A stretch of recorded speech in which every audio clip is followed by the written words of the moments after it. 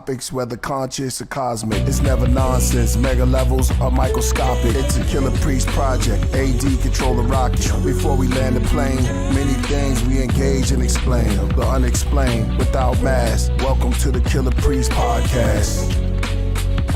Killah Priest podcast. Hey, you know how I do. Hold on, let me straighten one of these things up before we get into this. Welcome to the Killah Priest Podcraft. I am your host, Killah Priest, the Iron Sheik from the Middle East. I'm almost there, so I'll prepare say peace. Running the rocket is none other than ADA Dizzle. What's good? Welcome back. It's going to be a wild show. You already know. Let's go. Hey, and on the side of me, y'all already know the lovely, returning, oh man, Napah, the great Napah Shadah is in the building. Yes, thank you so much for beaming me up onto the mothership once again. Hey. AD, thank you, Killah Priest, and thank you to the Podcraft audience. And also, last but not least, thank you to our illustrious guest.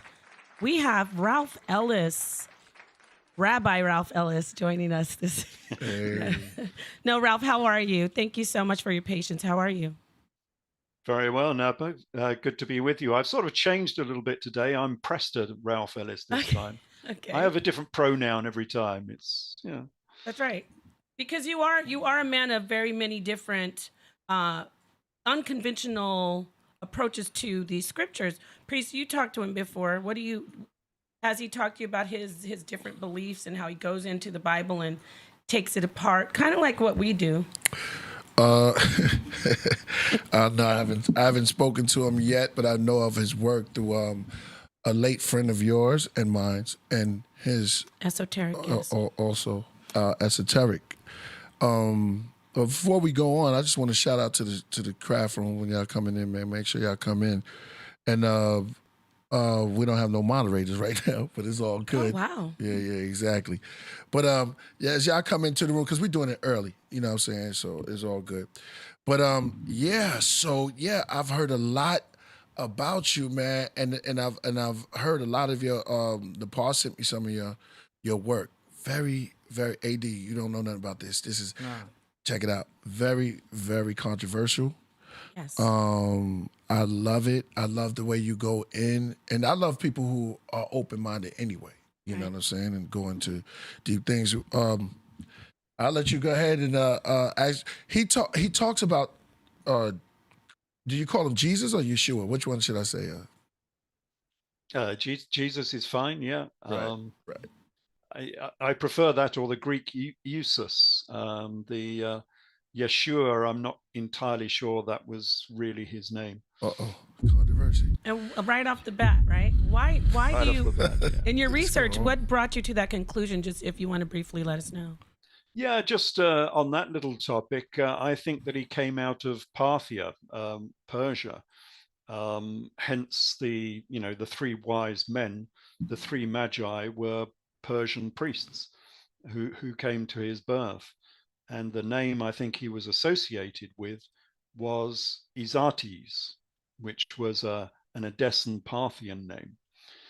But Josephus Flavius gives him a short name, a nickname, and that nickname was Isus. Jesus. And it just so happens, or it was Isa or Isus, and it so happens that is the Arabic name for Jesus is Isa. So they have the original name over there in the Middle East for, I think, the Jesus character. So I think his name would have been Isa or Isus. And that's been corrupted a little bit down when these books were written in the Aramaic and the Greek. And he became known as Eusus and then Joshua. I think the proper pronunciation is Isa. Or Isus. Now, Ralph, I want to let the audience know what I know about you by asking you a question off the bat, right out of the blocks. Do you believe that the stories in the Bible are true? Let's talk to you about that. Yeah. Well, that's an interesting one because that goes to the heart of the problem for modern research and for mythicists. So we've had intensive research over the last couple of centuries into the biblical texts, Old and New Testaments. And we ended up with two camps. We ended up with the literalists, who say, look, you've got the Bible, you've got the New Testament. That's all you need. That's your story. It must be true. And then researchers came in, commonly known as the mythicists, and they tried to look for all of this material in the historical record. They couldn't find it, and so they said it's all mythology. It's fiction. And so those were the two standard camps that you got within academia and within theologians. And I've taken a sort of a median path between the two, because I set out to find these people in the historical record because I was not happy that you could not find them in the historical record. I think I have found them, whereas the mythicists didn't find them because they were looking in the wrong era in the New Testament terms. And so they never found them. But I think I found these characters in the historical record. And I think for the Old Testament and the New Testament, I think they are both 90% true and historical. I don't do the spiritual side of this, so you can add whatever icing sugar of spirituality you like on top of it. But I think the basic history is true. The only thing is that sometimes the date has been distorted a little bit. Sometimes the location has been distorted a little bit, and that's why people can't find these characters in the historical record. And the main thing that's been distorted is the power and influence of these people. So instead of being a pauper prince of peace, as they like to cast Jesus in the classical story, he was actually a very important king. And that's why he's called a king in the New Testament. I mean, he was born as a king and he died as a king. And yet people say, oh, well, he wasn't really a king. He's just a sort of fictional king. Mm. But no, I think he was a real king. That's why he was known as a king, because he was actually a king. And then the problem is, if you're looking for this character, this is the problem I had when I first started with all of this. You have this story, and it seems to be an important story about important people, maybe about a king. But how can you lose a king from the historical record? I mean, surely kings write about themselves. Everybody knows about them. You've got a history for a king. How can you lose a king from the historical record? Well, Ralph, thank you. Let's talk about that. Can we go to the actual king that the civilization that you're referring to, that he would have been ruling over? Talk to us of who you have found from your research, that your conclusion. What kingdom, what people was he the king of specifically? Well, he was the king of Edessa, and you won't have heard about Edessa, viewers and listeners probably, because Edessa has been deleted from history. And this is why you cannot find these people readily in the historical record. This is why everybody has missed this character until I wrote my book, Jesus, King of Edessa, because it's been deliberately deleted from history. And we know that because you can go through the works of Josephus Flavius. He's the sort of main historian that talks about first century Judea. He's the greatest Judean historian. And yet Josephus Flavius never mentions Edessa or the Edessan monarchy, even though they were powerful and important people in this era, and they were involved in Judean politics during the Jewish revolt. He never mentions them once. They've been deleted from history, and deliberately so, because these were the people who were fighting against Rome during the Jewish revolt. And of course, Rome didn't want anyone to know about this. They didn't want anyone getting the idea that any old king can revolt against Rome and, take over Rome. And so they deliberately deleted this character from history. And that's why we can't find him, or this principality that he ruled, which is in Edessa, is in northern Syria. It's now in modern Anatolia, but it used to be in northern Syria, north of Aleppo, basically. Do you mind if I jump in and ask you, was there a Hebrew presence there? Sorry, was there a Hebrew, a Judean presence in this civilization? Yes, this monarchy was Jewish. Okay. It was a Jewish monarchy. Now, this is pertinent because we have this same story from 5 separate books, was the conversion of the Edessan monarchy to Judaism in about AD 50.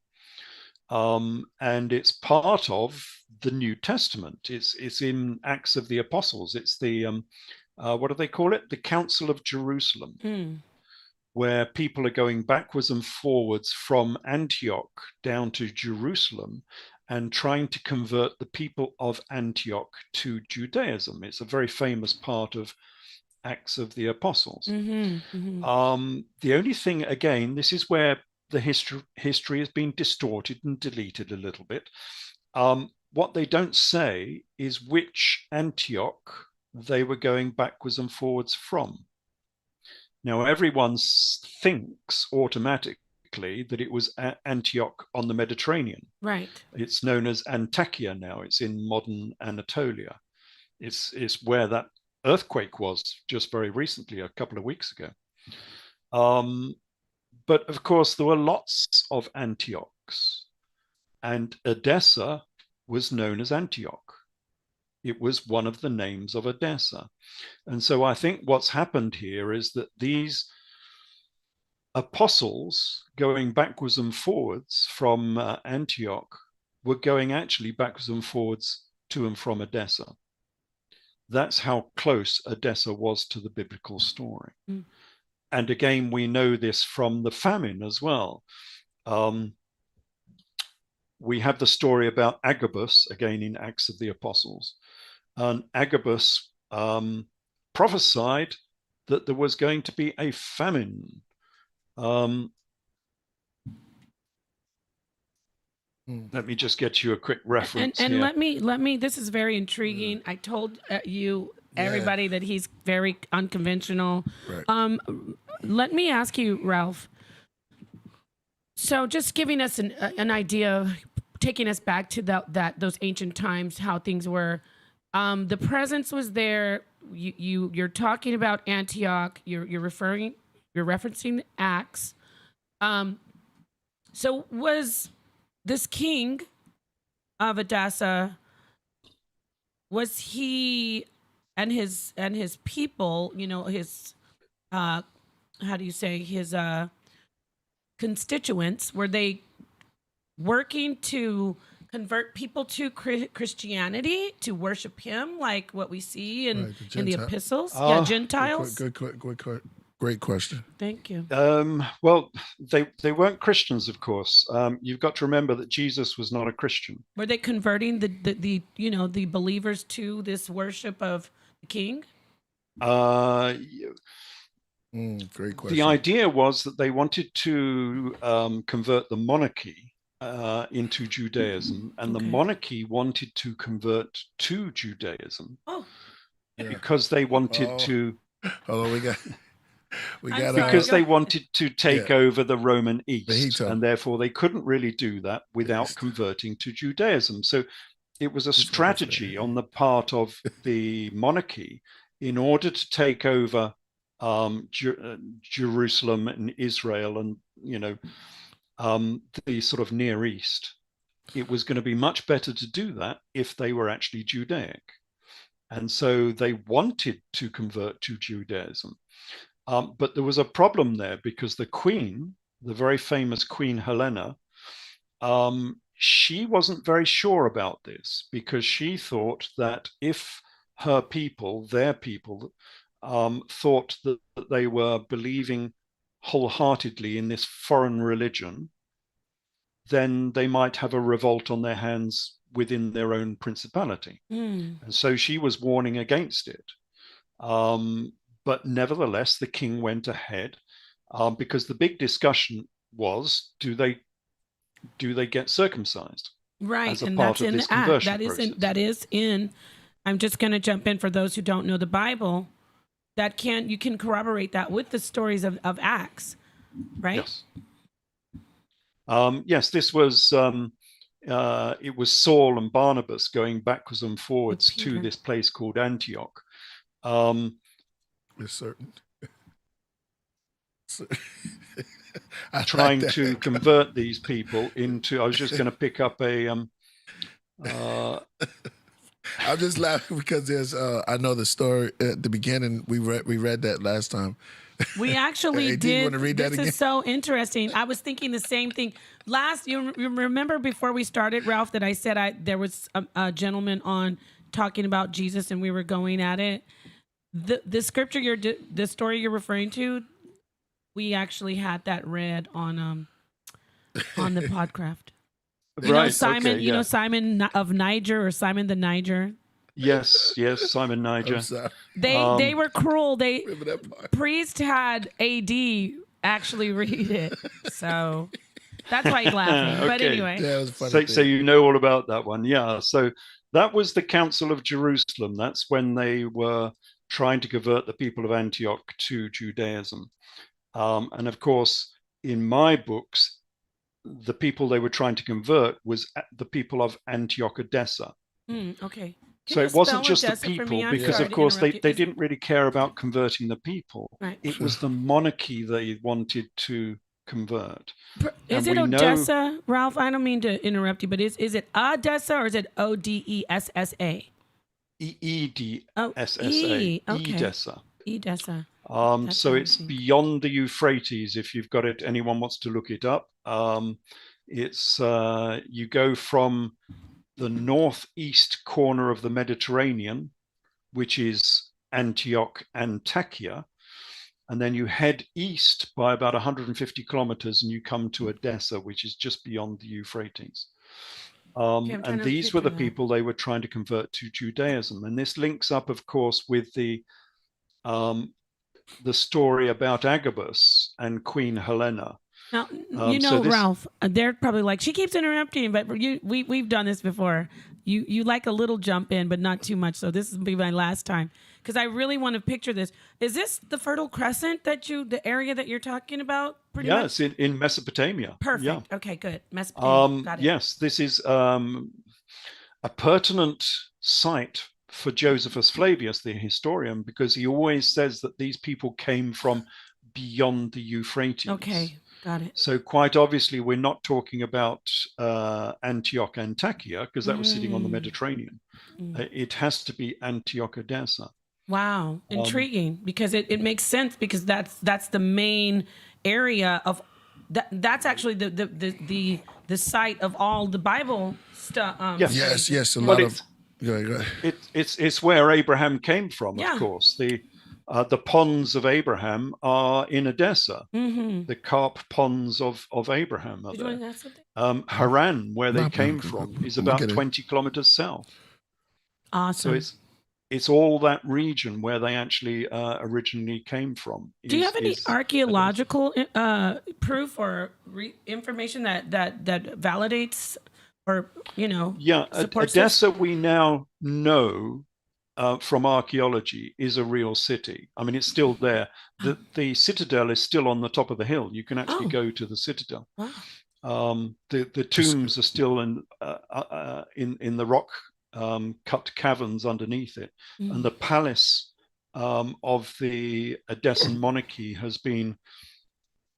it was uncovered about 15 years ago, and they've now got a big mosaic museum there with all of the mosaics from the palace. So it's a real place. Yeah, and I was there in October, just last October. So, and they've just built this new cover over the top of all of the mosaics. So yes, it's a real place with real monarchy, and we have their history, but you have to tease the history out of the records, because, as I say, Josephus Flavius has deleted them from history, and so we don't necessarily know who they are. What now, Ralph? Why would Josephus Flavius, who Great question. wasn't really to say the least, fond of Jesus. Why did he even mention him if he worked so hard to delete him from the records? Yeah. Because he was the well-known monarch of that era So at you had to that put time. something. You had to And say something. he about it. already had this big following. So what do? Do you change the religion completely and try and delete the person, or do you just cover up his Makes name sense. so you don't know who that person really was? That makes sense. Yes. I think the easier option was just to change that person, keep the same person, but instead of having him as a warrior monarch, which the Edessan king was, just say, oh, he was a pauper prince of peace. Yeah, like or a rogue rebellious Jew. Because we all know that Jesus was involved in some sort of revolution. Mm-hmm. Yes. Because it says so. It says that Jesus was jailed alongside revolutionaries who had committed murder in the revolution. And then you've got to ask, well, what revolution was that? You know, Give knowledge is that born the to relatively rich. Sorry. is that the relatively stable AD 30s, or are we talking about a different sort of date? The reason I think that nobody has found this character in the historical record is because they moved his history back by 40 years. This is the chronological chasm, and it's the reason why no one has ever found him in the historical record. In order to separate this guy from the revolt he was involved in, which is the Jewish revolt, they moved his history back by 40 years. Okay, can you tell us right there, Ralph? I absolutely love this information. Whether or not you agree with it, it's very intriguing. He's got a lot of stuff supporting what he says, and I appreciate the research that he's done, extra biblical research, because Ralph is actually an atheist. But that's a sidebar. Hold up. Yeah, now we turned it into. But he's still saying these stories are real in the Bible. We got to get AD into this. AD is like, I don't know about that. We just collected. Go ahead. Yeah, what we're doing. I'm collecting. This is a lot of stuff that I'm doing right now. Is I'm just collecting a lot of information. You just blew that up. That's just crazy. Yeah, we got to get his book too. Can we put the book like in the link? Definitely, we got. Say the title of the book again, please, Ralph. The main one. Well, there's actually 4 in the trilogy, so it's a trilogy in 4 parts. You know, just to be a little bit different. A trilogy in 4 parts. Trilogy in 4 parts. Yes, we start with Cleopatra to Christ, which goes through the ancient history of this family. Then it goes on to King Jesus, which is all of the oddities within the New Testament that don't make sense, and the titles, linking it up with the Talmud and things of that nature. So they can look the book up and maybe even purchase it as we go. Because I know it's on Amazon. What's the title? The titles of your book? They can look you up, but even Jesus, at that the point, King of Edessa. Yeah, but that's the 3rd one. So it was King Jesus, and even at that point, I had not even discovered Edessa at that point.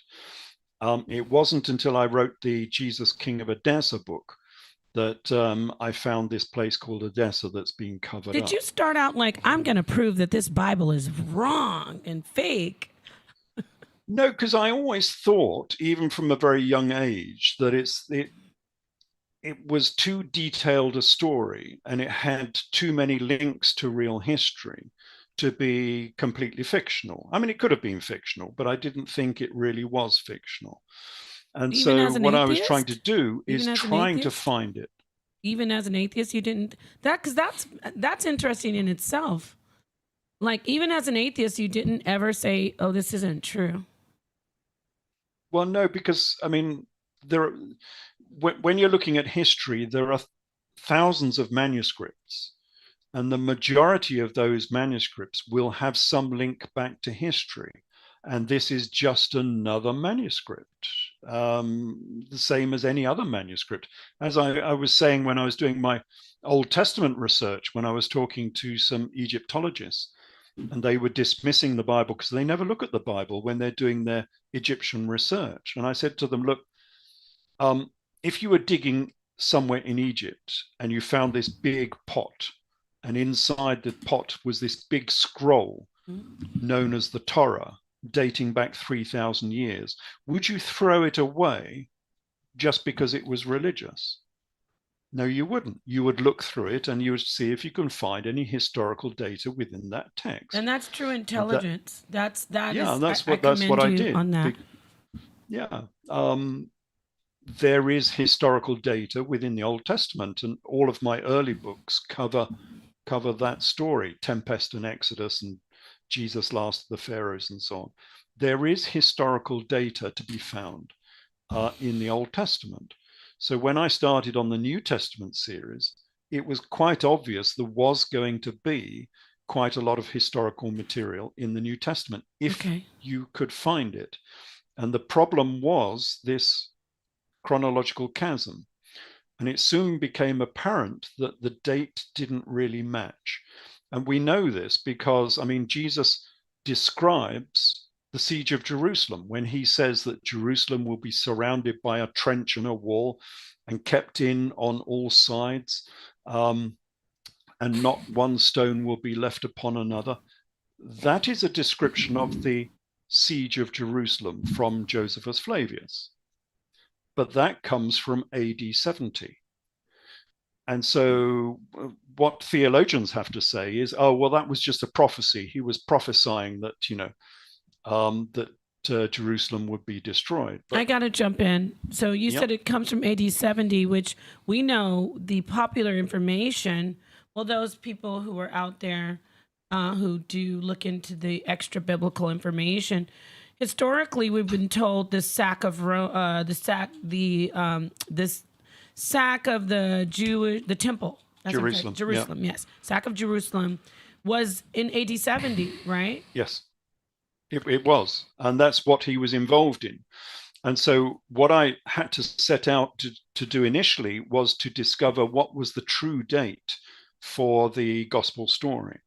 And it soon became apparent that it was actually later than advertised. It wasn't AD 30, it was AD 70. So we have this description of the siege of Jerusalem. And then we have Jesus talking about the death of Zacharias Baruch. All right. Can I say something real quick? Yeah. It's a couple of y'all in the chat room is being very disrespectful, and we don't tolerate that over here. We have a bill going on, and we want y'all to pay attention so you get some of this knowledge. We don't have moderators up in there, so did you give Knowledge Born to keep Wrench some of these? Yeah. So there's nobody to moderate and delete some of these. I'll check it out. Yeah, check it out. AD. I can moderate up in here. All right. Yeah, and it's so unfortunate because this is excellent information, and this gentleman, I'm about to start I'm gonna make you blush, Ralph Ellis. This gentleman is one of the most illustrious. I use the word illustrious, but for those who don't like his information, he is infamous. He is one of the major, I should say, proponents of opening your mind, right? Look past what you've been programmed to see. And that's why Esoteric had you on his channel so much. And that's what Priest does. That's what we do. And he's invested so many years and decades. Shout out to Crump. Sorry. No, go ahead. No, shout out to Crump. He says, go back on KP Lives and check my Jesus is Real video. All of that was based on Ralph Ellis. Hey, wow. Crumb TV. Did Crumb refer you to Ralph? Or? No, I did. Oh, nice. From Esoteric. But you know what? That's very, very much respect to Crumb TV. When you are really looking past what you've been programmed, you find gems like Ralph Ellis. Yeah. You find gems like Michael Tazarian. I love Michael Tazarian. Oh, yeah, I know Michael Tazarian. Yeah. And so for anyone to be in the chat trying to get all into go somewhere else. This is for the darkest minds of the light. Priest took his time. We had to chase Ralph down. No, he didn't. Well, Ralph is very, very gracious. But I just want to say that shout out to Esoteric, too. Of course, Esoteric is the reason. I want to say this, Ralph. I know I'm not trying to get emotional. Esoteric is one of my best friends. He became Priest's friend. He's very, very well acquainted. And a good acquaintance. I know esoteric called you a friend, Ralph. Ralph is British, so even esoteric was like that. They don't get too into the mushiness. But my point is this: you're getting the meat right now, and if you don't have any teeth, you should remove yourself from this conversation. If you don't like what's being said, just. Well, let me help you out here. I always say that this is for the grown-ups. This is for the people who really want to expand their mind and look into a little bit deeper levels at getting into stuff. Yes. So if you can't, you can leave the room if you can't take it. But if you want to learn and expand your mind, just stick around. That's all. Exactly. And Ralph, continue your build and your presentation, which is good. Yeah. It's like a presentation. I don't know what we call it is, but Ralph it's a is good used to conversation. stirring the pot. He's so cool. He's so kickback. I've had 40 And no, years it's not of it. Laird Scranton. Somebody asked in there. You know about Laird? Shut up. But anyway, To the dissenters out there, of course, there are many. If you disagree, then argue your point. Yeah, hit the super chat. Yeah. We right here. Hit that super chat. that's how they argue their point, Ralph. Excuse me. Yeah. Yes, Make sure but- you hit that like and that super chat and that subscribe. Real. But don't denigrate. Don't throw abuse. Just argue your point if you think you have a better idea. But what I give here actually all I say comes out of the original manuscripts. The only thing I'm doing that might be a bit different is I'm putting a slightly different interpretation on those manuscripts. A lot of this has been known. When I'm talking about Jesus talking about Zacharias, that was written about by Adam Clarke in 1830. He was writing about this. Now, he didn't fully agree with me, but he put forward the different points. And he noted that the Zacharias Baruch that Jesus was talking about is a well-known guy from the AD 60s who died during the Jewish revolt. And it was a particular death. That's why we know that they were probably linked, because this guy was killed between the temple and the altar on the Temple Mount. So it was a very particular death. And the trouble is, Jesus is talking about this guy's death, but he didn't die until AD 68. So again, we're talking about a later era. Right. And then we also have Jesus he gives the same mockery of Zizit ben Hakaseth. Now that's not so obvious from the gospel text, but it's exactly the same as is given in the Talmud. And again, that mockery is about a guy from the AD 60s. And again, this is known about. And so we have all of these pointers towards this being an AD 60s story and not an AD 30s story. We even have the same account in Arthurian legend. And it might seem strange to be talking about Arthurian legend, but the great hero of Arthurian legend was Joseph of Arimathea. Who was the guy, of course, who took Jesus down from the cross. He was the main character in this story. And there seems to be a lot of reasonably true information in this book about Arthurian legend. But one of the things it says is it backs up this same story. It has Joseph of Arimathea, who takes Jesus down from the cross, and then he's jailed by the Romans and sent into jail. This is in AD 30. Now, this is in whose account? Because I absolutely am intrigued with this. This is so interesting. This is from Merlin Grail, I think. Yes, Merlin Grail, which is one of the books of the Arthurian legend. legend. No, so you're now we're connecting the Holy Grail. With, yes. and Arthur, wow, he's you talked about that. Yeah. He talked about the King Arthur legend. Right. Is there sidebar? People out there like, interrupting, but Ralph can flow with me. I've sat with Ralph before. Is there truth in that legend? Obviously, you're saying there is, like Priest does. Yeah, because the story came out of the Near East during the Crusades. The Arthurian legend, there is no Arthurian legend before 1135, when it was written by Walter of Oxford and Geoffrey of Monmouth and Walter of Oxford in 1135. Well, that was just 30 years after the start of the Crusades, when these people were in this region. And a funny thing happened on the way to the Crusades. The first crusade started in 1096 when they went out eastwards to retake the Near East for Christianity. And where did they go to? So it was being led by Count Baldwin of Boulogne, and they went out to Antioch Antakya, the one that's had the earthquake very recently. But they didn't go to Jerusalem. So they went to save Jerusalem from Muslim control, but they didn't go to Jerusalem. Guess where they went to?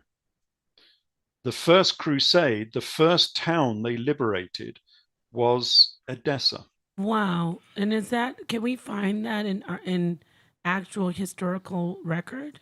Yes, yeah, that's true history. Wow, that comes from the history of the First Crusade. And you have to ask yourself, why on earth did the Crusaders initially go to Edessa and not to Jerusalem? I think it's because they knew that Edessa was important in this story, even though it's being covered up, so most people don't know anything about it. The Crusaders obviously knew about it because that was the first city they liberated.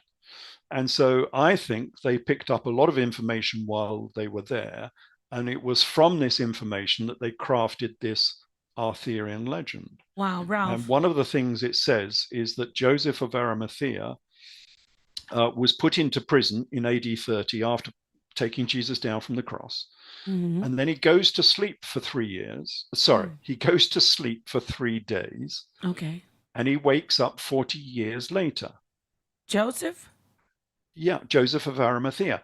And he hasn't aged 1 day. So he jumps from AD 30 to AD 70 because in Arthurian legend, they say that Joseph of Arimathea was a knight working for Emperor Vespasian. Uh-oh. Well, how you say? Knights of Templar? Which is hugely heretical to have this hero of the Gospels actually working for the Roman emperor. But of course, who was the famous Josephus, who was a knight working for Emperor Vespasian? That was Josephus Flavius. Josephus Flavius was a knight working for Emperor Vespasian. And of course, he has the same name as Joseph of Arimathea, because the father of Josephus Flavius was Matthias. So his real name was Joseph ben Matthias, Joseph Arimatheus. Is there any connection? I just want to jump in, Ralph. Is there any relation between Mary? I've heard Mary and Joseph of Arimathea were somehow related. Have you heard that? No, although I think they were part of the same family, because these were all part of the same monarchy, I think. Because as you know, the disciples of Jesus were all his brothers. That's you know, the brothers of Jesus were James, Jude, Joseph, and Simon, and that just happens to be the same names as 4 of the disciples, of course. But I mean, that's quite natural. If you've got a royal family who is running this society, this, gospel society, who are you going to choose as your main disciples? Okay. Who was their mother? Their mother was Queen Helena. Oh, wow. So she was the famous queen who saved Jerusalem she was the queen of Edessa. Now, this is slightly controversial. People still don't run with this, even though it's pretty obvious. If you read Josephus Flavius, he says that Queen Helena was the queen of Adiabene. And that has been the standard narrative for, a couple of 100 years. But if you read the Syriac historians, they say that Queen Helena was married to King Abgarus of Edessa. So she was the queen of Edessa, not of Adiabene. And so we come back to Edessa again here. Wow. With their famous monarchs who have been largely deleted from history because most people don't know about them. But they get a mention in Acts of the Apostles. Again, this is how close these people were to the gospel story, but people don't know about it. So there is a story about the famine in Acts of the Apostles. This is a very famous famine. We have this from Roman sources. We have it from Josephus Flavius.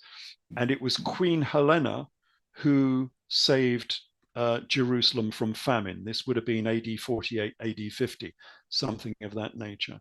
So, but if you read Acts of the Apostles, right. It says one of them named Agabus. That's about the virgin. No, you can ask him. Yeah. No, you got to jump in with Ralph like double dutch. Nah, He's just like the ropes are just go. going. You got to just jump in. Jump in. You can Priest. jump in if you want. Jump in. No, the science. I was going to ask, the part about her being a virgin. Where did that? Well, she was a Vestal virgin. Virgin Queen. That was very common with the royalty. Mm. Yeah, the royalty used to send their princesses to the temple to become Vestal virgins. Mm-hmm. And we have this from the Protovelium of James, which gives, it's an apocryphal gospel, but nevertheless, it gives the early life of Mary. And it says that she was given to the temple at a very early age. There's so much good information. Y'all, And you guys don't know how much we're getting temple prostitution now. We're getting the validation of the Holy Grail. Right. We've got connections between Josephus of Arimathea and Josephus Flavius. I mean, he's like it's all out there, but it's all in the text. You've just got to read the text and understand them from a slightly different viewpoint. But the Protovangelium of James says that when Mary finished her time in the temple, so she was a virgin, she was a temple priestess, she was a Vestal virgin, but she doesn't have to stay there all the time. And when she came of age, whatever age that was, she was sold off to, as it were, the highest bidder. And the highest bidder was Joseph, who was much older at the time. And they make this very clear that he was much older. And he took her on as his wife. And so, yes, she was a virgin. She was a Vestal virgin. But it's so easy to confuse. You know, if you want to mistranslate it, you can easily mistranslate it. It's like Edessa was called Orania because the queen was called Thea Musa Orania, who founded the city. Now, so it was known as the Kingdom of Orania. So if you translate that into English, it becomes the Kingdom of Heaven. Right. So it's like mobsters and rap. They have different names. Be the same person, and they jump in with Bushwick Bill. You know what I mean? Shout out to your brother Glow, Killah Priest. Yeah. It wasn't just nicknames. They had 3 languages here. So they were running between the different languages. And if you wanted to confuse matters, you just gave the name in a different language. Right. I mean, if you look at the brother of Jesus, his twin brother, his brother was called Judas, Thomas, Didymus, Lebbaeus, Thaddeus. That's just one person. Run that near me again. So Judas's name, was Thomas Didymus, but that is just the twin. No, Legerius. I mean, we had a brother Judas, used to come on Thomas, the show. John Jacob Jekyll Liker Smith. Yeah, go ahead. No, I'm just kidding. Lebbaeus. Yeah, go ahead. Go ahead, but those are names in 2 different languages, both in Aramaic and in Greek. So, I mean, it's not as complicated as that, but when you're translating it into different languages, you end up with lots of different names. Right. And so they all had lots of different names. And it's very easy to confuse things because you just choose one of those names that people aren't familiar with, like in the doctrine of Addai, Wow. and they call the guy Adai. Mm. And unless you know that Adai was a diminutive of Thaddeus, you don't know who the person is.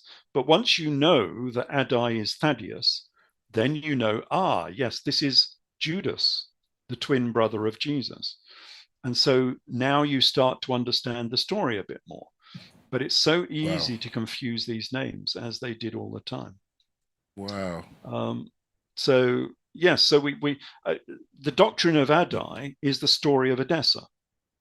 So there were manuscripts knocking around that talked about Edessa. So the doctrine of Adai is about the king of Edessa, King Akbaris V of Edessa, writing letters to Jesus. Now, this is, again, it's an apocryphal gospel, so not many people know about it. It's not been included in the New Testament because it disagreed, as it were, with quite a lot of things. But anyway, the king of Edessa was writing to Jesus because he had an ailment, and that ailment was circumcision, basically, and getting letters back from Jesus. That's the whole story of the doctrine of Adai. The only trouble is with that story, he was writing during the reign of the emperor that was correct for the AD 20s, but he was getting replies back during the reign of the governor of Syria from the AD 50s. So whoever was amending this text got it wrong. They got the dates wrong and gave away the fact that Jesus was writing letters back to Edessa in the AD 50s. So again, another little hint that the Jesus character was still alive in the AD 50s. But going back to the famine, we have this interesting quote from Acts. It comes from 1128 about Agabus, who prophesied that there would be a great famine throughout the world. Well, throughout Judea anyway. And then the disciples, it says, determined to send famine relief to the brethren which dwelt in Judea, which they did. And they sent it they sent it to the elders of Jerusalem by the hands of Saul and Barnabas. And that really won't mean anything unless you know the story of Edessa. Because, well, who is Agabus? Well, unless you know that the famine relief story is linked to Queen Helena. And Queen Helena was the queen of Edessa. And her husband was King Abgarus of Edessa. Now you know who this Agabus is. So here in Acts of the Apostles, 1128, we have a mention of the king of Edessa, and they call him Agabus because there was, in Latin, they swapped the consonants around. Instead of Abgarus, they called him Agabus. Now let me ask you, Ralph, these are the parents, from what you were saying, these are the parents of the person who we know as Jesus. Yes, these would have been the parents. Okay, they've got slightly different names, but the son hasn't. Of course, their son was King Esus Manu the sixth of Edessa. And the King Jesus character, because he was called a king on 36 occasions, the King Jesus character was called King Jesus, or you might say Esus Emmanuel. And that is in the gospel. He will be called Emmanuel. Yes, and you've got to ask yourself, why do you have, I'm just looking it up, why do we have that very strange prophecy in the Gospel of Matthew? Matthew 1:23. And it says, behold, a virgin shall be with child. Mention of this virgin again. Yes, she was a Vestal virgin. We know that. And she will bring forth a son, and they will call his name Emmanuel, which being interpreted means God with us. Now, That prophecy was the prophecy that meant that Jesus would become the Messiah. But it's a stupid prophecy because Jesus was never called Emmanuel. So the very prophecy that means that Jesus would become the Christ, become the Messiah, is invalid because he was never called Emmanuel. So why do we have that very strange prophecy in the Gospel of Matthew? Do you mind if I do a little, yeah, be the devil's advocate? But you can go on. Priest has something to say. Well, Messiah is a title, right? This is almost a similar conversation that we had last Podcraft, but if I may say, the difference is you're coming with your research and you're not telling us, you're so stupid to believe what you believe. You're just showing us what you have. And because I want to just, for the record, let everyone know I don't fully agree. The story with this, is the same. It's just a slight different. It's just a slightly different interpretation. So the prophecy makes perfect sense, but only if you know about the kingdom of Edessa. So these prophecies were used as a little hint to people, to the enlightened, to those in the know, to those who had been initiated. Okay, we have to look at the name Emmanuel. Why was he called Emmanuel? Because the king of Edessa was called Manu. That was the name of the king of Edessa, Manu the sixth. What language did they speak exactly? Phoenician? Sorry, say again. The language that was the language of Edessa. What was it? Was Aramaic. Yeah. So it was the same as Aramaic. Yeah, it was the same as in Galilee, which is a form of Phoenician, Aramaic. Correct? Like it's in yeah, but it's also Hebrew, so it's a dialect of Hebrew. So the basis of Hebrew is actually Phoenician, then, right? Too historically. I'm not sure about the language. The script, yes, the script is Phoenician, as the English script is also Phoenician. I should have said. I'm not sure if. I'm not sure if the language is exactly the same, but Aramaic is a dialect of Hebrew. So Hebrew was the priestly language, but the common people tended to speak Aramaic rather than Hebrew. But they are closely related. I'm sure they could probably talk to each other, just with different accents. I mean, little things like instead of saying bar, they say ben. For the son of, so there are small changes between these two languages. But since the whole of Galilee spoke Aramaic, I'm sure that they understood Aramaic in Jerusalem as well. And Galilee being a Judean civilization for the most part. Yeah, Galilee is on the Sea of Galilee in Judea. Mm-hmm. It's the home of Jesus. Jesus was called the Galilean.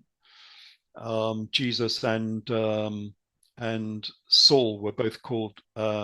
Is it Saul or Peter? No, Peter were called, Jesus and Peter were both called Galileans because they came from Galilee. And Galilee spoke Aramaic, the same as they did in Edessa. I'm sorry to interrupt you. With Ralph, he and I know I'm interjecting. I'm not exactly interrupting. Anyway, but Ralph, I want to ask you, can you teach us, or those of us who don't know, the distinction between, the Nazarene and the Galilean? Talk to us about that, because Jesus is referred to as a Nazarene, as the Jesus of Nazareth. Yes, we should understand where they came from. But just to finish this bit about the famine relief, okay. This famine relief money was taken from Edessa to Jerusalem by Saul and Barnabas. So Saul, the biblical Saint Paul, was an ambassador of Edessa. You see how close this gospel story is to the Edessan story, where the guy who wrote most of the New Testament, Saint Paul, Saul, was an ambassador of Edessa. And now how did that get covered up? You see how all-encompassing this cover-up was. That people don't even know that Saul came from Edessa. But there you go, he did. But yeah, they were Nazarene, these people. So Jesus was a Nazarene. And who are the Nazarenes, real quick? And they were the, I call them Egypto-Jews because I'm just looking up the famous saying here.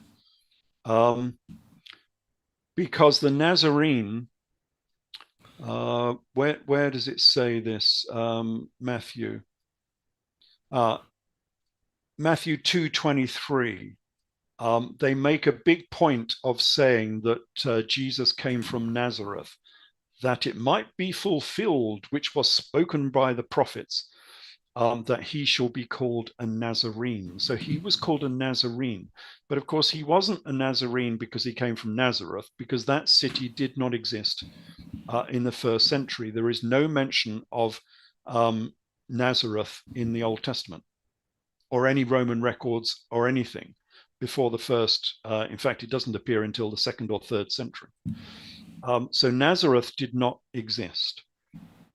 He was called a Nazarene. They're just using that as a way of explaining why he was a Nazarene. But if you read further down, it says that Saul was of the sect. He was a troublesome member of the sect of the Nazarene. And the Greek they use is a heresy of the Nazarene. So it's quite obvious that the Nazarene was a religious sect that Jesus and Saul belonged to. Right, like the And it's Nazarite. Yeah, they're Nazarites, yeah, precisely. Mhm, And a like lot of people Samson. won't understand that. So you obviously know all about the Nazarites, but a lot of people say, oh, they're different. They're nothing to do with it. I see. Wow. Yeah, but, So I mean, was Samson real? I know I don't want to throw you off, but was Samson real? Well, yeah, we can go in. Well, there's a bit of linking him up with the sun god. So there's a bit of that with him as well. His name means the Hercules sun. and the mounds. Yeah, Hercules and the sun god. But the Okay, but stay on Nazarites track. were, I'm sorry. yeah, the Nazarites were an Old Testament sect who were the same as the Nazarene. So the word means the same. It means to separate yourself off, both in the Old Testament and the New Testament. And by separate yourself off, a lot of people interpret that as meaning that you're an ascetic, that you're a bit like John the Baptist sort of thing, and you're living in a cave or whatever. But I don't think that's what it means. I think it means to separate yourself off like the Essene did Yes. down at Qumran on the Dead Sea. Yes. I think that's what it means by separate. It means separate yourself off from the Sadducees and the Pharisees and have your own little sect elsewhere, separated off from all of the corruption in Jerusalem. And I think that's what they're talking about. Mr. Ralph Ellis, could you tell us who you, to your best of knowledge, who you would say who was John the Baptist? Yeah, John the Baptist is interesting because, well, we were talking about ascetics. It's quite obvious that he was a Nazarene, but this is how you can cover things up in plain sight. So it says that John the Baptist wore animal skins, right, and ate locusts and honey, right, and you immediately think about an ascetic, sitting in a cave somewhere. But of course, the high priest of the Egyptian priesthood wore an animal skin. All of the high priests of Egypt, and have a look in the tomb of Tutankhamun, where Pharaoh I is officiating as high priest, burying Tutankhamun, and he's wearing an animal skin. Mm-hmm. He's wearing the sacred leopard skin of the Egyptian priesthood. Yes.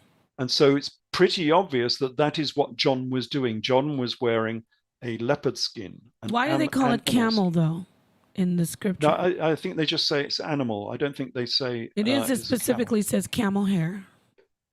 Made of camel hair. Well, I take that back. That's Elijah. But yes. Let me say this, Ralph. Please come back to the Podcraft, because We don't have enough time. We do. When I talked to you, Ralph, and you said, "Yeah, I'm good with 5 hours." Now I see why you said that. But You hold have on, so much information. Let me ask him this one question. Because he was going into the John the Baptist, because he was a voice that was crying in the wilderness, right? So he was kind of like before the king. Were the people, like, if you say Christ was the king, right, of that era, were they worshiping John? Well, John would have been the previous prince, of course. They must have been on we know they were of the same family. They were cousins. There you go. So they would have been from the same royal family. But we have the history of John the Baptist from Josephus Flavius. And not many people seem to know about this. Oh, wow. And it's intimately connected with Edessa once more, which shows how close Edessa was to this story. So very quickly, the famous scene where John gets his head cut off was a dispute between two monarchs. So this was a dispute by Herod Antipas, who had divorced his wife and sent her back to Nabatea. So his wife was Pharsalus, who was the princess and daughter of King Aretas of Petra, the famous rose red city. So he was married to the daughter of King Aretas, but he divorced her and sent her back home again so he could marry his brother-in-law's, his brother's wife, right? Or something like that. I can't remember her name just for the minute. But anyway, so it was Philip's wife. And John the Baptist stood up and said, that's not a legal marriage. Oh, yeah. And for that, he got his head cut off. But Josephus Flavius gives the historical background to that story. So because the King Aretas of Petra had his daughter spurned and sent back home again, he sent an army up to Judea to battle with Herod Antipas. And Josephus Flavius says that they were joined in battle by some fugitives from Syria. Okay, so now you can see that Josephus is not giving you the full story. I mean, Josephus knows everything that's going on in the first century in this region, and yet he won't tell you who these extra forces were who defeated Herod Antipas.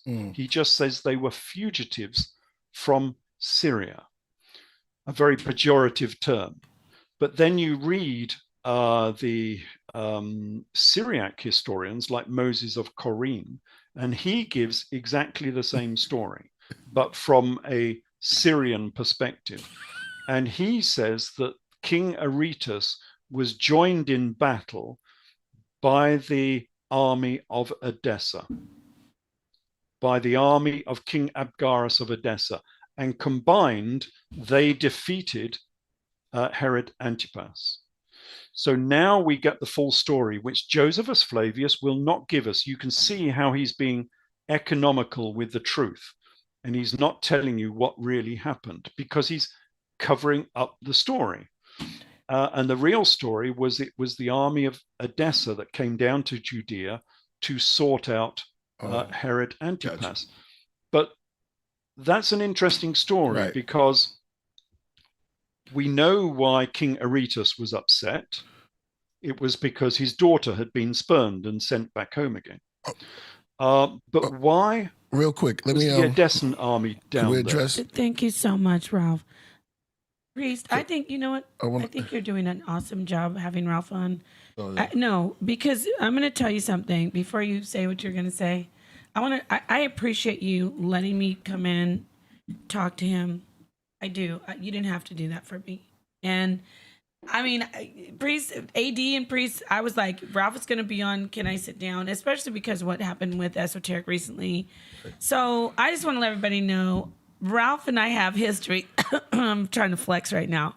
But, I really do appreciate you letting me come in and do this. So and anyone out there, Ralph, if I cut you off during the interview, I know you have a plethora of information. So I just want to get it all out, and it's so intriguing, and I do get a little excited. So I just want to say thank you so much for answering my questions. Now you good. Yeah. Ralph is on the roll. Thank you. Ralph is on the roll.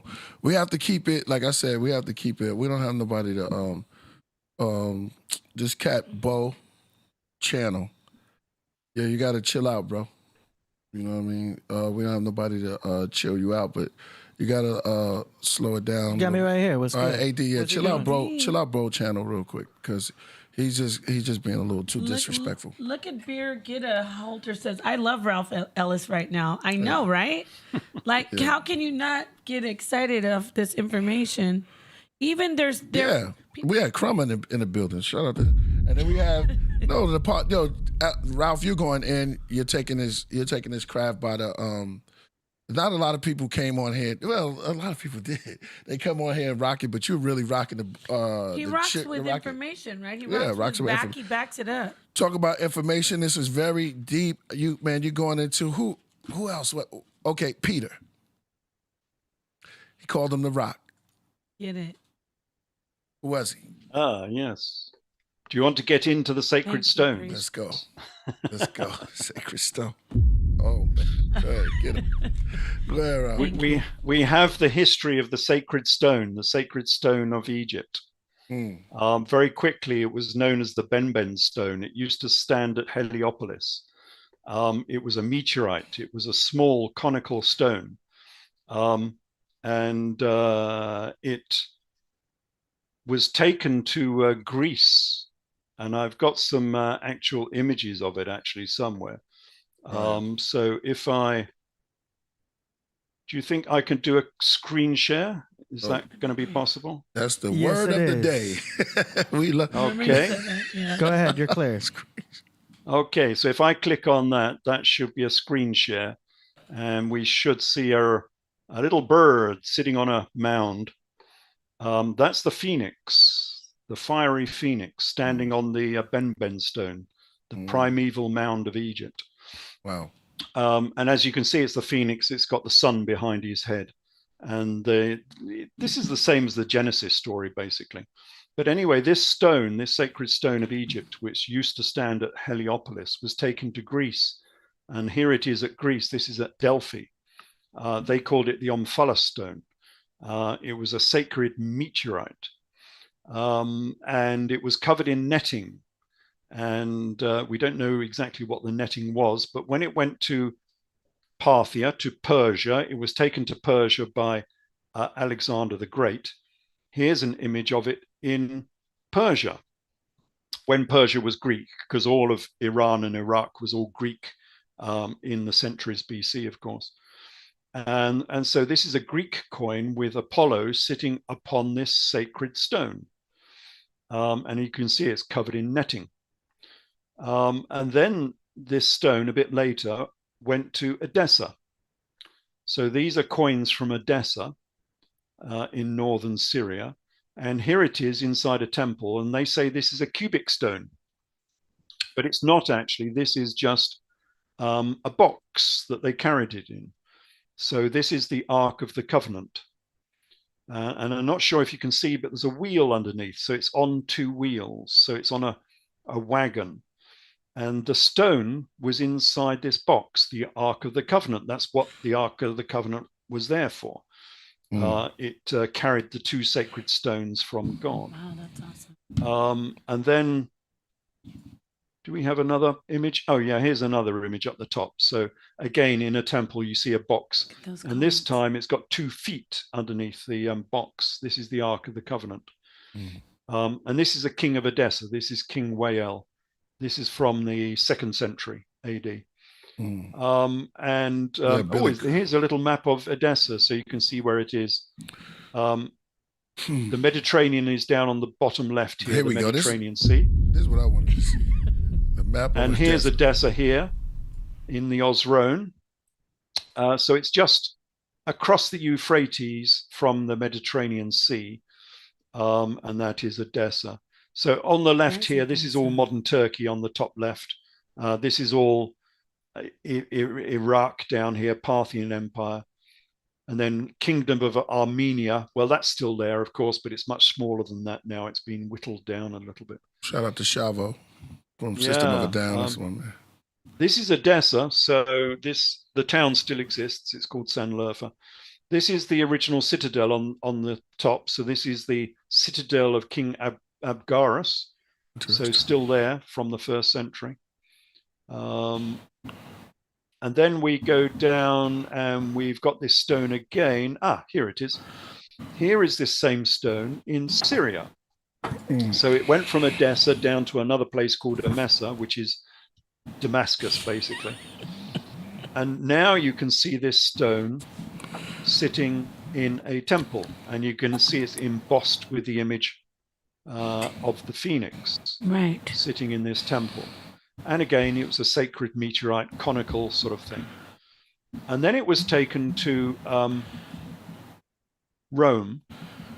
And here you can see it in a chariot, again, conical stone embossed with the symbol of the phoenix, being taken around Rome by this chariot pulled by 4 horses. And this was the mad emperor Elagabalus from the early 3rd century. And he was strange because he was a eunuch. He was castrated, which wasn't really allowed in Rome. But all of the priests of this stone, and that's why we'll come on to the gospel story in a minute, the priests of this stone had to be castrated. And so this emperor castrated himself so he could be a priest of this sacred stone. And that's why Jesus asked for his disciples to castrate themselves. Wow. In Matthew 19:11. AD.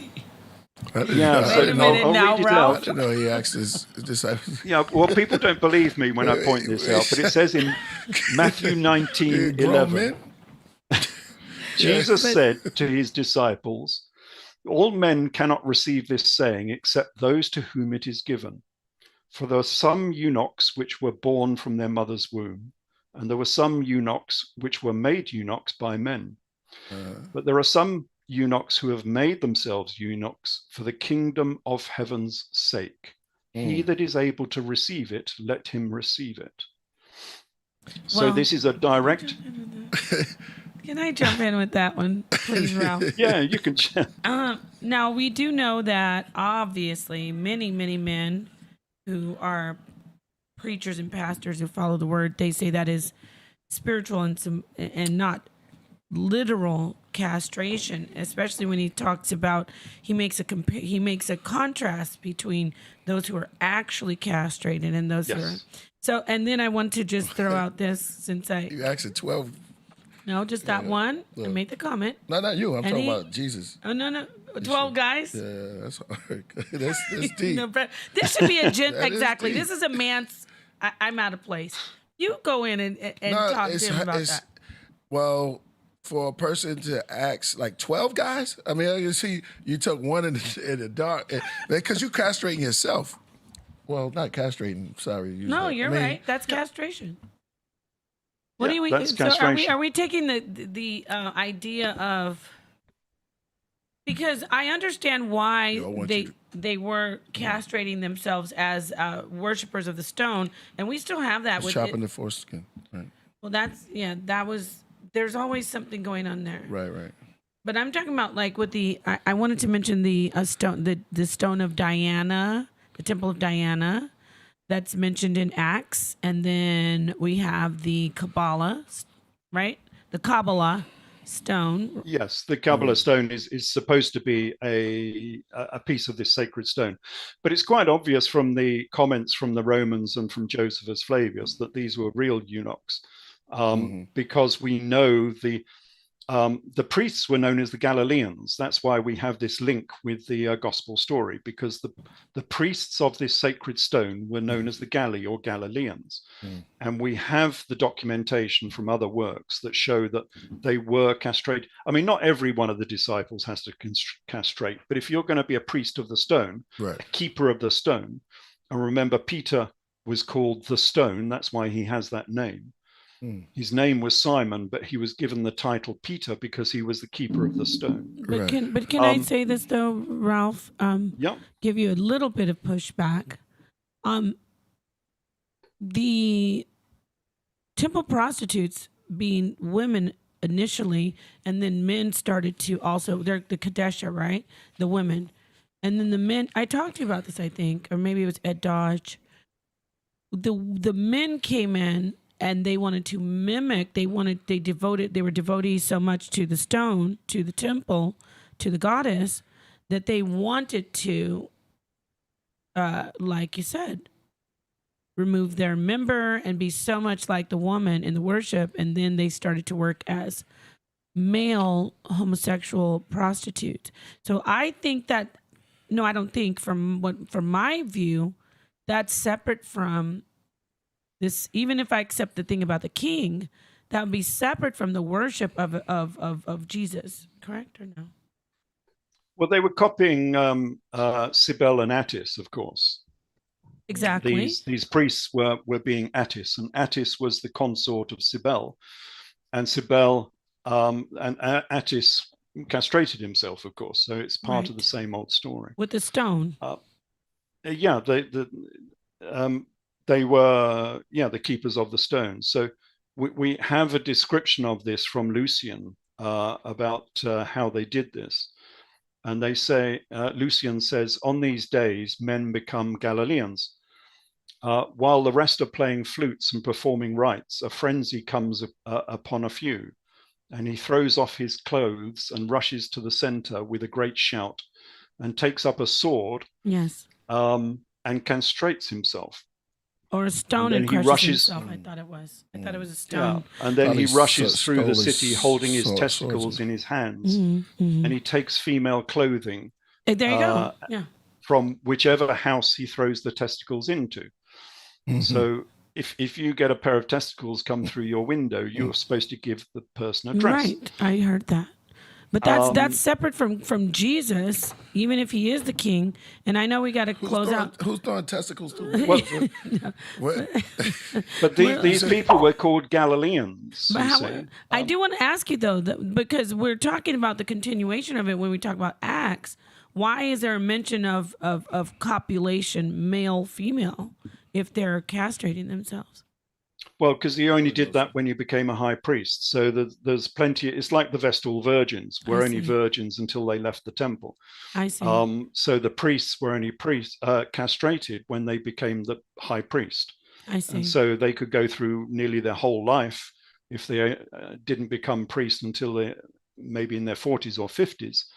And then they would castrate themselves at that stage. What was the John's verse about the sweat of my balls dripping? What he said, because they did say, no, I can understand. That's true. Maybe it was like, yeah. What? Yeah. No, but he did. Why am I laughing at this? It's not very... We got one super chat in the building. Yo, please, everyone, if y'all watching, man, we got $2.79 up in the building. Make sure y'all hit that super chat. Y'all got questions. I mean, he's here right now in the flesh. We have... Come on. Stirring the pot like I know y'all got questions because he just said to my I know. When you start talking about castration, people start going into especially as guys, they're going into overdrive. The older you get, you do some crazy stuff, but throwing. I'm just crossing my legs here. Don't worry. But then, just to finish the story of the stone, this stone is still revered and still well known and still important because it actually appears in a Bond film.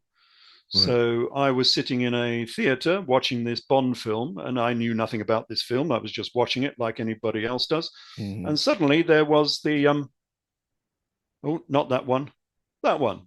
Here you go. Here's the Elagabal stone. Here's the omphalos. That's it. Wow. And it just appeared in a Bond film for no good reason whatsoever. And here it is. That's what it looks like. We have a super chat from Fella B. He says the Ben stone is hidden near London's Big Ben. Well, yes, there is a link there because Ben in the Egyptian, if you have a double word like that, ben, it means a superlative. It means it's great. It means it's big. So in the Egyptian, the word means Big Ben. And of course, inside Big Ben, well, Big Ben is the bell inside the clock tower. Bell, ball. And the bell looks like, if I go back, the bell looks like that. It looks like a standard bell. Wow. And so it's very strange that bell in London has the same shape and the same name. Diglaka. That's fine. Ralph, you are like a fountain of information. Yeah, We must really take our time. People are like, she's interrupting him. No, I'm getting my bucket. I'm taking some water, and then I'm walking away and letting it flow. I want to ask you. We have to. You have to talk to him again. Maybe y'all, if y'all don't want me to be here, that's fine. I'm going to talk to Ralph. Definitely an esoterics channel in my channel. No, you do an AD, but I'm talking about. But I want to ask you. The stone that you're talking about.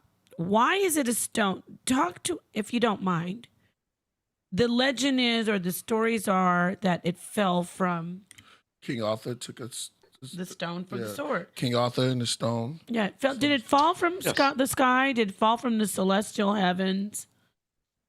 Well, we think, yes, that it was a meteorite. Right. And so, yes, it fell like the fiery phoenix, streaking across the sky in a ball of flame. And that's why the phoenix is supposed to be the fiery bird. So it's linked to the phoenix for that reason. Well, I gotta get my ball. Shout out to Phoenix, Arizona. Shout out to the Phoenix. Yes, well, in a way, because phoenix means palm tree. So Palmyra in Syria, there's a big ancient city called Palmyra, which was a city of the Edessan kings. Well, that means phoenix, because a palm tree is a phoenix. Wow. Because the fronds of a palm tree look like the wings of the flying sun disk of Ra. So on every Egyptian temple, you will see the two wings of the flying sun disk. Yeah, right. Now, you can represent those as the wings of an eagle if you want, and some people do that, or you can use two palm fronds. And some Jewish temples do that. They put two palm fronds as the symbol of the flying sun disk of Ra. And so Palmyra can be thought of as the city of the sun, and Phoenix as well, because the Phoenix was the fiery sunbird. Is there any connection to the cedar and the palm tree? Because when you talk about this, I think about the story about building the temple, Solomon, and and the Lebanese who helped him with the cedar. Is there any connection between the cedar and the palm tree? Not that I know of, but the Temple of Jerusalem was known as the House of Lebanon. Okay. Because it was built of Lebanese cedar wood, of course. There was so much wood used in the roof, it was known as the House of Lebanon. But also, House of Lebanon means the White House. Oh. And so the White House in America is the Temple of Jerusalem because they have the same name. They're both the White House. They are the. Wait a minute. Say that again. Hold on. We gotta bring that back. That's what I was looking at you. I was like, wow. I gotta bring that back. Say that again, real slow this time, so we can catch this. So the Temple of Jerusalem was known as the House of Lebanon because it contained so much cedar wood from Lebanon. But Lebanon in Aramaic means white. Wow. So it's the White House. And that's hard. The White House, it actually goes back into Egyptian history because the palace of the pharaoh was known as the White House. Wow. So we have a direct connection with America because America was founded on these principles. You know, everything in America comes out of Rome, comes out of Egypt. Wow. That's why if you see the Temple of Lincoln in Washington, the guy sitting there on the chair, you know, in marble, That's Abraham Lincoln, isn't it? Right. Well, he has 2 fasces on his chair. Right. And he And also if you looks see like a the hero. Washington Monument That's what he's in saying. London, Right. he's leaning on a fasces. Right. And of course, that is the symbol of authority from Rome. But that symbol of authority comes out of the Old Testament, because it's the fasces is a bundle of sticks with an axe in the middle of it. Mm-hmm. And that was the symbol of power for Rome, and is now the symbol of power for America. But the bundle of rods was the rods of the 12 tribes of Israel. They each held a rod, and when they got together, they used to put these rods together in a bundle to show the unity between the 12 tribes. And the axe in the middle is not actually an axe. It's a god flag from Egypt. So in Egypt, the god name was an axe or a flag. They look the same. And so this symbol of the fasces is the 12 tribes of Israel surrounding the god of Egypt, not necessarily the god of Israel, but the god of Egypt.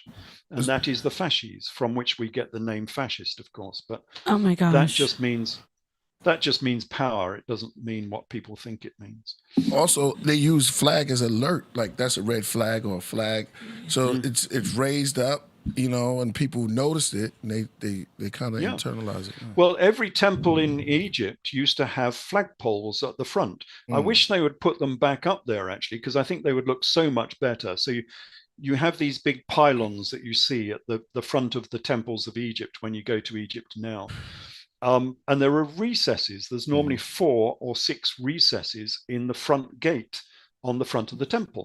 Well, they were to hold enormous great flagpoles made of Lebanon cedar. Oh, wow. And so the flags on the top were symbols of God. The only thing we don't know is what was actually drawn on those flags. I would love to know what was actually drawn on, the symbols that were actually on those flags, because that would be very interesting and informative. So, when you go to any sort of major building, whether it's a presidential building or a palace or whatever, and you see the flags there, all of the flags are symbols of the God figure. Ralph. Can we read one of the super chats real quick? Of course. This is your world. I'm just here. Fella B says the Phoenix are the holders of the new calendar. It's called ADX. Is an unknown factor. I'm not familiar with ADX. Or you're saying he's talking.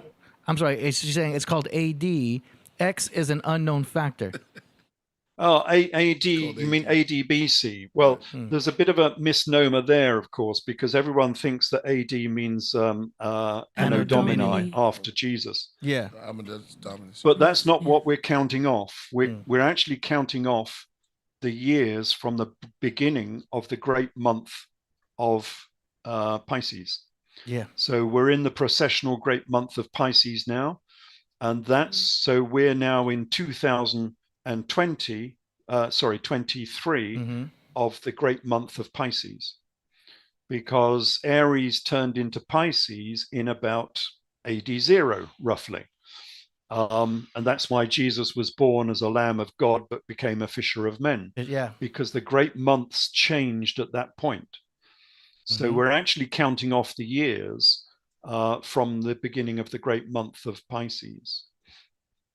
Yep. That's why Jesus was a fisher of men. That's why the Pope wears the fisher ring. That's why the Pope has the fisher mitre or crown on top of his head. Yeah. Or we'd see the Jesus fish on the back of cars. Right. Yeah, the symbol of Christianity is the fish, because this is the age of Pisces. And we are 2023 in the age of Pisces. And we're just on the cusp. The dawn of the age of Aquarius, as the song once said. This is the story of. Yeah, this is the story of creation. creation. It's by Fifth Dimension. Yeah, that was. It was a good song, Napah. I want to go back to the fascist, the fascia, not the fascist, the fascia. Because even in a lot of the ancient the temples, you see the columns, and they are like it looks like the fascia when you look at the grooves, right? So have you noticed Yes. that? I want to just mention that. Yeah, there is a possibility that symbolism is there, because I had this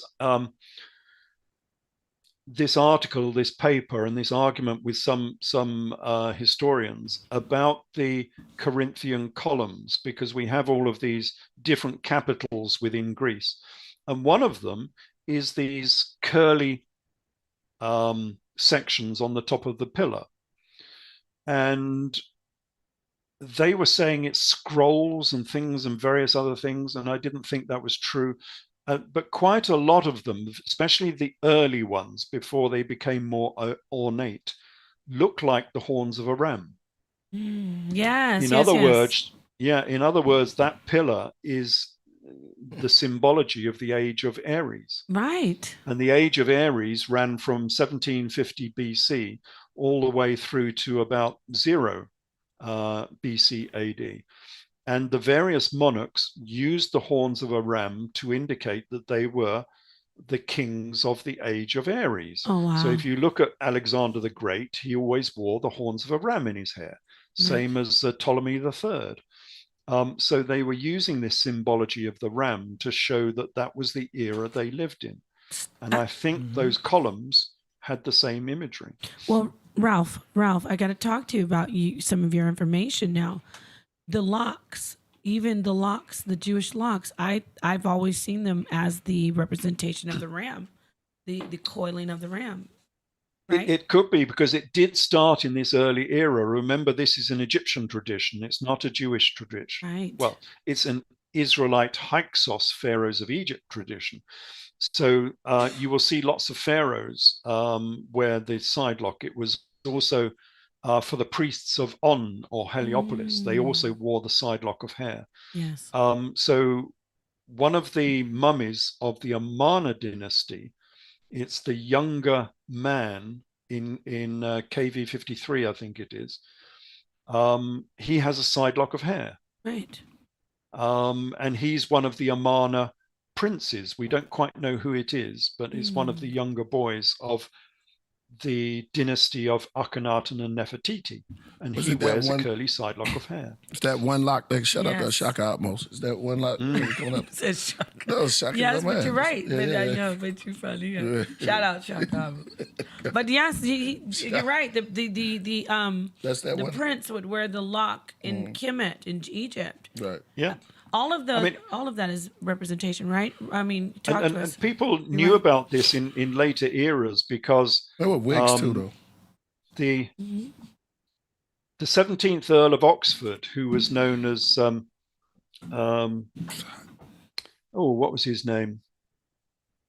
Anyway, the 17th Earl of Oxford also wore a sidelock in exactly the same fashion when he was young. He wore this big long sidelock of hair. And there's a lot of people who have made a very good case that this 17th Earl of Oxford was actually William Shakespeare, because there's a big conundrum over the identity of who Shakespeare is.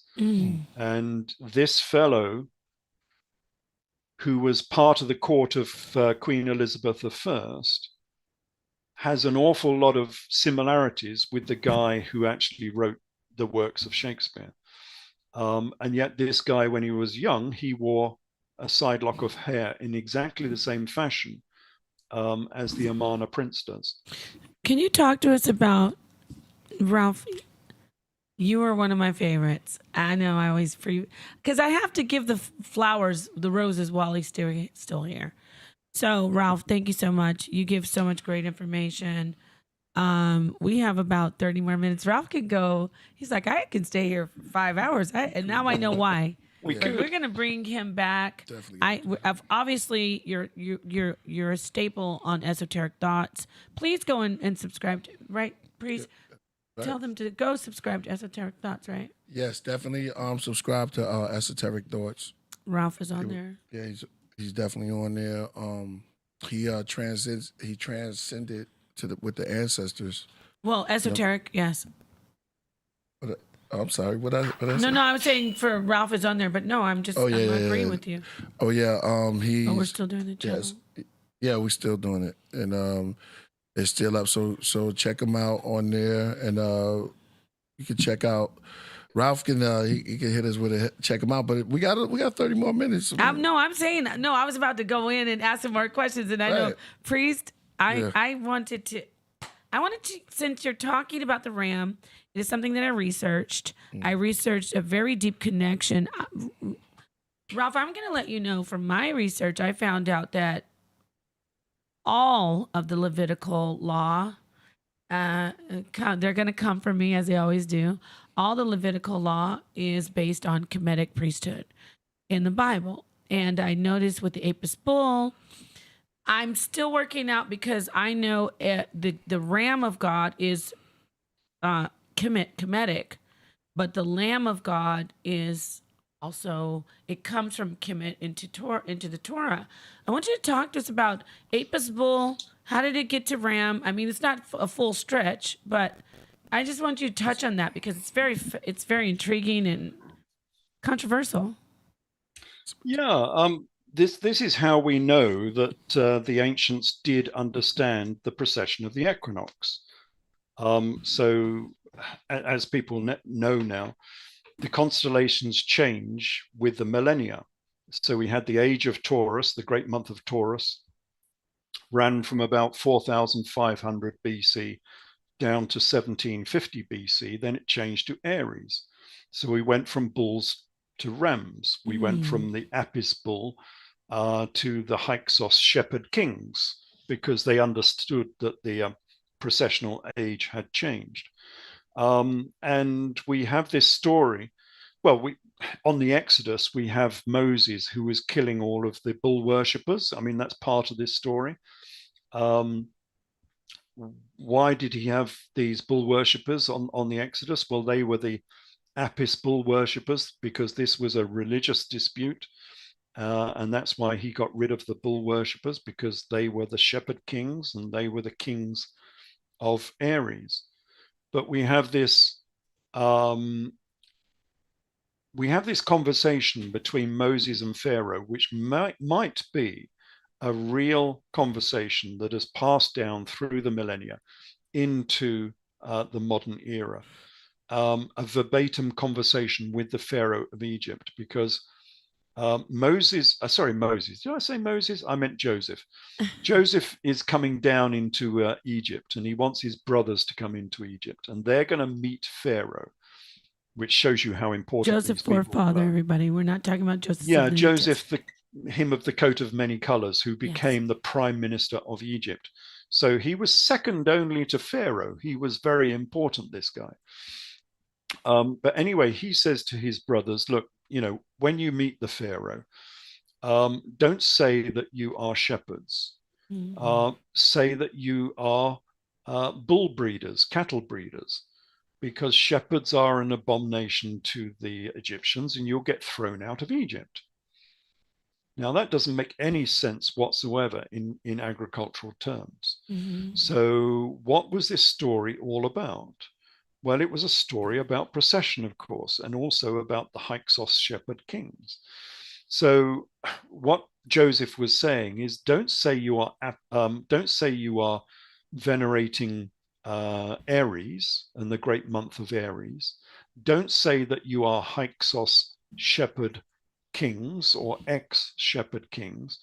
Say instead that you are venerating Taurus, the Apis bull of Egypt. Otherwise, you'll be thrown out of Egypt, because all shepherds are an abomination to the Egyptians. Well, of course they were, because they just had a civil war with the Hyksos shepherd kings and thrown them out of the country. And so this was a religious dispute, but it was a dispute between cattle and sheep, between Taurus and Aries. So this was talking about the precession of the equinox. And so it makes perfect sense when you retranslate it in terms of the precession of the equinox, whereas it made no sense whatsoever in the original agricultural terms. And so we can be fairly sure that this is a real conversation that happened between Joseph and Pharaoh. And this would be back, I don't know, 3,300 years ago, something of that nature, maybe a bit more, 3,400 years ago. So this is a conversation that has come out of history. And because it makes sense, I think it is a real conversation that actually happened. And so these people understood the precession of the equinox, and it was a central component of their religion, which is why in Judaism, the central symbol of early Judaism was the zodiac. And people don't seem to know this very much. But if I do another quick screen share. Before you do that, we have a couple of super chats sure. for you. Questions from the audience, from the listening audience. Go ahead, Eddie. Okay, yeah, these are just some super chats here real quick. Islam Salah says, is America's society similar to Roman society? Yeah, it was based on Roman principles. So, I mean, that's why you have a Senate in America. That's why you have the fasces. That's why things like one of the memorials, I forget which it is, in Washington, with that big domed roof, is a copy of the Parthenon from Rome. Sorry, not the Parthenon, the Pantheon in Rome. Mm-hmm. It's a direct copy. So there are a lot of things in America were set up on Roman principles because they understood that that was a very successful society and they wanted to imitate that successful society. Mm-hmm. And so the current emperor is the current emperor of America is Emperor Biden, you might say. Is all based on the same principles. Very good. Next one, Akeem Powell says, is Moses and Solomon historical figures? Moses, certainly, because we have his history from Manetho. So Manetho, the 3rd century BC historian, gives us a lot of the history of Moses. Now, his name was, in Egyptian, was Osaseph, which means the son of Osiris, which is a proper Egyptian name. So we can be fairly sure that that is a real name. Joseph was known as Petaseph, which means the son of Ptah. So we have alternate manuscripts that mention these people. And so it's highly likely that these were real people. All right. And Fella B asks, did they harness free energy? Question. I don't think so. The solar energy, Ralph. Well, I mean, they were growing crops. You could say that's free energy from the sun. But the main thing that was supposed to contain various energies was the Ark of the Covenant. But I think that might have been magnetism, because if it contained the sacred stones, the sacred stone we were talking about, the Elagabal, was supposed to be magnetic. And as an aside, within Arthurian legend, that sacred stone was known as the Holy Grail. Wow. I want to jump in, Ralph. Not just magnetism. On Killah Priest allowed me to come on and talk about electromagnetic resonance, which is essentially electricity, right? Or light. Yeah, well, I mean, I don't know about that, but it was supposed to be magnetic. There were lots of people playing with magnetism because it was a very strange force that people didn't understand. And if you had a iron-rich meteorite, it may well be magnetic. And that would be a very strange force to people in that era, because if you took your sword and put it anywhere near this stone, the hand of God would come out and rip the sword out of your hand. Right. And that would be invisible in the Ark of the Covenant, right? Would grab it, you know? Right. I'm sorry to interrupt, but could we say that was inside of the Ark of the Covenant? Well, yes, because inside the Ark of the Covenant were the 2 sacred stones of God. I mean, that's what was there. So yes, if the Ark of the Covenant contained the Holy Grail, the sacred stone, and it was magnetic, yes, that Ark of the Covenant would exhibit some very strange forces, which would be a real mystery to people who didn't understand magnetism. That's for sure. Wow, Ralph. Okay. I got one. We had someone on the podcast that was talking about Egypt. If the pyramids had power, like were they powering the city? Was it like a powerhouse back then? Were they able to, was there electricity basically within the pyramids in Egypt and all that? I don't think so. This comes from Giza, the power plant, and I've seen I've read his book and seen his lectures. I don't believe that can be true, because what he's describing could not actually happen. He's describing the chambers and the small shafts containing chemicals, containing acids. They are not hermetic, these shafts. There's big holes in them. You cannot have any liquids in these shafts. And two of them were not even cut through into the chambers. So what he's describing could not actually have happened.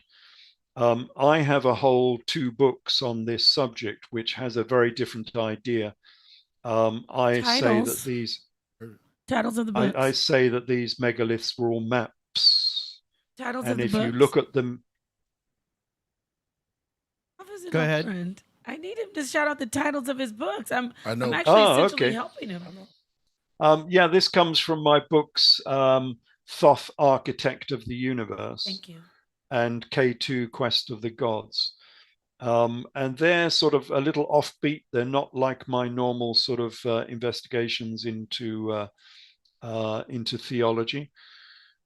But again, it is what you see. I mean, what I describe in those books is what you see. It's just I have a different interpretation of what you're actually seeing. And people find it unbelievable because they can't stretch their minds that far. Okay. I mean, things like, I don't know if people can picture it in their minds, Avebury. Avebury, if you look at Avebury, it looks like a image of the Earth floating in space. And so my view was that, yes, this was actually an image of the Earth drawn on the plains of Wiltshire. That was an image of the Earth, that they knew the shape of the Earth even in those early eras. And I can be fairly confident they did, because in the 1st century AD, they again, if I can find this image, they still knew the form and shape of the Earth. So this is a Jewish zodiac from the shores of the Sea of Galilee. So this is a Nazarene Jewish zodiac. And the primary symbol of Judaism at this time was the zodiac. You can see it's all in Aramaic. It's a standard zodiac. It's all in Aramaic. And you can't see it. It's just off the top here is the Temple of Jerusalem and the Ark of the Covenant and everything else. So we know this is a Jewish zodiac. But if you have a look at what Helios is holding in his hand, he's holding a blue-green spherical Earth. So this is the sun god holding the Earth in his gravitational grasp. Now, this is 1st century, and so they did understand the form and shape of the Earth. This is 2,000 years ago. Never mind Copernicus or Galileo or anyone of that nature. This is 1st century, and they understood that the Earth was a sphere. I'm not sure if you can see, but they've got lines of latitude and longitude here that are curved, and you would only get a curve on a sphere. So this is a spherical Earth being held in the gravitational grasp of the sun. This is the level of technology and knowledge that they had within the Nazarene Church 2,000 years ago. And so I wouldn't be so surprised if the megalithic era understood the form and shape of the Earth as well. So yeah, that's a little aside. All right. You know, when he says spherical on this show, Hey. the ratings go all through the. Hey, leave a like and subscribe. Yeah, Put just your like thoughts subscribe. into the comment section. Yeah, make sure you. Y'all put what you think out there. Very interesting stuff. Mr. Ralph Ellis. Man, wow. It's a lot to look at. It's a lot to take in. Man, Yeah. yeah, man. You just sit up there and we enjoy thinking outside the box and going into it a little bit deeper, pulling back the levels of this, man. We're going to have to invite you again for the listening audience, for the craft room, because we have to, you know, I would want to go on for hours and hours with you, man. You're heavy. You definitely know your thing. Can we invite you back to come to the show? Sure. Yes. Yes. We're gonna definitely have why you. not? Sounds like a grand idea. Yeah, man. That's going to be great. And maybe we can pick up some questions from your viewers and so on. Have a question and answer session again. Yeah, it's always fun. Locked in. Come on. Yeah, definitely come back. We got to let Napah come back because she brought you in. We have to let her amazingly bring you out. And because if y'all listening, stay on. We have another guest coming on. This is going to be a special day today, and we're gonna extend the time. You know what I mean? So we have another guest coming on at our regular time. Ralph Ellis, this was incredible, I and don't think I can hear anybody. Yep. she can't hear with her. You're Can connected. I hear? Hello? Yep, you're there. I can I hear hear you. you. I hear you. Yeah, yeah. Oh, wow. Okay. Again, I got to keep on because I don't want to overstep my my welcome. Okay. But listen, Ralph, thank you so much. I definitely this was let me ask you, Ralph, what did you feel? How'd you feel about all this build? This is something new for you. You're usually used to like a more mellow vibe, right? No, I mean every interviewer is different. So some like to probe a little bit more, but that's fine. I've got a good grasp of these subjects. So whatever subject we go on to, I've probably got something to say about it, you know. So, and yeah, if it interests you, it probably interests your viewers as well. I appreciate you so much. First off, your information has helped me. I've said this twice before. It's helped me in many debates. I've bursted many pinatas. I have to say bursted because he's very British and proper.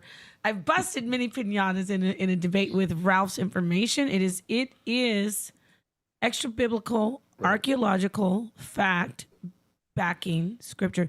Ralph, I'm going to see you again. I'll talk to you sometime soon. Obviously, after the Podcraft, we will do esoteric. I'd love to bring you on my channel. And yes, again, I'm Killah Priest. Killah Priest. All right, thank you. Of course.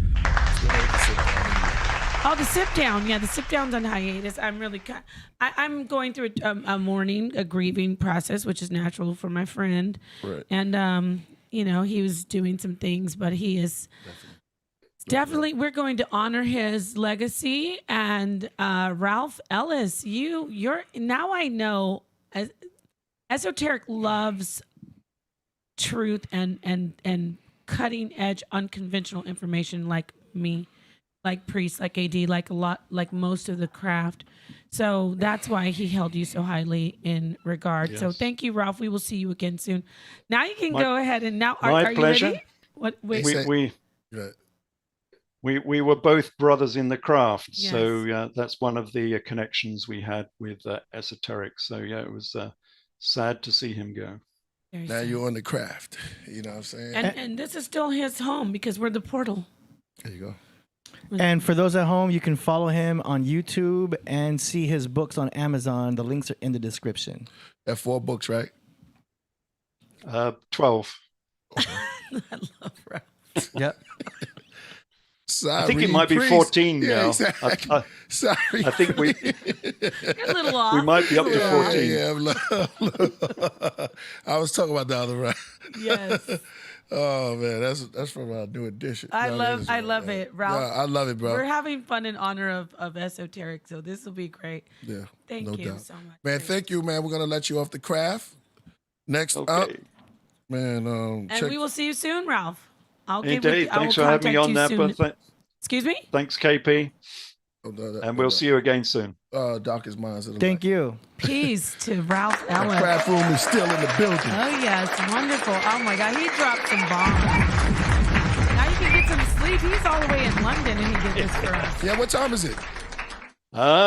We're 1 o'clock in the morning. So Hey, there it's you just go. party. It's Yeah, I know. I'm Party starting to time. see Ralph Let it knows get how in. to hang with the... That's the middle of the afternoon for me. Bars are still open. You're right. Yeah, that's not the AD. AD. Word. Yeah, exactly. What's that? The box. You ever been to the box out there? The box? Yeah, it's a place called the Box. They got one in New York, and they, definitely London has one of those things. It's kind of wild. It's like a circus in there, but I haven't been in No, it. But shout out The to days London. of me going to nightclubs have long passed, I'm afraid. Yeah, that's a little crazy. Yeah. All right. But this is even more fulfilling than a nightclub because you get to... No, it's not just a nightclub. It's like it's a whole thing. It's a carnival little thing. Okay, awesome. Okay. But no, I didn't know it's- that. Yeah, Piccadilly Circus? it's like it's I used to live in Earl's Court, so I was a little bit more stush. Okay. They don't know. Do you know the word stush is like stuck up? Yeah. And I was very. I still am stush. Like that. Are you stush, Ralph? We're gonna do a. Not really, although some people say my accent is a bit posh, but I love no, your it's posh. just Yeah, I like it. it's a standard. I think It's a so. bit posh. It's a London accent. It's a standard London accent. Well, Yeah, that's fine. it I is. love It used to London. be known as a BBC accent, but then the BBC went all woke, and they have now this funny, I don't know, East End type accent. You know? I feel you. Quickly I feel you. in the podcast. Word. We will talk again soon, Ralph. We absolutely love you here, and I love you over at Esoteric, and want to see you more. Yes. You say the last word. This is your Okay, house. man, we're gonna let you off the craft, and thank you. And you definitely allowed. Anytime you got a key, we're gonna give you a key to the craft room. All right. Excellent, marvelous. Peace. Good to see you, Ladies Tim. and gentlemen, Peace, Ralph Ellis. Ralph Ellis. Thank you so Now, much. y'all cats that's sticking around, we on our regular viewing time. Yeah, we're gonna keep in touch with you. Ralph. I'll get with you this week in an email. That was awesome. Right. Wow. There's a lot to uncover with that. And, we got Vinny B in the background. We have John Ramirez coming through. John Ramirez. Yes, I'm John not going to Ramirez. do my English accent all night. Yeah. Oh, I like that. I like that. I didn't know you. I'm not very Oh, all of a shit. sudden, but I'm not as posh as he is. Oh, Got a little bit of Cockney in me.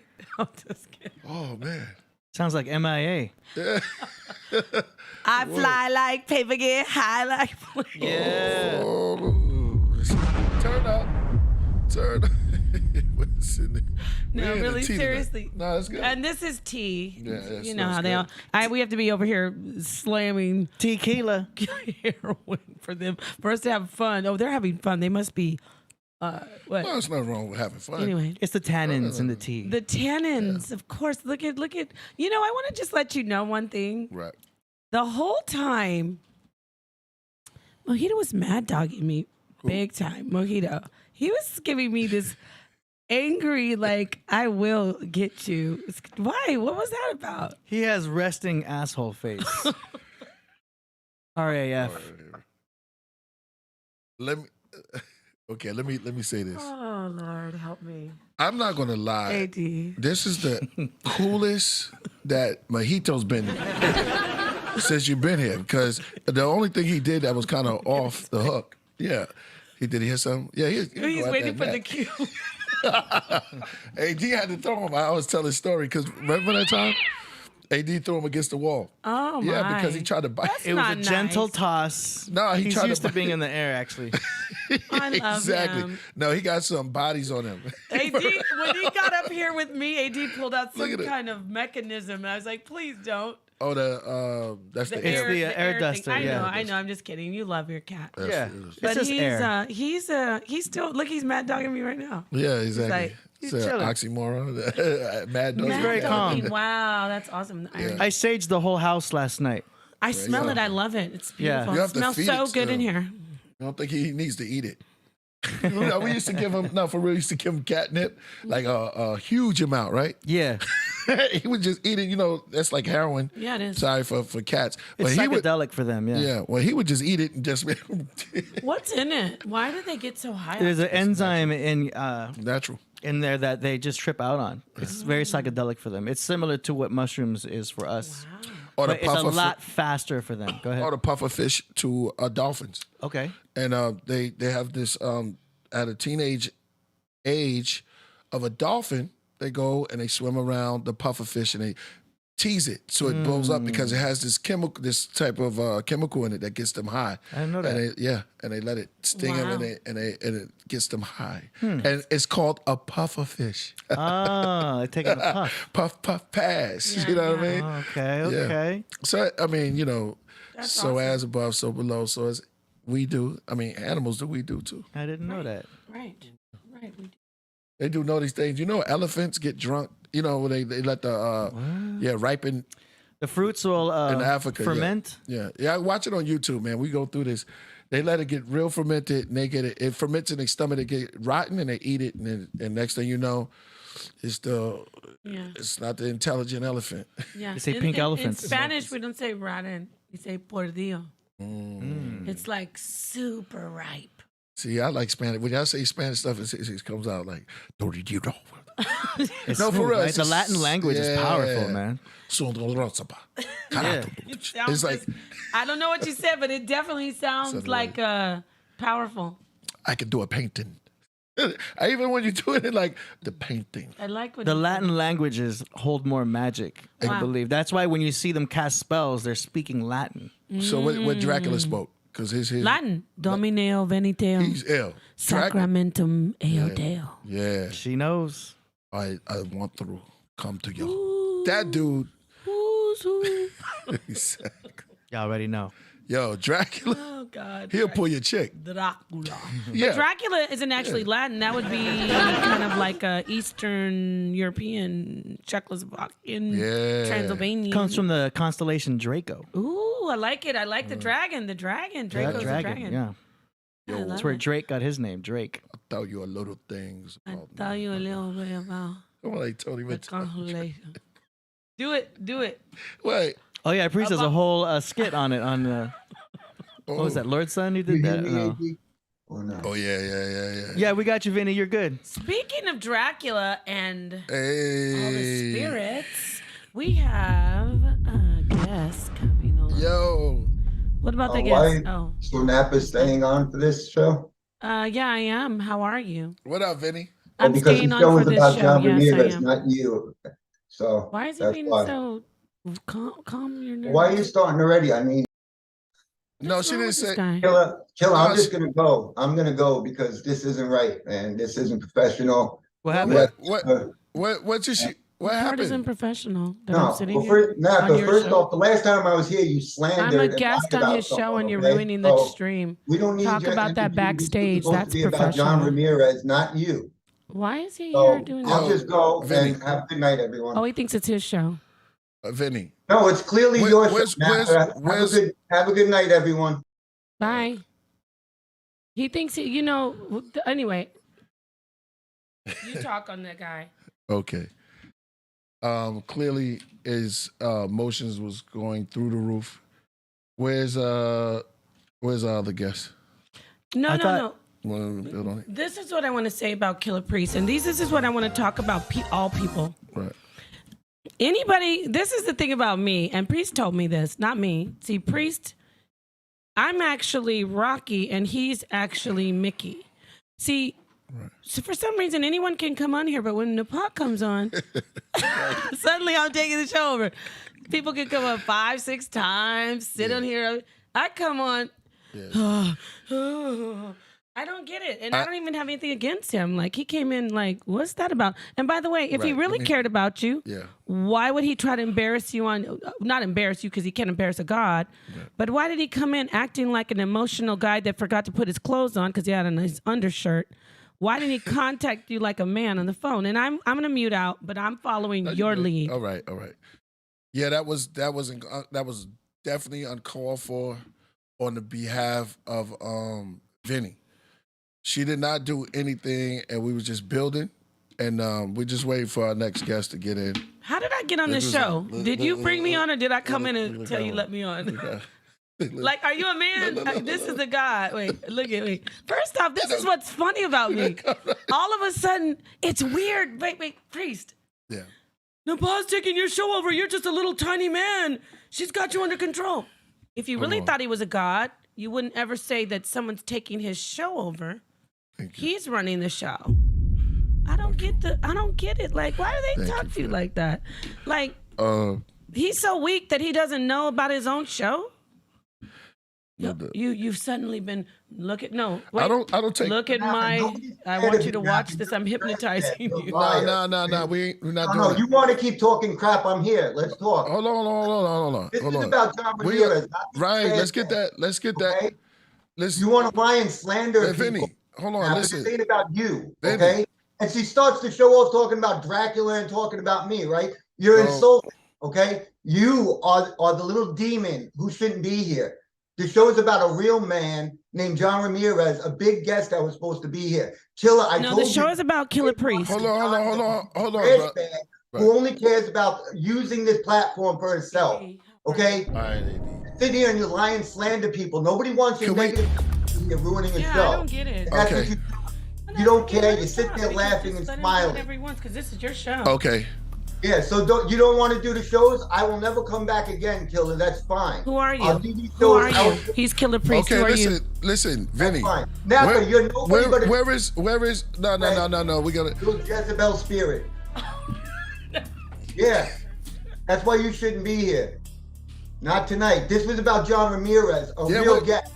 Okay? And you want to blow it all because of this trash bag. Then that's on you guys, okay? Right, and I will never come back to this show. All right, you gotta cut him down. Yeah, cut me and keep that trash bag. Cut it down. Now I'm trash. See, this is what I'm saying. Yeah, Vinny. I love Vinny, it. listen, out of respect, Vinny. Talk about everybody, Vinny, no, but she didn't. Out, right? But Vinny, all right. Slander about Taza death, but nobody could call her out, right? But Vinny, okay. Did you ever apologize for your lies and your slander? All right, that's another show, Vinny. That's another show. That's another show. Let's. Right. This was supposed to be about how John am I Ramirez. annoying to owner? This guy's in here talking about I'm that. I'm just sitting here. Well, you would leave. I was I would leave. What? Is this his? No. How am I doing something? Vinny. I ain't never coming back. This is what it is. Who cares? Man. You're nobody. Vinny. You got kicked off YouTube. You, Napah. I'm nobody, Killah. Enjoy your pizza. Bye. He doesn't have to follow you. Get out. No, really, no. I'm gonna speak for. First off, get off his show, ruining his show. You're ruining the show. You're disrespectful, getting on here crying like a bitch. Get off the show. And AD, you need to turn him off right now. You're ruining the Podcraft right now with this. Nobody wants to listen to your garbage. Bye. I gotta go right. Get some teeth. Get some teeth. Cut him. Get some Well, teeth. I can't do this. Get some teeth. Like, anyway, moving right along. That was a good build with Ralph. Yeah, that's just great. He came in here just like. Yeah. And then anyone talking about I'm ruining something. This is a grown man here. Yeah, but was he in the gym? Like he just came emotional, damn it. Yeah, he just came in. He was already T-shirt ready. Yeah, we were ready. Kool-Aid. It's like, I'm coming to kill. He didn't put his teeth in before he started talking all that. And anybody out there saying, we couldn't get a word in. Wow. Yeah. Okay, where's our guest at, man? Let's keep moving. That was his guest he was introducing. Who cares? Bye. Yeah, but this is Killah Priest. Listen. See, this is the thing about certain people. They always do this. This is what they do. If you don't mind, I'm going to be quiet. Now. Okay, I just Mojito was ready for the smoke. Okay, this is, yes. So see, now listen. If you really care about people, you don't come on their channel making an embarrassing scene of yourself. You contact them respectfully because you don't do that. See, I'm in it because he went crazy. You don't try to tear down something that was so good. See, this is what's wrong with Vinny, toothless, one-tooth Vinny. He's mad because Priest didn't need him. He's mad because he lost his entire platform, being a complete narc. I don't care what y'all say. I am on here as a guest. I am in the world. I am not the world. But guess what? People like Vinny are scared because I'm here. Why? Schema uno, Napah wilding out. Was I in my t-shirt and without my dentures in, trying to destroy something that a god built? Or was Vinny doing that?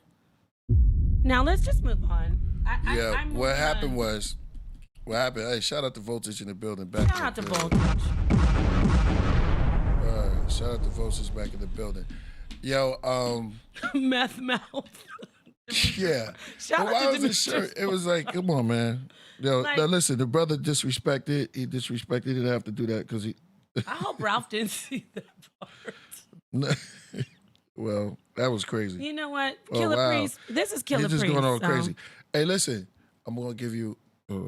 Okay, is the guest in the house? Oh, this is what happened on Sarnetta. Because Wow. they hate Hold up. when I come in. But was I invited or did I come in here and say, move over, AD? Nah, you didn't. First, I have to Hey. be beamed No, up no, onto no, the no. mothership. Not you. Anyway, Yo, I'm listen, good. because we're having a good time, and if you're not having a good time, you're wasting your time.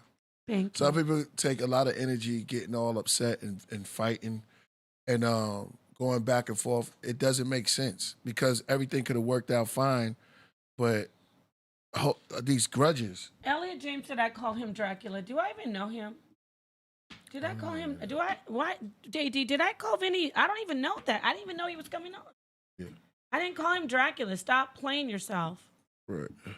Anyway, They used to call me Dracula because I got the Dracula's actually cool. I got Very. the what's That it nigga called? pull girls and all that. And he soul bite, patch. and he bite their necks and still pull them. I know I am up You pretty don't like late. that. You know And he what can I'm turn saying? into a bat.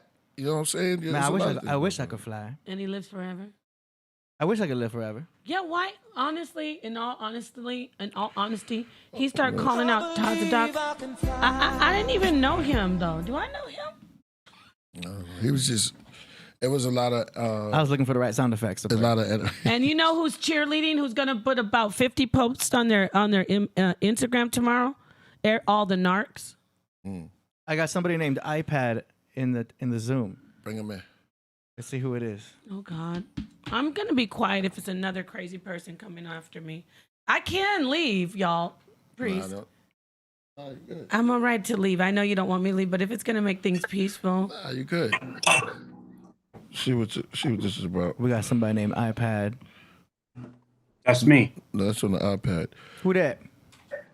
John Ramirez. All right, all right. oh, it's the Hey, guest. all right. Hey, what's up, John Ramirez? What's good with you, bro? What's going on there, my friend? How are you? Hey, how's it going? We good, man. I'm your first Puerto Rican on the show. Hey, man, it got kind of crazy just now. If you was watching, it got kinda- Look at Drake.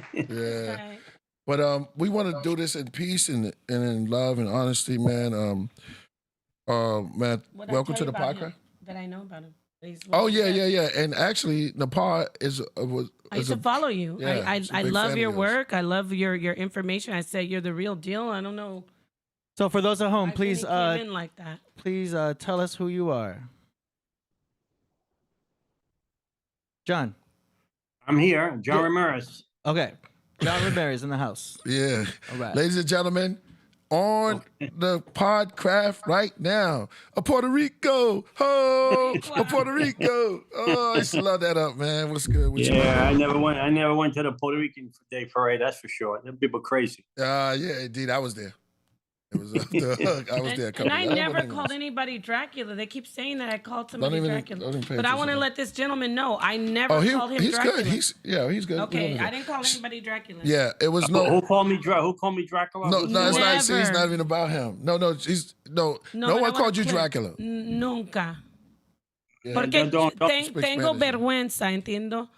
That's okay. Listen, BC, before Christ, I did all kind of crazy stuff. And I know, and I followed you for years, sir. Let's talk about it. And I said you the real deal about the astral projection, about how you did that, and now you were saved.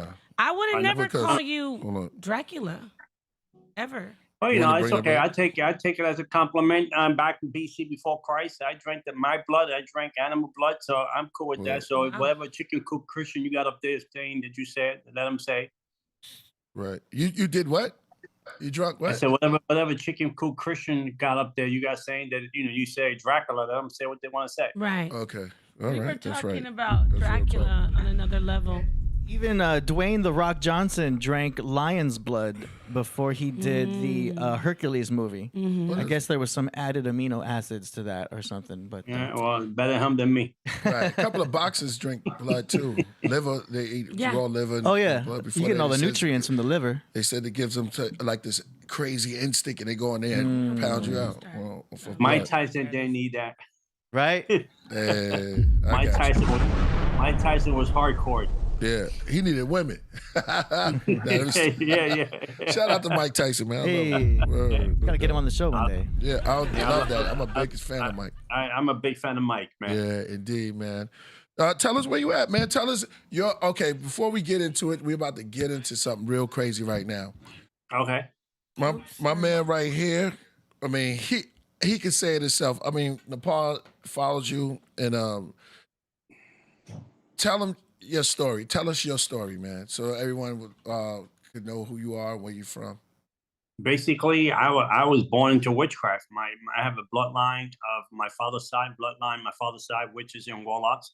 We practice the run of Santeria, spiritualism, and Palomayumbe. Those are the three demonic aspects of the witchcraft world, stronger than Illuminati, stronger than One World Order.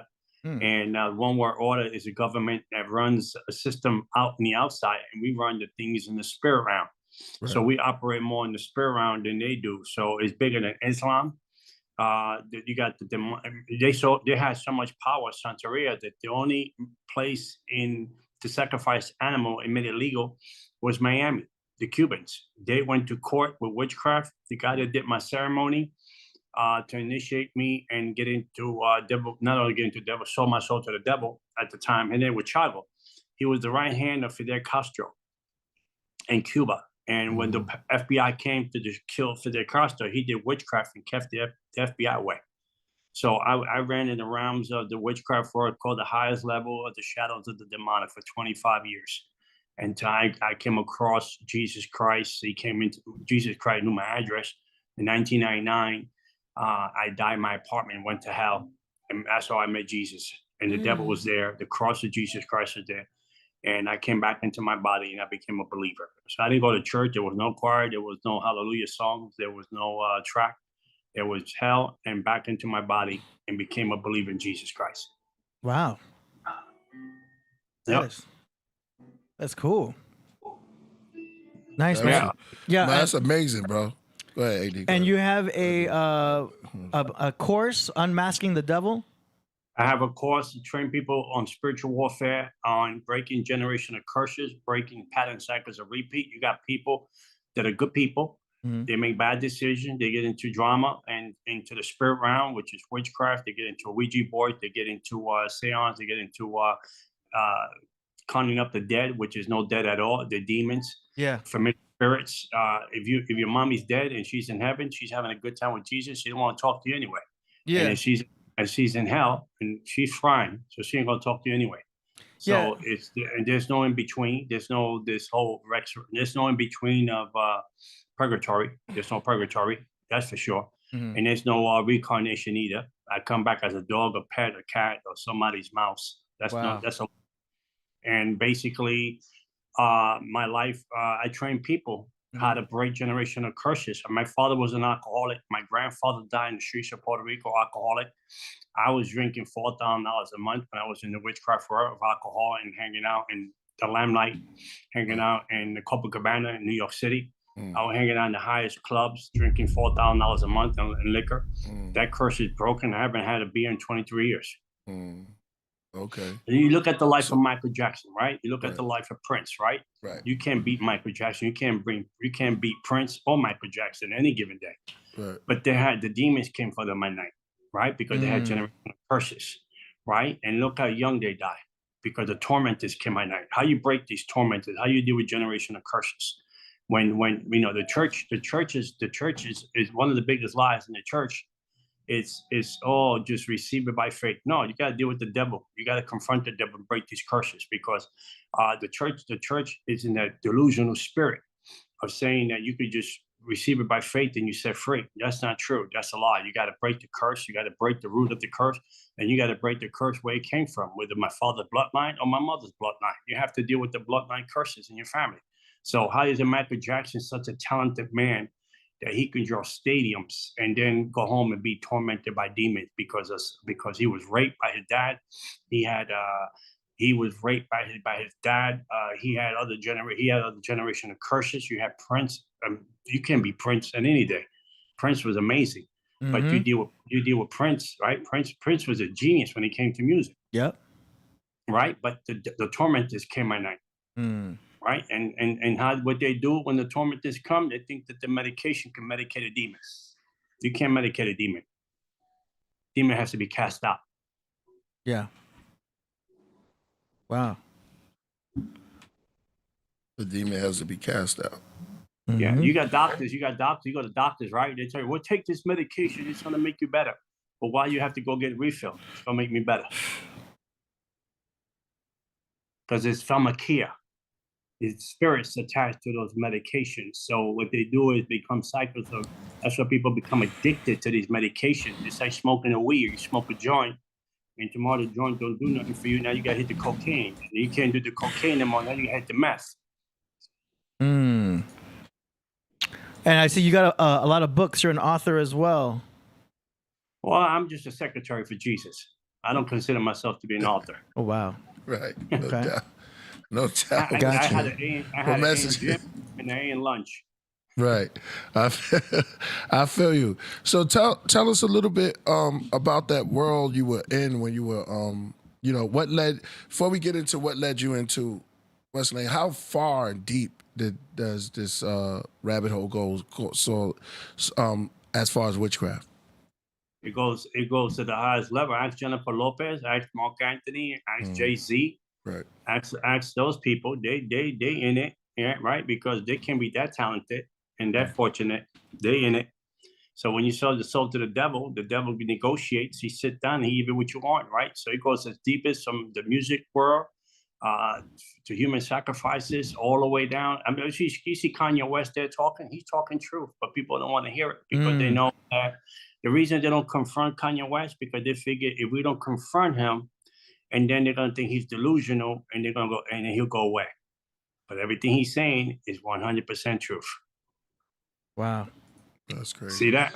That's 100% true. Always been a fan of Kanye. I still love Kanye. I think one day I would love to pray for him, and break that trauma spirit he got on him. Boy, you've got a very extensive website. This is amazing. Right. Shout out to whoever did your website, man. This is very cool. A wonderful young lady. She did my website, and basically, I love people, and I like to see the best in people. I like to see the best in people. I think there's a lot of good people out there. We just make bad decisions in life, but there's people that deserve. There's people in jail right now that make bad decisions, and they're wonderful people. How many people we grew up in the hood, and they're wonderful people. They take the shirt off the back, and then now they're doing life in jail. Mm-hmm. And then you see the patterns and cycles of repeat, right, in the news, right? You see killings in Baltimore, and then you see killings in Chicago, and then you see killings in somewhere else. But there's the same killing, just different people. Those are demons operating in the spirit realm. These are premature death spirits that are killing our young generation today, like in the hundreds and the thousands, killing our young generations in the street, so there won't be no tomorrow. Okay, so what made you? Like what part did you hit that made you find Jesus? I didn't find Jesus. Jesus found me. You couldn't find Jesus if he knocked on your door. No one finds Jesus. No one wakes up in the morning and say, hey, you know what? I'm going to get dressed up today and go to church. No one does that. Come on, let's be for real. I'd rather be at the club. All right. No one wants to be at the church. I mean, you know, if Jesus finds you, the Bible says it's the Holy Spirit that draws you to the Father. So Jesus, no one finds. No, I got a friend of mine who's doing 365 years in jail. The son of Sam. Oh wow. Whoa, son of Sam is your friend. Yeah. That's ill. That's ill. He's doing 365 years in jail, and he's a born again Christian. And he's not even worried about coming out. He said he don't want to come out. He found his purpose, his destiny right where he at. Right? Because it's not, you're not locked up. Your mind's not locked up. Your spirit is not locked up when you find Jesus. There's people out here that are more incarcerated spiritually than son of Sam that is in jail doing 365 years physically. Right. Do you think he's guilty? No, he calls he's guilty, but you know, I mean, he's guilty. Of course he did. He's in the top 10. He's in the top 10 serial killers in the world. But he found Christ in jail. 40 years already. Wow. So he's not faking it. He can't be a great pretender for 40 years serving Jesus. Right. Jesus, you know, one thing I say real quick. Jesus loves the misfit. He loved the foolish things of the world so he can display his majesty. Is it all for his word? Like he'll take you and make you an example for other people? Well, Jesus take people like me. He took people like Paul. Paul was a murderer, right? You see, the Apostle Paul, he was a murderer. He was a Christian killer. He was a Saddam Hussein of his time. And Jesus dropped him off his donkey, right? And made him one of the greatest apostles, wrote a third of the New Testament. He took a Peter, they got off the little bus, right? And Peter was like Dumb and Dumber. Got off the little bus, and Peter was so anointed that his shadow healed people. Peter preached the first sermon, and 3,000 people got saved. And Peter wasn't playing, because when they came to kill Peter to kill Peter when his time was up, he could have denied Jesus like he did the first time. And he said, "Crucify me upside down." He said, "I might have been worthy to die the way my master died." So he knew that he had an encounter with Jesus Christ. Right. How many Muslims in the Middle East that they were terrorists? And now they believe in Jesus. Can I ask him a question? Yeah, you guys. I like I said, I followed you way before, like years ago, when you first came out with your story. Can you talk to us about, because this audience, even AD, has talked about astral projection, and I know you talk about in your life story how you often went to curse people with astral projection. Can you tell us, is it evil? And just let us know about. Yeah, of course it's evil. Talk to us about that. Astral projection is evil. It's a contract with a demon. It's called a civil cord. The civil cord is the contract between you and the demon, and you have to be in the witchcraft world in order to astral project. Or you have to have some kind of demonic activity going on in your life to astral project, and you have to have a contract, a ceremony with a demon to astral project. And astral projecting is you leave your body, you're conscious of what's happening, and you leave your body, and you are controlled by a demon, and you will go over regions, and you have to curse region, curse atmosphere, because whatever you curse, it becomes. That's why you see in the world today, it's in the States, 50 states, you see places that got poverty. They've been cursed by spirit of poverty. Now, if you take the Puerto Ricans out and the black people out of those neighborhoods, and you put white people that are intellectual, and you put white people that have got PhDs, the neighborhood goes up. Gentrification. Right. So everything, you got regions that people curse. You see a lot of premature death, right? Like in Baltimore and Chicago, right? You see a lot of premature death there, right? With our black brothers there. Right, because there's a demon of premature death operating at that level. There's a drug spirit operating at that level. There's prostitution spirit that operating, seducing spirit, and people think that these things are not real. You know, it becomes the norm. That becomes the norm to people. I mean, it becomes the norm to people. It's not the norm. I mean, today we live in a society today. I mean, I don't know how old are you, but we live in a society today. When I was growing up, man, people blush. People don't blush no more. When was the last time you blushed? Tonight when they were talking about eunuchs. But I would like to talk to the audience, because like I said, you have a lot of amazing information. I know from what I know from my family, from what I've experienced, that you were 100% doing the work of Satan. You were doing 1,000%. Yeah. They think it's a joke, like Not But everybody, but can you talk to us about how you did cool. it? They can think, you can think that gravity's a joke, but throw yourself off the building, see what happens, right? I'm not here to prove anything. I don't have to prove nothing to the world. Right. The only person I have to prove everything is to Jesus Christ, right? I mean, I was living large. When I was before I came to Christ, I was living large. I had no depression. I wasn't taking medication. I was hanging out in the best clubs in New York City. I was hanging out in the best lounges in New York City. I was drinking the best wine, the best champagne. I was drinking the best liquor. My girlfriends were strippers. I had no fat girlfriends. They were strippers. I had good looking, Yeah. Exactly. good looking girlfriend. I was living the life. Right. Right. I thought and I was going to hell. Right. People think, oh, I'm good. I'm better than the next person. That ain't gonna get you to heaven. That's a hogwash. The devil got you in control. There's no one good but Christ. And your goodness, you can take an old lady and walk across the street all day long, and it's a good charity, it's a good thing to do, but that's not going to get you to heaven. Your good works are not going to get you to heaven. Your theology of the man upstairs and the smoke and the high power in the universe, that ain't going to get you to heaven. And Jesus Christ died on the cross for your sins, and he paid in full. And if you don't say yes and you don't live the life of Jesus Christ, bottom line is, God's going to ask you two questions. He's going to ask you, my son died for you. Did you accept the free gift? If you didn't accept the free gift, it's like saying, I have a daughter, she's 33. If my daughter died for the sins of the world and you reject that, when you come see me, you think I'm going to be nice to you? I'm going to be cute with you? No, of course not. It's like saying, if you commit a crime, you think if you're 95 years old, you're going to come to the court and I'm going to let you go because you're 95? No, you're accountable for your actions when the time comes, when the judgment comes. Right. And I'm saying that is the truth. And if you don't receive it, that's fine. But send me a postcard when you get to hell. Right. Okay. Is hell a condition or is it real?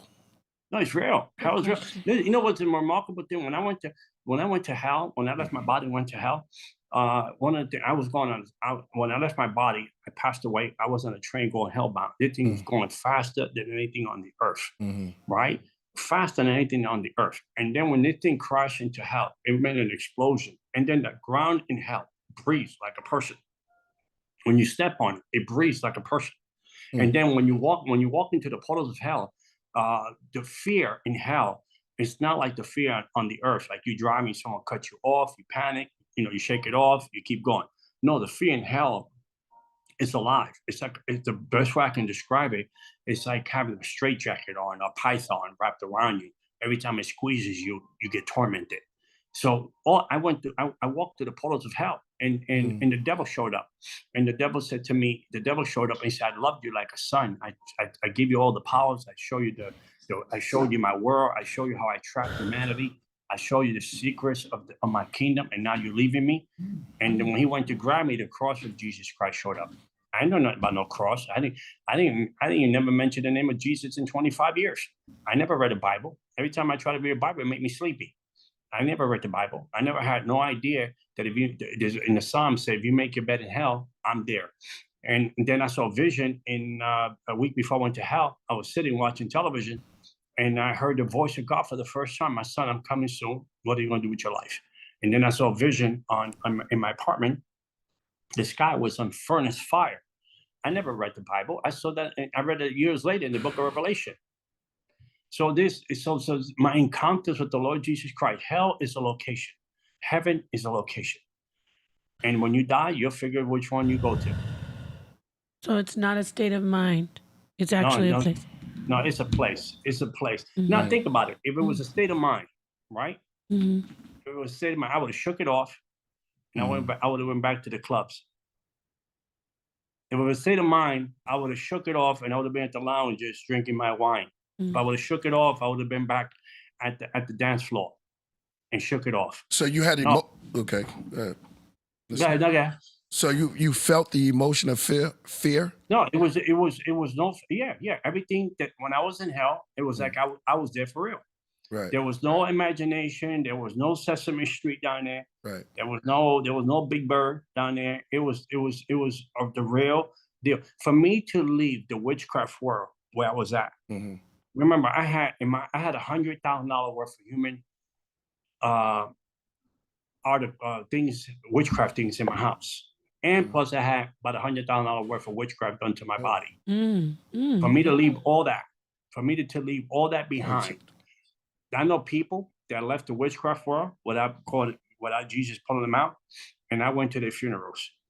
Wow, because they gave their soul already and they had to pay. No, because the devil came and killed them.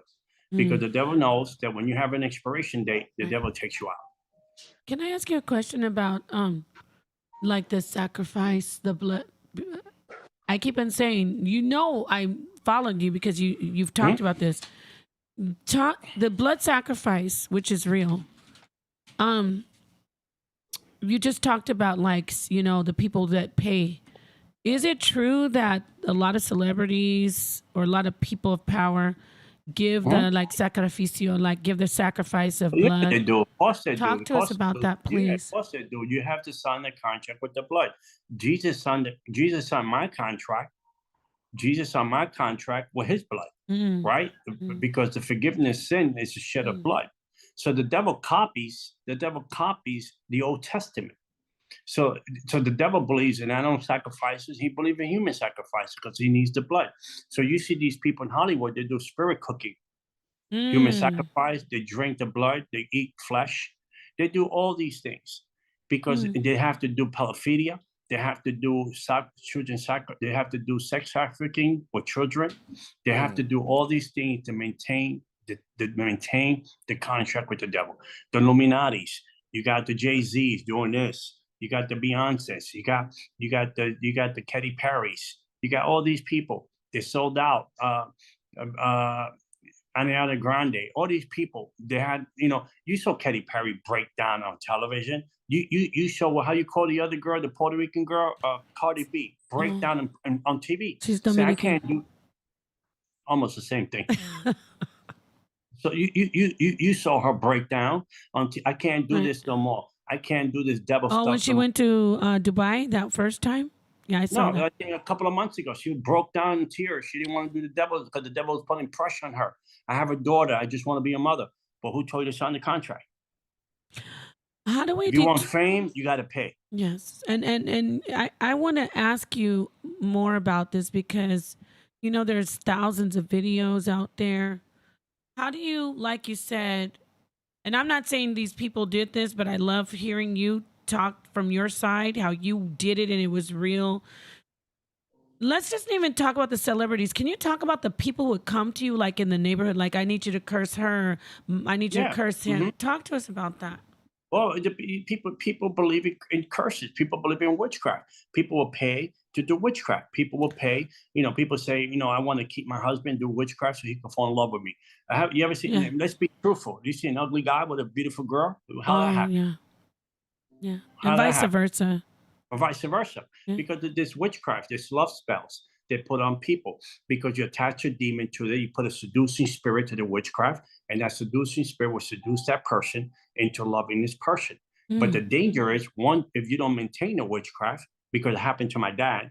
My dad got witchcraft done to him, and he got involved with the neighbor. And when we lived at, when I was younger, he got involved with the neighbor. He had an affair with her, right next door neighbor. And when she did witchcraft to my dad, but she didn't know that she had to maintain the witchcraft, the contract, because once the contract is broken, the witchcraft explodes. So my dad almost killed her. My dad almost killed her. My dad hit her face with the sink. She lost all her teeth. Why? Because the impact of the witchcraft explodes. And when it explodes, it brings trauma. And when it brings trauma, the person ends up killing that person. Have you ever seen husband go up to a wife and shoot her to death? Where'd that come from? Right. Where'd that come from? So that's a love obsession. How did they break it? A spirit. When they dabble in the Santeria, the voodoo, how do they break it? I know you talked about it, but how do they specifically break it? The only way you can break that, the only way you can break those things is through Jesus Christ. Palm reading, tarot cards, tea leaves, crystals. You see all these people say, I'm spiritual. No, you're not. You're demonic. Crystals? Isn't it of the earth, though, sir? No, not the earth. The demon, the witchcraft use those things for crystals. They use that thing for charms and hexes and vexes and for good luck. There's no good luck. There's no good luck. Where am I going to carry a rabbit foot in my pocket for good luck? I don't need that. I'm blessed. I don't need a rabbit foot. I'm a How blessed long have man. you been Christian? Talk to the people. 23 years. 23 years I've been a believer. Bless you. 23 years, and check this out. I've been 23 years as a believer.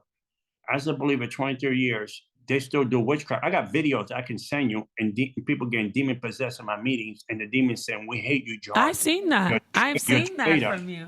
I know that you're telling the truth. What would that happen? What would that happen? He's really telling the truth about that. I mean, there's people that live in a fantasy, right? Out there, people listening. Oh, that can't be true.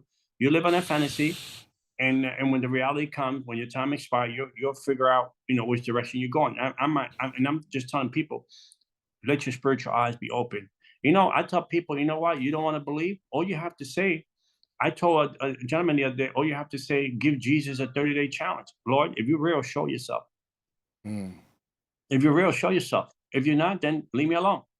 Right? I mean, a sincere challenge from the heart. Can I ask you a question, though? Jesus Christ is real. Let me ask you, could it be possible that I'm talking to you, I have my beliefs, but I'm setting it aside, and because I've seen what you've gone through, and I believe that you were delivered from what you've done. So I want to ask you, could it be possible that the Lord already chose you? Because let me say this. Hear me out. Because I wanted to talk to you about this so many times.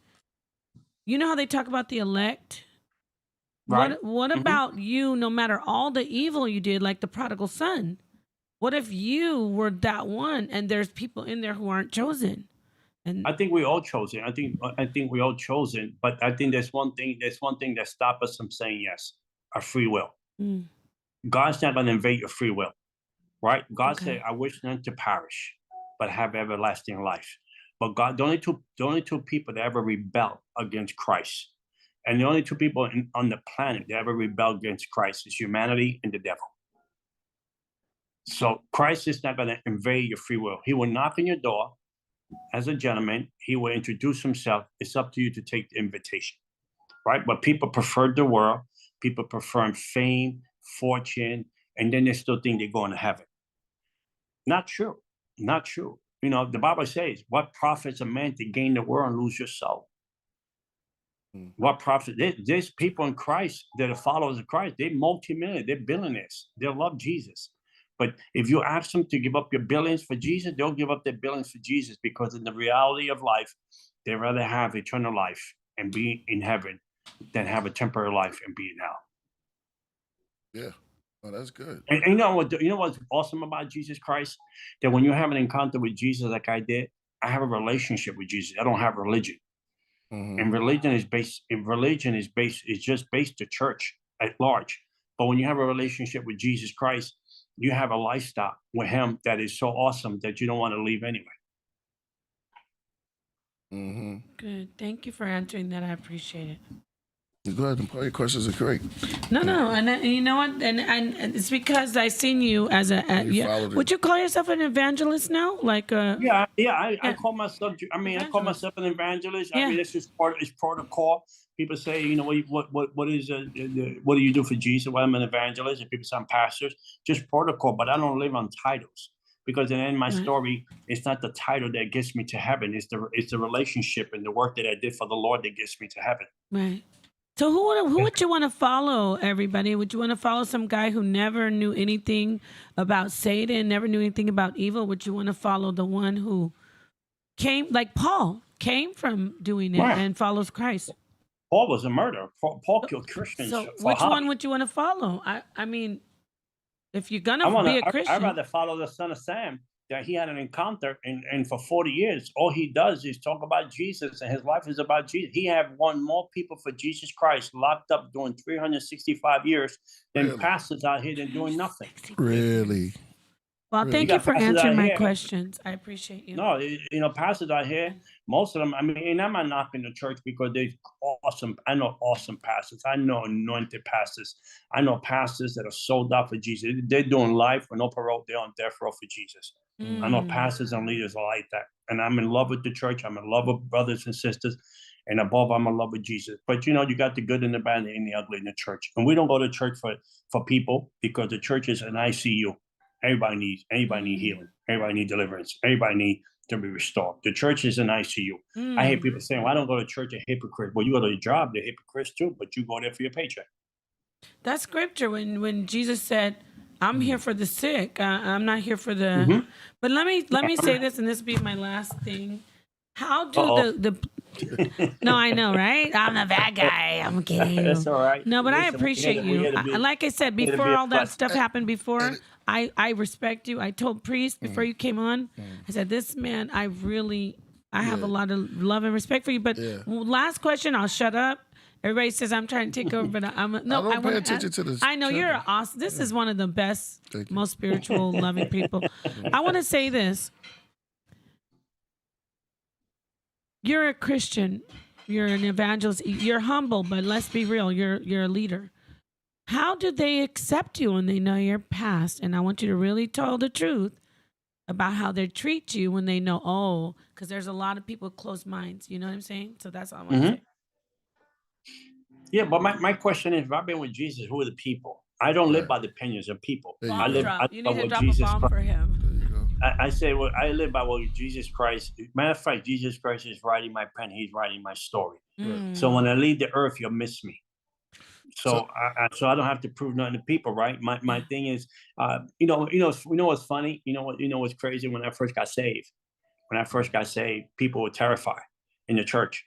So I didn't get invited to fellowships. I didn't get a fellowship. I didn't get a fellowship. It took about 1.5 years before I got a fellowship with people. And then one time they invited me to return tuxedos. And I'm like, well, if you return tuxedo, I'm not that stupid. You have to have a wedding the night before. Why you invite me to the wedding? Right. So there was that stigma in the church that, this is the ex-demon boy. The ex-demon guy. They had that whole dilemma, that whole mindset, that whole theology in their mind.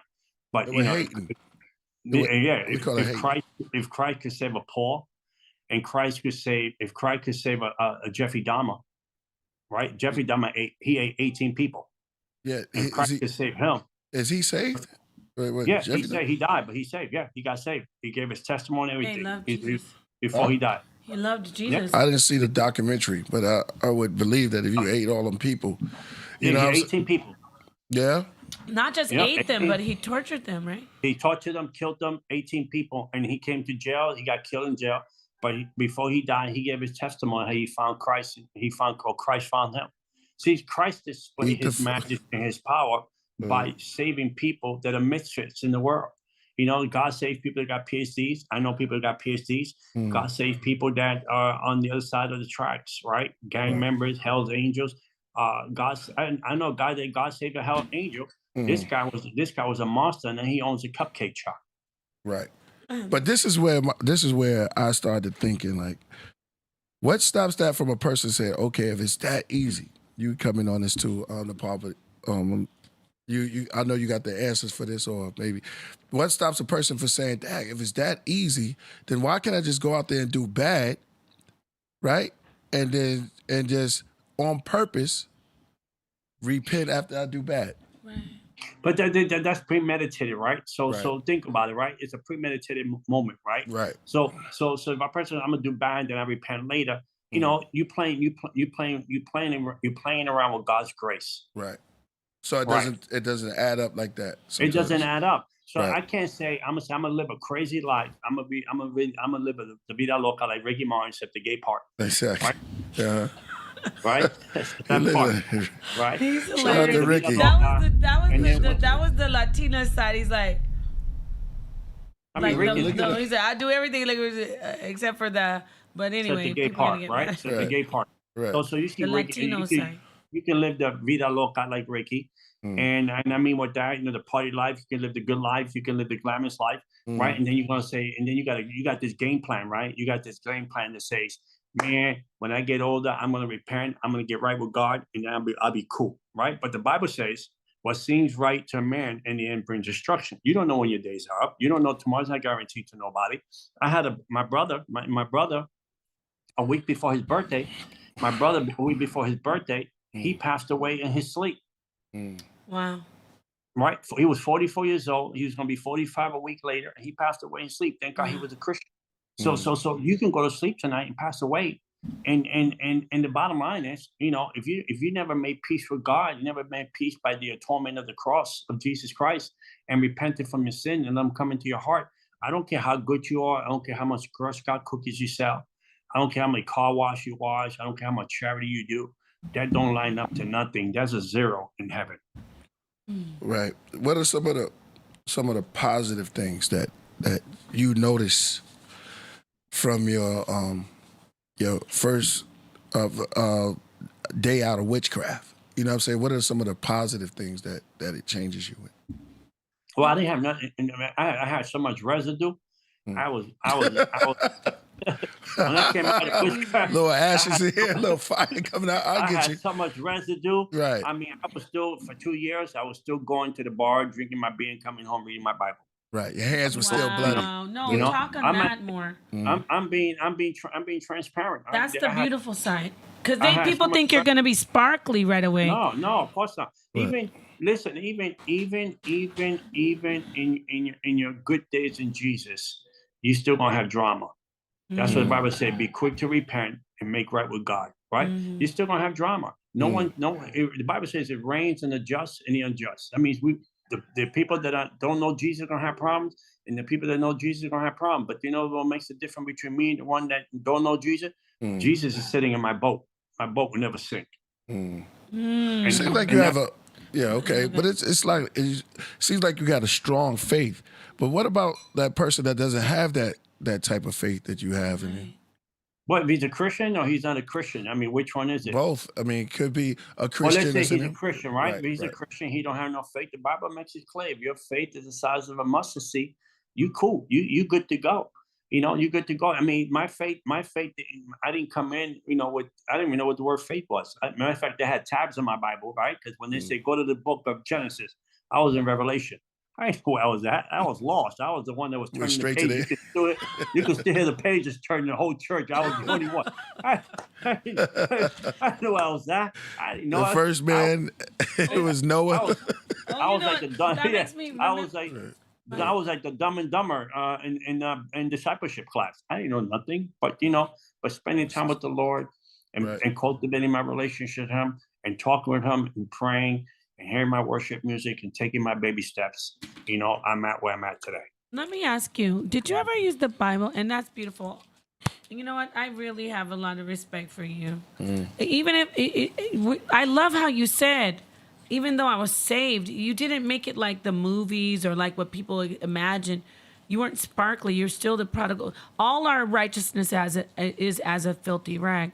But I want to ask you, did you ever use the Bible, if you don't mind, if we go back to before you were saved, to let the people know, did you ever use the Bible for doing your craft?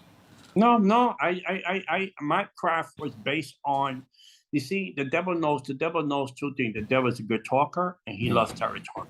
So my thing was the power of demonic words over your life. I was able to convince you by the way I talk and the demonic powers that I have. I was able to convince you and coerce you to push into my spiritual space and take your territory. So I was able to go to clubs and talk to girls that was like, I never cheated my husband. Look at my ring. And I was able to persuade them, and I was able to seduce them to the place because there was a demonic spirit behind the scenes in order for them to fall into my bed. So there was a lot of demonic things that I did, witchcraft that I did, astral projecting that I did. I got married in Halloween. I had a demonic wedding. In Halloween, the October month is a month of witchcraft. Wow. So I had everything. No, but for real talk, I want to say something to you. Good. I want to, like back in the time. No, this is why I keep saying, no, not you guys. I know you're okay. Do you mind if I talk about you in the third person for like 30 seconds? Yeah, you can this talk. This man. Okay, how do I say this? I know people who practice heavy Santeria. You know what you can do? One day do a show and put them on here. But no, I gotta tell you, this man. Everything about them. You're not telling them about the stuff. Like it's too deep. No, he knows what I'm saying. Were you like a high level You were I was high in the level highest warlock. levels of the demonic kingdom warlock. Yeah, he was in high level. Palamayumbe, Yes, he was doing all of Tell it. us about it. Yeah. That's what I'm Santeria. saying. You were, Santeria is they a don't worship- know how deep of you were. Yeah. You were like a Santeria. master of spirits. See, they're hearing, and I don't want to disrespect, I don't want to seem disrespectful because somebody got like, it's not about clubs. I know your story. No, You it's were beyond having club. people, you I were was going to bringing demon church. spirits to kill I was people. going to demon church. He was demon doing church. that. I was doing witchcraft. I did witchcraft for my own brother. put He him in was jail for calling 5 spirits Hold- down hold to on, kill hold on, people. hold on, Am I lying? No. No, and it's not a brag. It's not a brag because Right. he's repentant. No, it's not a brag. But people don't know how God has rescued, has saved him. Right. He was really a high level. Scary. It would bring But he's right chills up here. your thought. Let me- I said, can I talk about you in the third person? Right. No, really. You were, and I don't want to say you because it's not him anymore. But you guys need to know he was doing such evil, like you couldn't find anyone who's higher in witchcraft and power. And then God saved him. So now I'm going to hand it back to you. And they see, you know what I'm saying? Because you're talking about, they don't know your story. I know your story. People were dying behind you from curses. From curses, from witchcraft, from abortions, from miscarriages. Yes. I even did witchcraft for my own brother and put him in jail for 5 years. Yes, he's serious.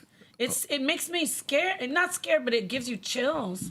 He's not like this guy who just is a Christian. Well, I want to hear from him. No, I know. That's why I'm telling him. Right. That's why I'm sparking him. Gotcha. Because he's not Can I ask telling you the a question? deep Can of I ask it. you a question? Are you Christians or you just? I'm Christian. I'm the only Christian. yeah. No, are you Christian? You're the only.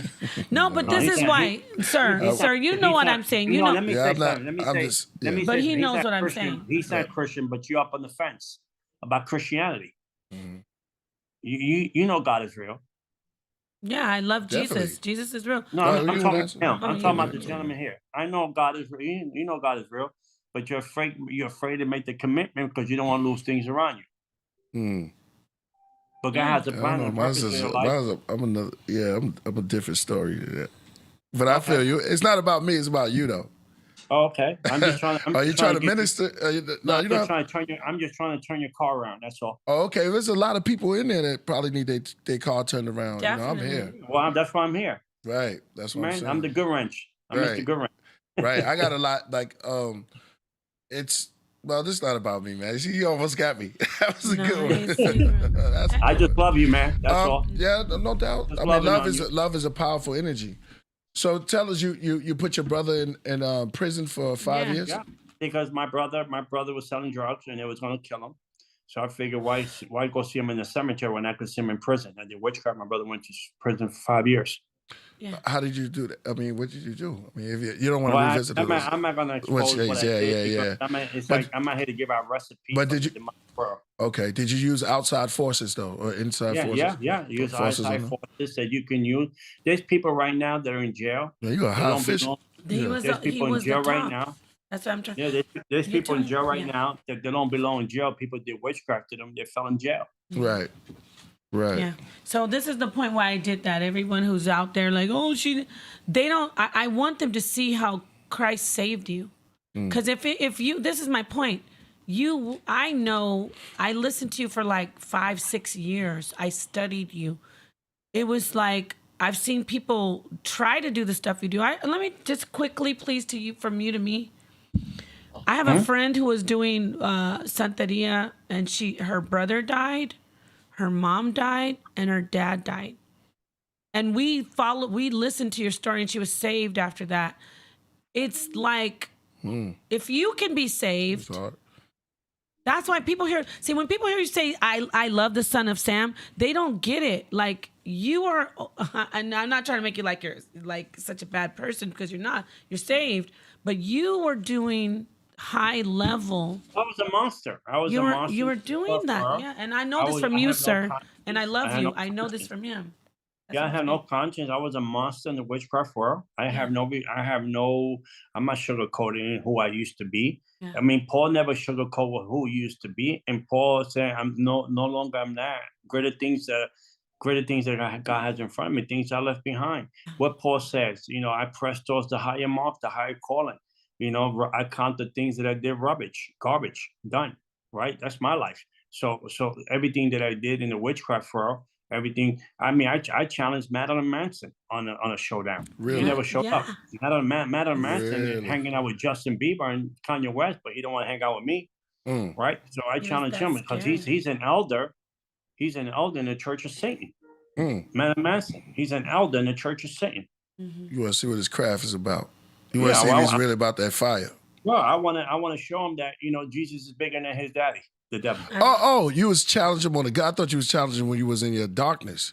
No, I was challenging him when you came to light. As a believer. Yeah. Right.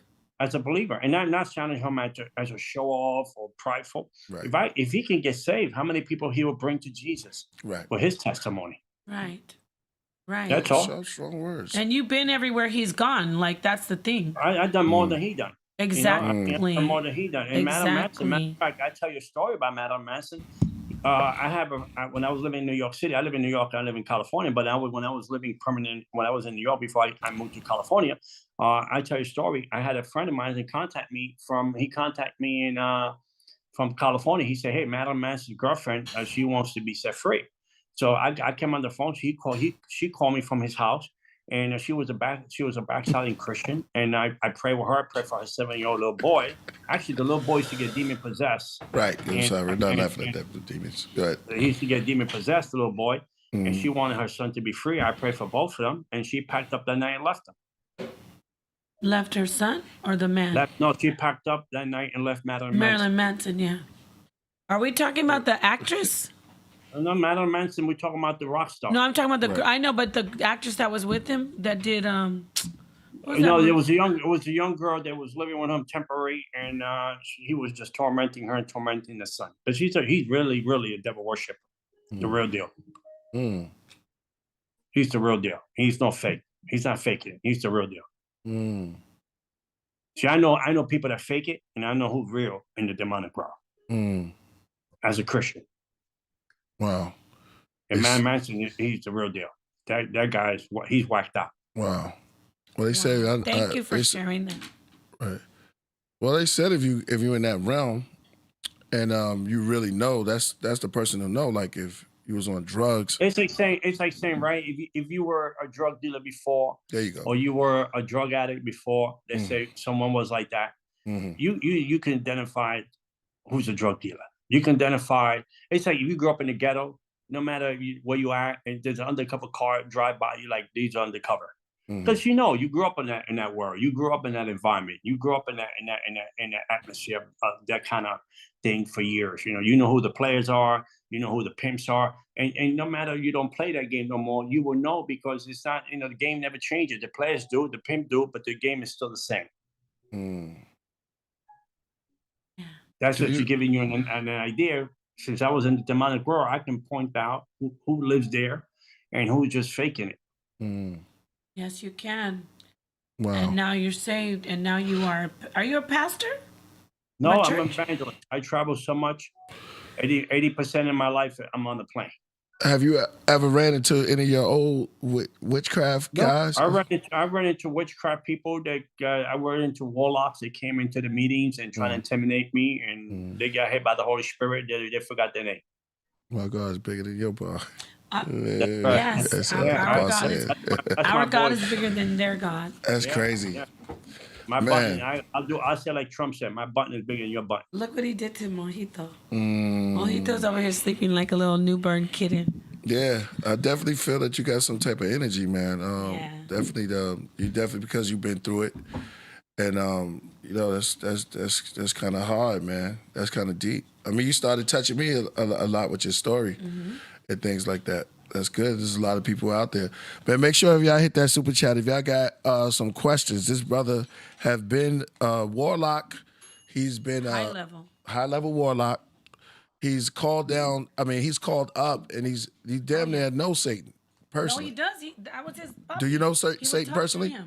Yeah. You know what? You know how the devil gets into people's life. If whatever you lack, the devil shows up and offers you. Okay. My lack was the love of a father. My father never loved us, never loved me, my brothers. My father was always home, but he was still absent. Right. So I wanted a love of a dad that can love me, take me to Yankee Stadium, play catch with me, buy me a bike, And my father never loved me because his father never loved him. So it was a generational thing. So the devil showed up, and the devil made me an offer to love me and be my dad. And that's how I got into the kingdom of darkness. That was one of the avenues I got in. Right. So there's people out there. You got young ladies out there, right? They turn to prostitution, right? Because they never had the love of a father, but the pimp treats them like a dad. Bomb drop, right? please, And then they turn to prostitutions, right? That's Not because they want to. No one in kindergarten raised their hand and said, I can't wait to be 21. I want to be a prostitute. Or I raise their hand. Or this man out there that they become serial killers. Why? And they kill women. Why? Because all their life they've been rejected by women. And that's the open door. That's real. That's true. That's just true. On so many levels, you can build on that and take a piece of that on so many levels. That's kind of hard. Yeah.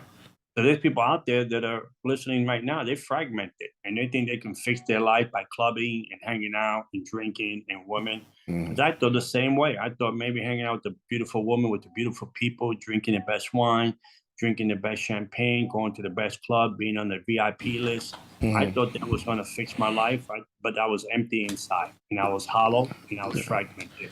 What kind of wine was you drinking? Because you always said the best one. I was drinking, the best of the best. I was drinking the best of the best at the time. Yeah. And when you talking about 4 G's a month. Oh, man. Yeah. And I was at the club in the Limelight in New York City, 21st and 20th, that club. I remember that. That was the devil. That was in a church, right, sir? Yeah. It used to be a Catholic church, and there was a Catholic church. People from Europe bought it. Devil worshippers from Europe bought it. Yeah. They bought that place. They turned it into a club. And then when they had the altar at the church, they turned that into a throne, and they had the devil sit on it. Oh my God! Wow! I want to say I never went to Limelight. It just couldn't. I couldn't. There was a taco place in Phoenix called Taco Guild. I want to eat there so badly, but it's a church, so I can't eat there. But I do want to ask you some questions for myself. Okay. Because I may not be able to sit with you ever again. Who knows? So, what about you look deeply in the Bible and you see there's ancient pagan influences on the Bible. You know what I mean? Like what? Like when you see things like similarities with Christ and Heru or Horus. How do you work that out? Christ don't have an equal. He don't have no similarity. He have no one have two. But you have people in the Bible. You have all kind of practices in the Bible: idolatry, homosexuality with Sodom and Gomorrah. You have all kind of wickedness in the Bible, sacrifices of children. There's nothing new under the sun. We're doing it now, right? We abortion, killing babies at 9 months out of the womb. Where do you think that come from? That's demonic, right? I mean, who wants to kill their baby? Even they were killing babies after the baby was born. You could give the doctor the right to kill your baby. I mean, we had that was in the Bible too. Sacrifice them to Moloch, the demon gods, and taking your kids and throw them in the fire. All that homosexuality, Sodom and Gomorrah got burnt down because of homosexuality. God put judgment on them, right? They never repented. You know, we have all kind of wickedness in the Bible, but Jesus don't have an equal. Jesus don't even have a birth certificate. So the Son of God is the Son of God in human form. He would become the Son of God in humanity, but his divinity, he was God. Yes, thank you, Frank. He was that God. So Jesus came in the most horrific time in the Roman Empire, in the Roman time. And he paid the ultimate price for me and you. So it's not a religion thing. It's God just looking for a relationship. And I love your zeal. I love your, again, I'm a believer that Jesus is the Messiah. I do look at the Bible differently than the most conventional Christian, but I'm always going to back. Well, I think we got to look at the Bible through the eyes of the Holy Spirit, right? Because if you don't look at the Bible through the eyes of the Holy Spirit, it just become a history book. You got atheists right now in colleges teaching the Bible. They look at it as a history book. They don't believe in Jesus. I think atheists are the most funniest people on the earth, right? they're like the most funniest people on the earth, right? They hate God. Right. It's like in New York City, Do you right? think they hate God though? Yeah, this is. Let me explain something about atheists, right? Okay. You got atheist people. They say they don't believe in God, but they hate him. How could you hate something you don't believe in? Right. Right. That's One. Right. That's Second, a good point.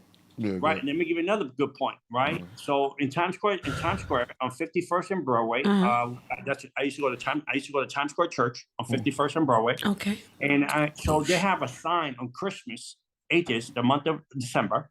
They put a sign up, say, Christ is a myth. Christmas is a myth. Right. They spend to put a sign on Broadway, it's $1 million a week. So they spend $4 million for the month of December. What church does that? Catholic? No, the atheist people. Oh, atheist, right, sorry. So it's an organization, atheist. Yes. So they put the sign up next to our church, right, on Broadway. Big boy, what you call it, big bulletin board, whatever you call it, billboard. Right. You know, Jesus is a myth. So how you spend $4 million on someone you don't believe? Wow. What did he say? What say that How do again? you spend $4 million on something you don't believe in? He's right. Mm-hmm. And then I mean, it's like saying you break up with your girlfriend, right? Mm-hmm. And you see her with another dude. Right. But if you're over her, it won't bother you. Right. Right. But if you see her with He's getting the Holy Spirit now. But if you see her with another dude and you get upset and it stings your heart, that means you haven't been over her. Right. Same thing Wow, with the he's in the atheist. spirit. Do you Same ever thing do with the atheist. So- exorcisms? I don't mean to jump in. Do you ever do exorcisms? We call them deliverance. Deliverance. You ever? I mean, do you I got seriously videos. like Yeah, I draw got the videos. spirit I off? got videos. The demons I got off? videos. I cast out devils from people Wow. that were in witchcraft. They come, they manifest, they get demon possessed. Devils of homosexuality, devils of pornographic addictions, devils of alcohol. I pray for people. I pray for ladies that have 4-stage cancer, had 6 months to live. I pray for her. She went back to the doctor. She was completely healed. Hallelujah. And it wasn't me. And the Holy Spirit heals I people. believe you. I believe you on that. I Because believe there's a you. spirit of infirmity, and there's some of them are generational curses. My mama had cancer, my grandma had cancer, my auntie had cancer, my mom got cancer. Now I got cancer. That's it's a generational curse. You have cancer? No, I don't, and I never will. Oh, I see what you're saying. Bless. Okay, I'm glad. Thank you. Wow. No, hey, that's not gonna happen to me in Jesus' name. I'm very inquisitive. I said I didn't have any But I'm more just sharing. questions four or five questions ago. What happened in people's family, right? You can have a guy like a baseball player, right? You can have an awesome baseball player, and then his son become a baseball player. Those are generational blessings. Yeah. Say that again. You can have a baseball player, right? A basketball player, football player, and then the son is born, and it becomes a football player, a great football player, great baseball player, right? Those are generational blessings. Right. Got you. Right. Right. So then you got generational blessing, but you also got generational curses. Oh, so yeah, you're saying it's the opposite works. Yeah, you got both sides of the spectrum. You got people that you could say, my father, I hear people say my father was a gang member, now I'm a gang member. How many people are mafia and their sons become mafia? Doesn't mafia mean family too, right, Priest? Yeah, I mean, mafia, like, you got people saying, you got Frank Francie. He's actually a Christian now.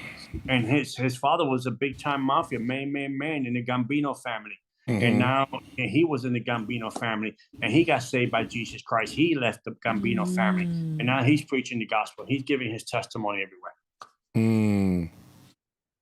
Let me give you man, yo, this is So what the people doing? They're sleeping? Yeah, man. If y'all got questions, where y'all at, man? How did AD go on there? He was just hit. Wait a minute, hold on. What the? He said, "Jesus, my foot." Yeah. Yo. I got let me see. I got 5 minutes. 5 minutes. Okay, brother. We loving it, man. Shout out to my man Lord Fury. So we got questions. If y'all got questions, man, hit that super chat and come on through. We got Voltage back in the building. What up, Voltage? I see you in a minute, man. Welcome back. Ask him about Abraham. Ask him about Abraham and Isaac. Lord Fury. Shout out to Lord Fury. Yeah, exactly. Abraham and Isaac. What about them? The two. Yeah. Abraham was the father. Isaac was the son. Right. Faith. And then that started the whole thing. Abraham, Isaac, and Jacob. It started the whole tribe of Israel, the 12 tribes of Israel. It started the whole going into the promised land and going into the wilderness from Pharaoh, from Egypt. The whole thing grew. Joseph was the one that God sent before them. He became, they sold him to slavery. From there, Joseph actually moved on. He became the second command in Egypt. The brother showed up. You know, amazing story about Joseph. You know what the amazing thing about Joseph? I'm going to share something really quick I want to with hear you. this. Yeah. Joseph of the Old Testament? Old Testament Joseph. Let me give you a story about him. Joseph was one of 12 brothers. He had, the dreams he had that the brothers bowed down to him. And he told the brothers the dream. Sometimes you can't tell people your dream too quick because sometimes people hate on you when you tell them your dream too quick. So there's some people that celebrate you. Some people hate on you if you tell them your dream too quick. So Joseph told the dream. And I want to help people with this. Joseph told the dream. You know, they sold Joseph to slavery. Joseph became the second in command in Egypt. He met his brothers. They came back. He met his brothers. He could have seek revenge. He forgave them, right? He forgave them so much that when he met his father Jacob later, he never told Jacob what the fathers did. And I think a lot of people, we struggle with unforgiveness.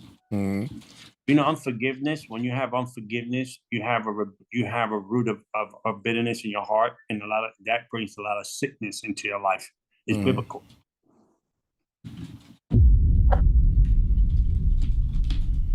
Oh, no doubt.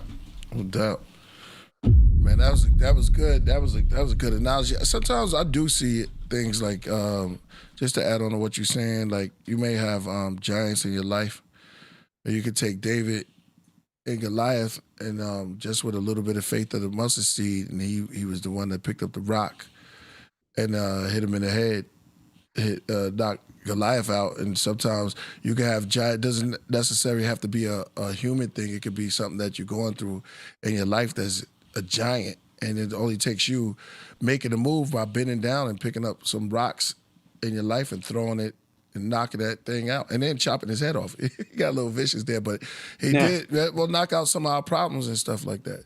You know, one thing, the thing I want to share something with people. The thing that died easily is not really your fight, right?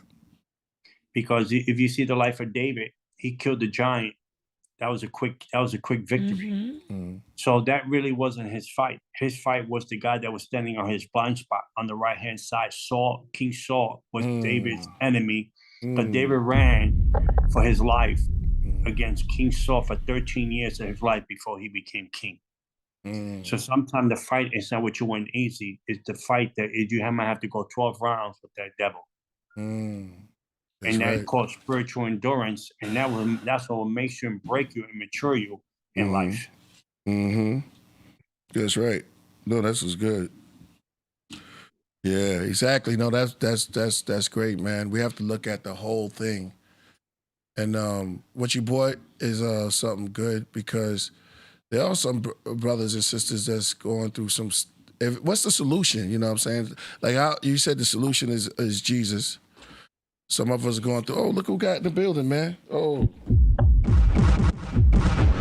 Solomon is in the building. Yeah, man. Jesus is the only solution to any problem. Right. No Jesus doubt. is a solution to any problem. I think that self-worth, self-effort does only get you so far. Right. Okay. Well, man, anything else you want to say? I mean, anybody got some questions? This is it, man. Shout out to Coach Solomon in the building. What up? I don't think my mic is on. Coach Solomon. Yeah. I can't hear nobody either. You can't hear? I got you. It's your headphones. It's good? Right. Okay. My fault. Yeah, so, man, that's crazy for us to really know someone that's really been into it. Your story alone is crazy, man. I've never met nobody like that. Like you. But they're out there. I mean, they're out there right now. Actually, they're all out the closet. You know, you got them all on television. You got them all on. You got them all on the platform. You know, on the Super Bowl.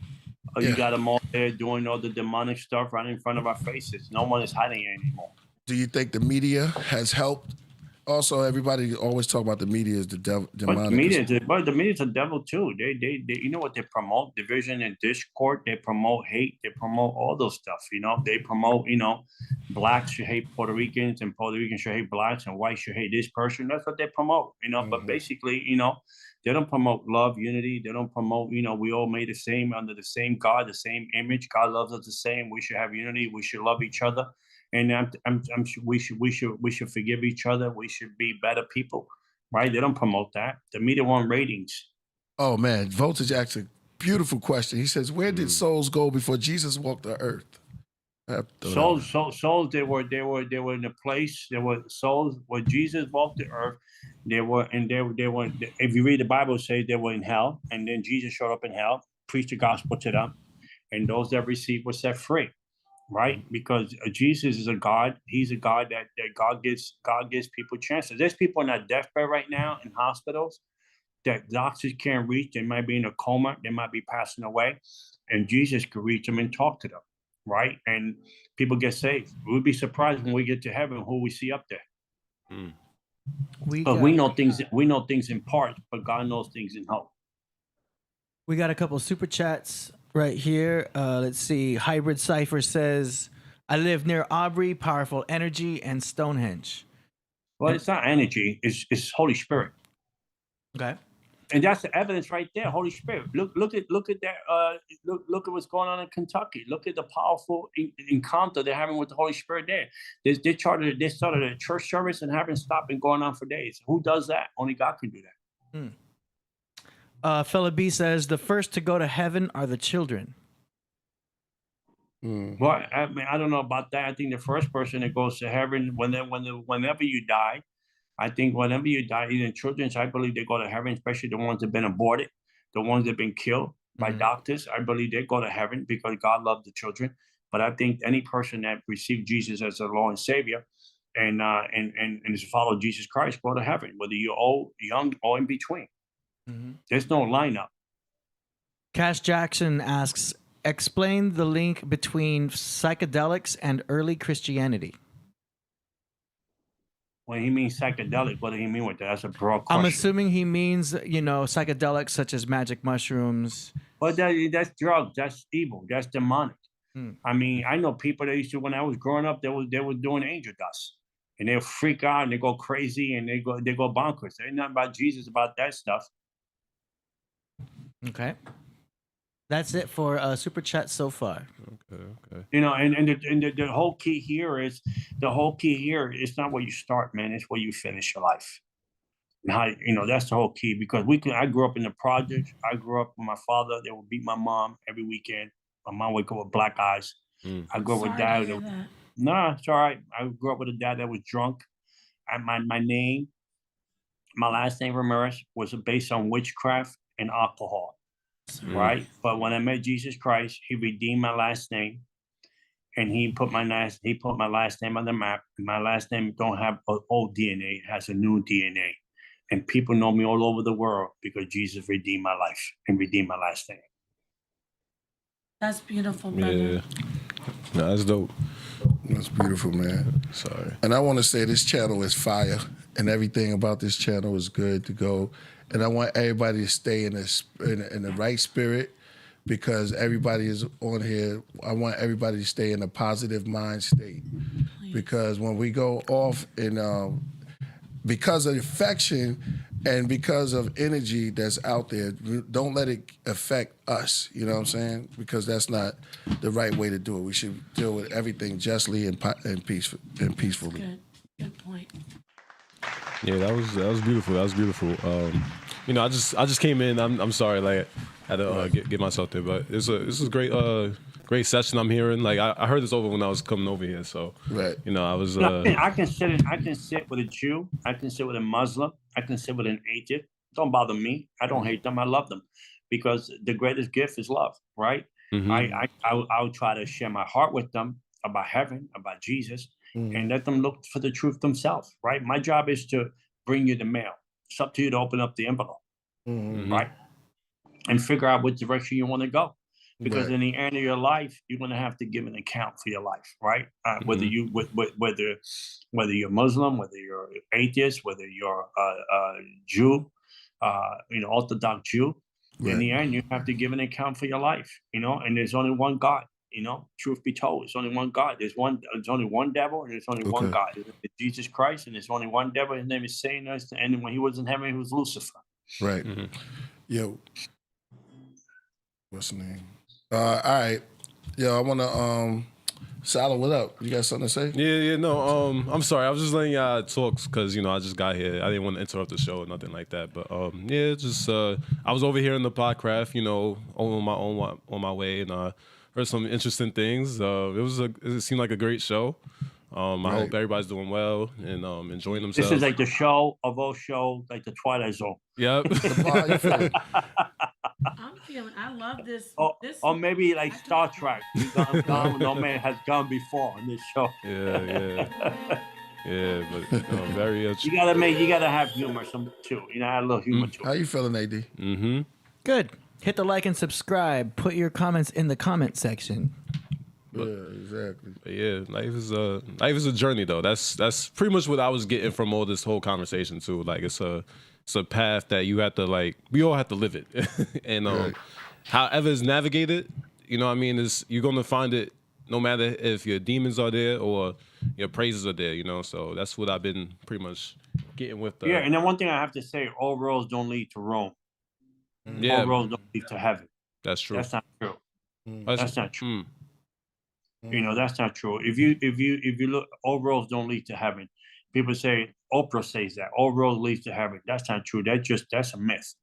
There's only one road, the narrow road. His name is Jesus Christ. He's the door to the Father. He's the door to heaven. He's the key to your salvation. He's the key to your deliverance, and he's the key to sanctify you.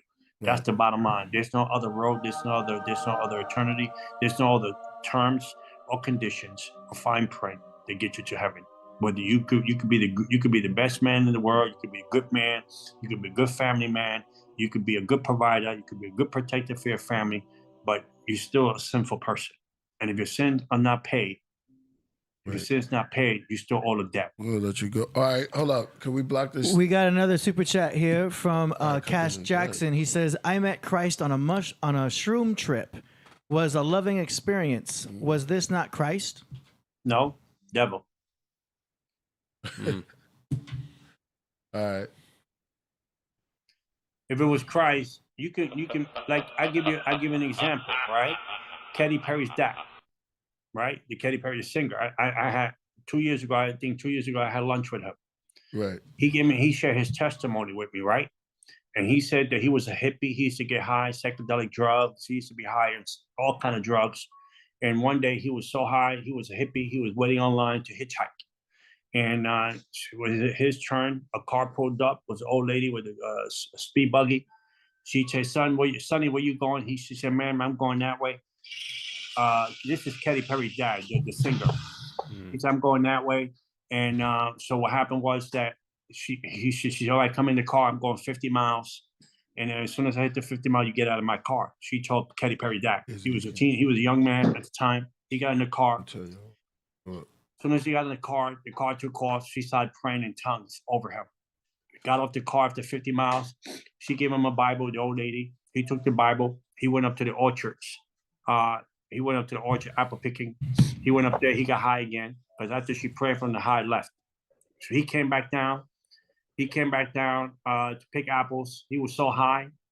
He was trying to pick apples from a tree. And this little Mexican guy go up to him and said, "What are you doing?" He said, "I'm picking apples." He said, "There's no apples in the tree." He saw apples. That's how high he was.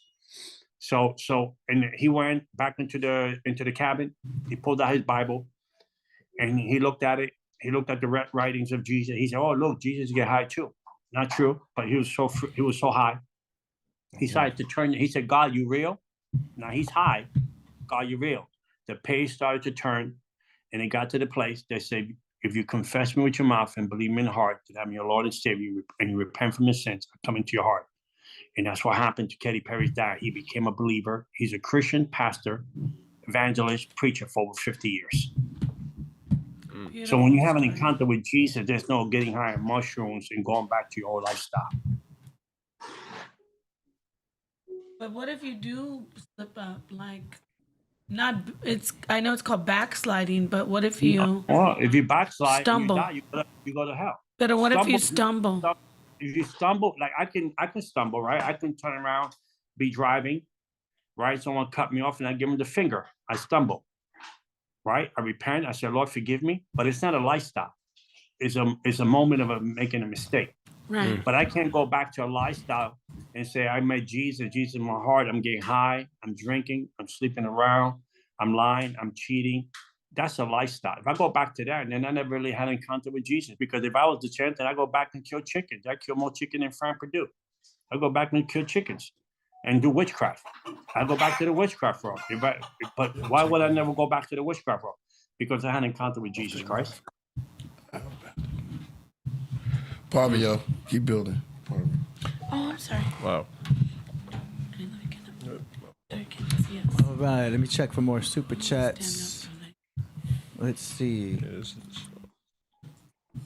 I got 5 minutes and I'm good to go. Oh, yes, 5 more minutes. You got 5 minutes. All right, let's see. Okay, let me let you get up. I feel dizzy too. Let's see. What other questions do we have here? No, that's it for the questions. Any more questions? Oh well, no. Just it's very interesting. I'm not the most. I would say I'm very spiritual. So that's how I take myself and hold how I hold myself. So it's very interesting hearing your just your insight. You know what I mean? And how you process things and everything like that. So could I ask you a question? You say you're very spiritual, right? Mm-hmm. So how you know you're going to heaven? How do I know? I mean, I'm living my life the way I am, you know? But then, I'm just asking you a question, right? Because if you're very spiritual, then I guess you base your spirituality on the good things you do and the bad things you do, right? I guess it's a balance, I guess. I can't really say. You probably got me on that one. But I don't know, actually. You're right. You never know how you go to heaven. And so why would you want Where's to play heaven, first off? Right, So- and I'm just saying in general, I'm not just picking on you in general. Why you want to play Russian roulette with your salvation and with your eternity, where you spend eternity, right? Because if I base my opportunity to go to heaven on the good that I do and the bad that I do, then what skill do I have to know that my good overcame my bad? Because I can't get the test wrong, right? Because it's only one try, one test, one life. Well, yeah, that's true. So how would I know the good that I did will outweigh the bad, and I got a free pass to get to heaven? Well, you know, I mean, this is how I process it. I mean, I know life is a journey. I know no matter where you go, it's a path that we all gotta live at the end of the day. At the end of the day, I don't know where I'm gonna end up at the end of the destination, but yeah, but then that's like saying, it's like saying I blindfold you and you're gonna drive your car. How far you're gonna go, right? And let's just give an example for all people that are listening. I get you. Not only you, we dialogue, we just chatting back and forth. So Right. if you blindfold me, right, how far in my car is gonna go? Because I'm on a journey, but I'm blindfolded, right? So I'm trying to help people understand life, understand opportunity. I'm trying to help people understand that there is a life, one life to live, one opportunity, one heaven, one hell. And I'm just sharing my story to let people know that, you know, whatever you're suffering, whatever you're going through, whatever if life giving you a bad deck of cards for people that are listening, you know, you don't have to live that way. It doesn't have to end that way. You can give Jesus a try. Some people think Jesus is based on a church, pastor, religion, boring. In some levels, it's true. But when you have a relationship with Jesus and let him come into your heart, you know, life changes and life becomes meaningful because there's something in your life that is bigger than you and you're bigger than your tomorrows. I get that. I can understand that. I mean, yeah, just sharing. Yeah, no, I know. Like, you know, we don't have to like we have two different perspectives on things. Yeah, I guess. And that's fine. We're sharing. Yeah, that's fine. Like, you know what? I mean, that's just the way how my life has been, the way how my journey has been throughout life, and the way I navigate. I know I'm very in tune with myself, and it's something to think about later on in the line, like how I want to end up. And at the end of the day, all I want to do is bring value to the world, and that's my. And it's commendable. I mean, I like the idea you want to bring value to the world and bring destruction to the world. You know, so that's cool. But you know, in the end, I don't trust myself. I have to trust someone bigger than me. His name is Jesus. And just sharing, that's all. But I'm good. Listen, I had a great time to be on the show. I got to run. Oh. And Thank you so I much do for thank being you here. so much, my friends. You're wonderful. You're awesome.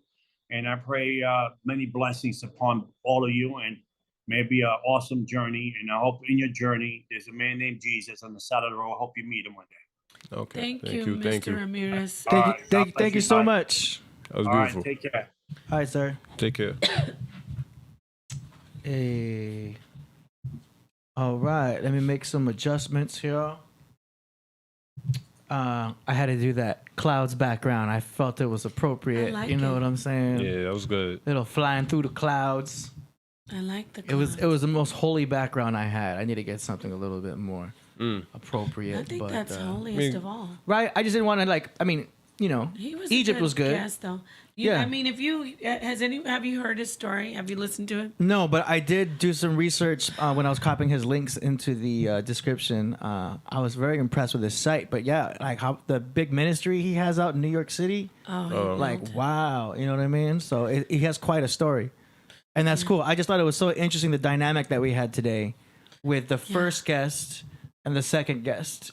You know what I mean? They're both Yeah. biblical, but in different perspectives and paths. Because one is like extra biblical, but still he's an atheist and Yeah. he grabs everything from the outside of the Bible.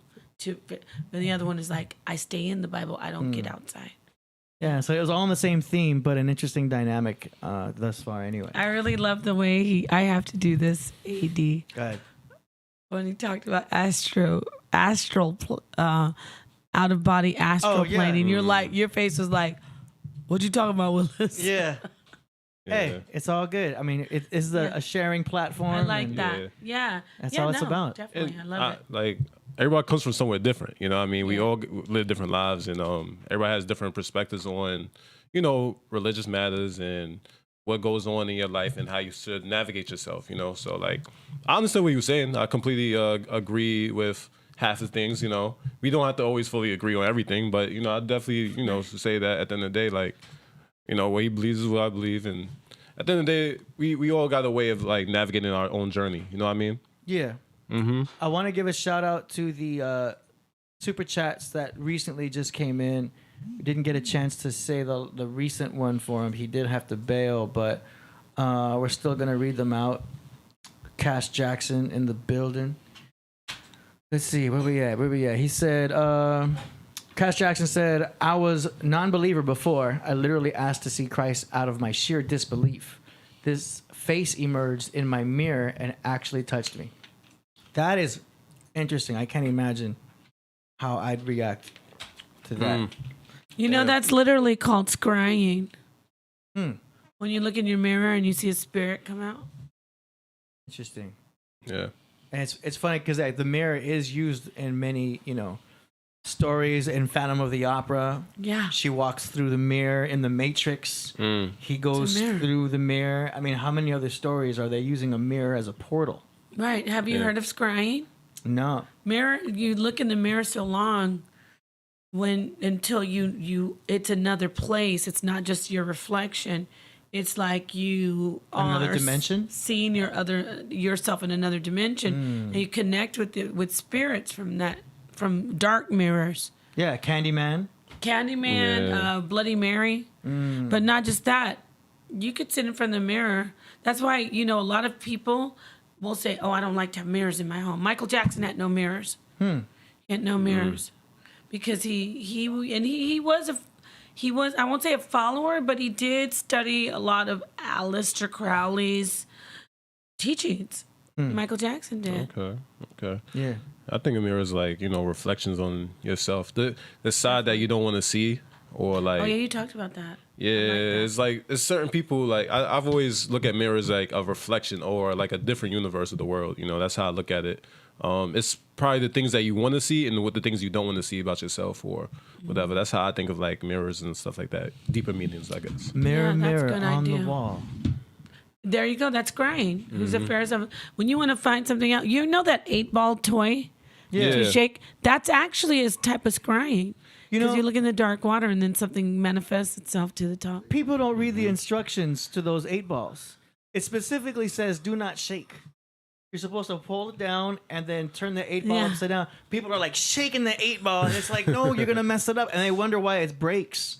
Yeah. You know what I mean? Like the little thing doesn't even come up anymore. You just see a little dot. Yeah. Because you weren't Right. supposed to shake it. Mm-hmm. So all my life as a kid, when people had those things, I'm like, no, you're not supposed to shake it. Yeah. And you know, it's a type of Ouija board, but not on that level of really. But you are really using it's scrying. 8 balls are scrying. Yeah. So yeah, it's interesting that he talked about he looked in the mirror. It's almost another way of rolling a dice, if you will. You know what I'm saying? Yeah. Watch out behind you. He's coming Oh, on in. sorry.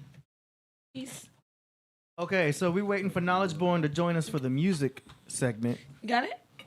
Knowledge Born. You see, Overkill knows what's up. He says, don't shake it. Don't shake it because you'll break it. Hey.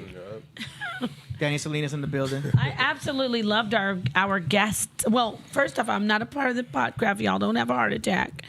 But as me being here, I was a part, and I thank Killah Priest and AD and Solomon Coach. I wasn't really giving you a break, Solomon. I just want to let you know that.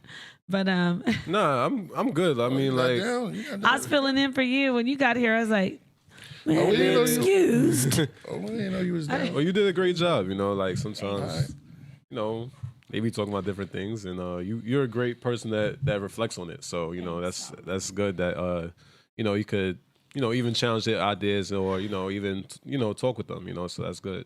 Thank you. But those were 2 great guests. What do you think about them, Priest, Ralph, Ellis, I mean, and I didn't get to see him. Ramirez? I didn't get to see him. I got a little bit because we was drinking a lot of this tea, and it kind of made me dizzy or something. So, you know, in a good way. It's those tannins, I'm telling you. Oh, really? Yeah. Yeah, I felt kind of like.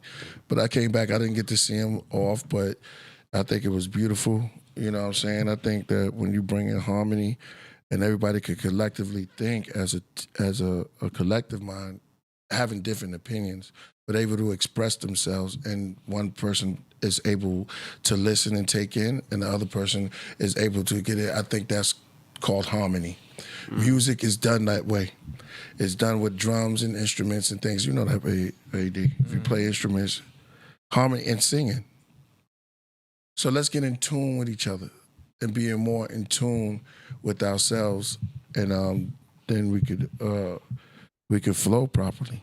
And that's what I think about it. I think that we had different type of emotions going on in the show. And in the midst of the show, we have a lot of haters that come through, but it's no need to hate. It's only time to graduate. If you're not having a good time, you're wasting your time. There's always time to elevate yourself and your mental state and grow. If you're just sitting up here just, you know what I'm saying, you're trying to bash the sister because she up here building, you know what I'm saying, and she's living her best life and doing her thing, don't you get mad and sit up there, you know, with one she just bash you down like that. That's not right. That's not good to do that to any of us. Thank you. So Priest.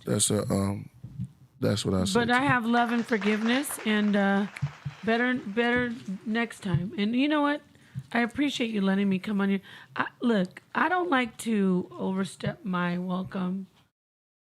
I just love the build. This is a great place. When I first came here, it's a great place. Knowledge Born is in the building. Knowledge Born. Can I take a break though? Yeah, you can. Yeah. So, Go right ahead. We'll just go right to The Knowledge Born music. right here. What up, Knowledge? We got a couple of super chats too before we get going. Okay, hold on. What up, Knowledge? You there? Peace, you hear me? Peace, peace. Buddy, you good? what up? It's Gemini time. This is Gemini hour. That's it. I had to wait until, you know, our spokes guy speaks first. You know, and the power speaks first. Indeed. So, Indeed. All right. we had some Gemini polarity energy with the guest today, right? Yeah, that's true. Which guest? Which one? Well, he's Both. saying like Both. with It's both two. of them Both. because Yes. it was two. Oh wow. Oh, Yeah. yeah, both of them were balanced And the though. interesting perspectives from both. Yeah. Yes. AD, I know you wanted to read some super chats. I know I was surmised while we waiting to get the music together. That's right. Let's go. We got another one here from Cash Jackson. He says, I swear on my life, my father wasn't on shrooms, and I actually grabbed him to come see it, and he did. Damn. There's books on this topic. Please look into it. All right. Okay. Shout out to Cash Jackson. So he's talking about the mirror thing that he had. Oh, You know what yeah? I mean, the mirror situation he had. Okay. Oh, that's crazy. You know what I'm saying? Okay. Hold on. Let me go here. And all right. All clear. Coming up next now, we got Cap Jones.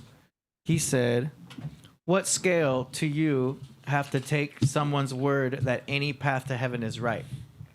You have faith, right? Faith is the definitive element of any and every spiritual belief system. So that would have been a good question if he was still here. He did have to bail, but Yeah. that is interesting. What scale? Somebody Yeah. said it. It's all about faith. I mean, yeah. I mean, everybody goes through their own, like, everybody goes through a different journey. Like, you know what I mean? So at the end of the day, like, you know, no matter what you believe in, it's fine. Like, I've always said, like, whatever you believe in is what you believe in. Hold on. She's getting upset because they bashing her. I'm not upset. Wait. I've been on the worst. I've been on the roughest platform. I just am tired sitting here. I'm so tired. I don't feel good. I'm jet lagged. But on this platform, place. we don't deal with that. We don't like we don't deal with. I If did somebody's everything, guys. I didn't No, see please. anything. Did someone say something? No, like this guy talking about she's a backstabber. I don't have time for these people, but I love all y'all. It's not that I did a lot. It's your fault. You were. I just want to go chill on the backstage. I mean, I get it. Like, y'all don't understand. I love being here. I'm gonna be back. I'm not upset. Priest is such a great guy. Priest is a loving, great guy. Really and 99% of it, I just wanted to get up because you know what? Let me tell you something. You're gonna want me back. That's what I'm gonna try. I'm gonna show you. I'm gonna get up and leave. You're gonna be asking for me. I'm gonna get up and go. Yeah, don't let Priest, people. I just want to go over there and have some water. Actually, you really want to know? Now you put me on blast. I want to go eat some food in the back and just watch you and all you weirdos in the chat. It's probably just one person putting all those different accounts. She's a melatonin devil. Look, let me just go. I mean, yeah. Oh, bye. Please let me go. What do you think? All right, so now's the time that we go into a I set. don't want to stand up because I'm going to make a lot of people mad if they see my body. So could you turn the camera off real quick, please? Yeah, here we go. I think you're mad now. Hey, I'm in the clouds. Just me, y'all. I love you guys. Clouds. I'll be right here. I'm still here. very spiritual thoughts. Now is the time. The sun is there, is rising. I'll be over here. Now is the time that we have a segment called Song Promotions. I like it.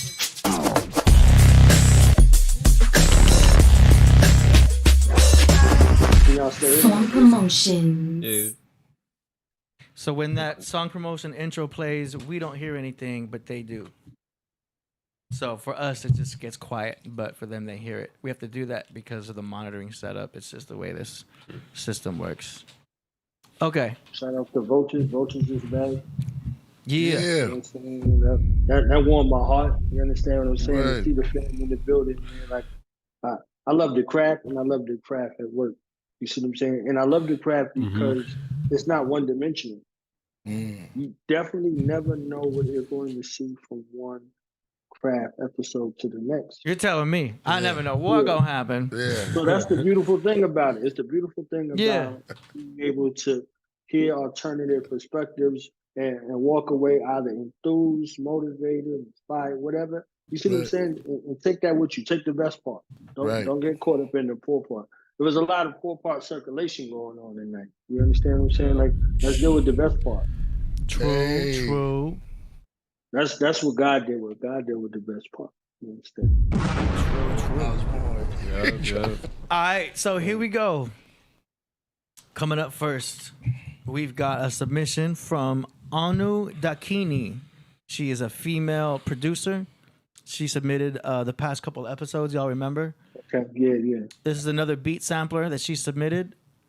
And here we go. Let's check out these beats.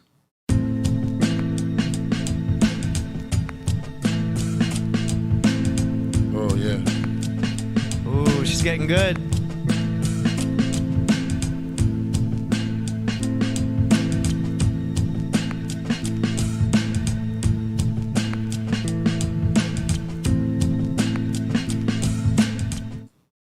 That was fire.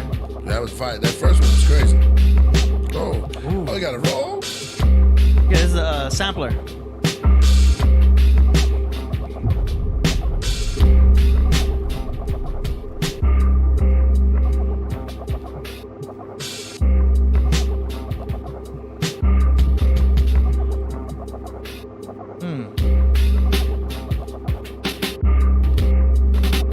Okay. It's got some jazz in this one. Yeah.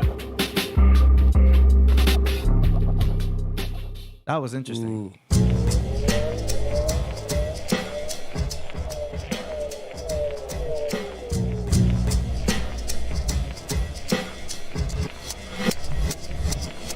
Ooh.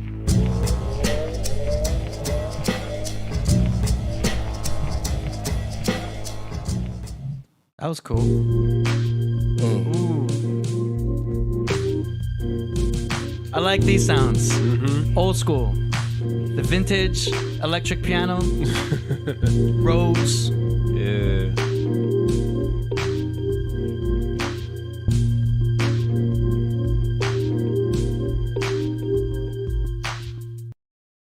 Your time's over. Your time's over. Your time's over. Yeah, your time's up. What? Your time's over. Your time's over.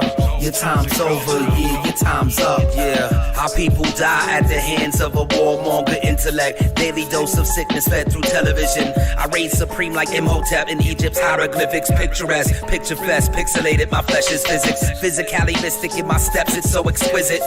I'd like to visit holy lands and hold the hands that open scrolls, holding golden secrets. Told the people spoken, stolen. Eclipse of the sun, peep the message on a steep cliff. Burning bush, teach with patience, sacred lessons, keep it, yeah. Why can't we keep it, peep it? I've seen glorious kings in the presence of divine beings die without reason, cause their pride rise to higher heights than reasoning. In every due season shall a tree bring its fruit. In the darkness truth will shine, it's time to educate the youth. Proof is in the pudding, foolish puppet masters in our schools. I've had enough, your tools are ghoulish and destructive. Yeah, your time's over. Your time's over. Your time's over. Yeah, your time's up, yo. Your time's over. Your time's over. Your time's over. Yeah, your time's Oh, not Nice. butt fire. That was fire. That was great. Yeah, I was feeling that. That rapper was dope at the end too. Yeah, show her processing. That's dope. Yeah. It's so raw. It's still raw too, right? Yeah. What you think, Knowledge? The volume for me was a little low, so. Oh, you know what? My bad. I got to do a share screen for you. But I like it. I like this this elevation in production, showing more layers and range. And she had her own grand finale, so she got her own format. You understand what I'm saying? So she came with the artist at the end. You see what I'm saying? So I like the range of beat selection that she used, and then with the grand finale with the artist spitting on it, it goes beyond just conceptualization. You might think you got something good, but then when you get that alchemy with the artist coming in there together at the same time, I think it was the perfect look. True. Well, you're gonna hear the next beats a lot easier now because I didn't have the share sound on. But you good now. So that was great. Yeah. Shout out to Oni Dakini. You won't be able to hear her stuff yet because it's not published. Those are just some samplers right there for y'all. But I did put her in the description at least. That's a homegirl singing? Yeah. Where's she at? No, that was Oni Dakini. She's a female producer. Okay. Oh, that was a female producer? Yeah. Fire. Yeah, she had a couple beats. Flames. Yeah. But she's a growing process, Yeah. This the third submission, right? Now. Yeah, it is. Priest, man. Roy Priesthood, man. You know what I'm saying? Roy Priest is heard, man. Indeed. So technically that was an exclusive, so we have no links for her yet. Okay. Are you ready? You coming back? Okay. Next now we've got a submission from UV Mike.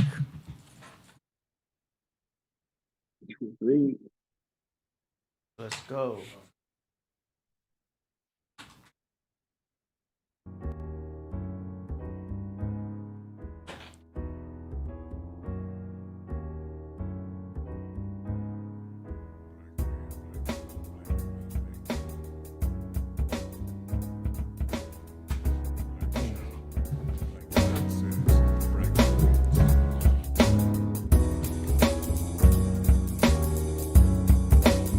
Who's this? UV Mike.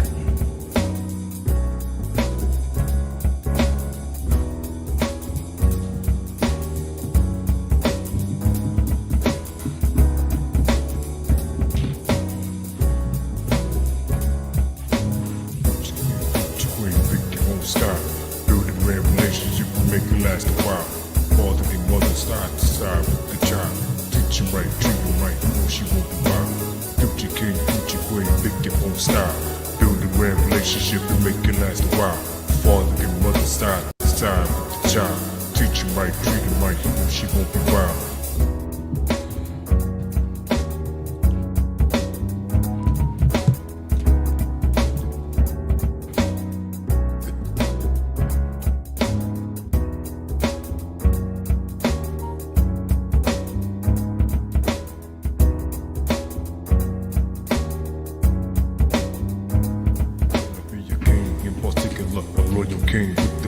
On the quest to connect with that loyal queen, with the scene, the type of queen that ain't mean or controlled by degree, that has the mark of the smart, I expression gleam. Your king in particular, a loyal king with the bling. On the quest to connect with that loyal queen, with the scene, the type of queen that ain't mean or controlled by degree, that has the mark of the smart, I expression gleam.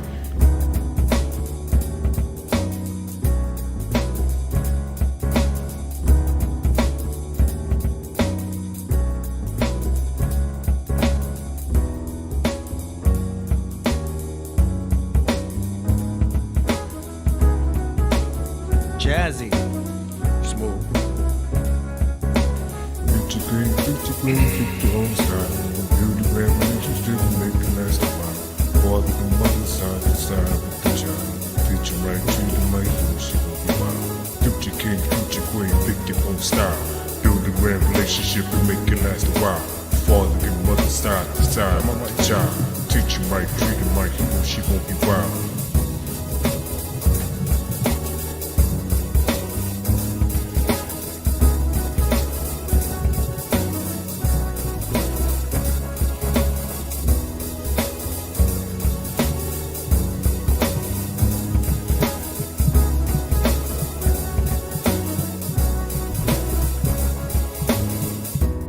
Hey, give it up. That was UV Mike with a track called Family, Light from Dark, Dark to Bright. And he wanted to say that this musical piece does have slightly high vocal reverb and slightly low volume as the others did. But I have taken the tips and advice from AD and Knowledge Born Allah for future musical productions. I still wanted y'all to hear and listen to the already finished musical recordings I have, particularly Killah Priest, of course. Thank you, and I appreciate that. Yeah, it was dope. It was dope. Especially like my voice is deep, so I kind of like reflect on that too. So I get that. It's smooth though. Jazzy. That bass sound. Yep. Reminds me of what's that band?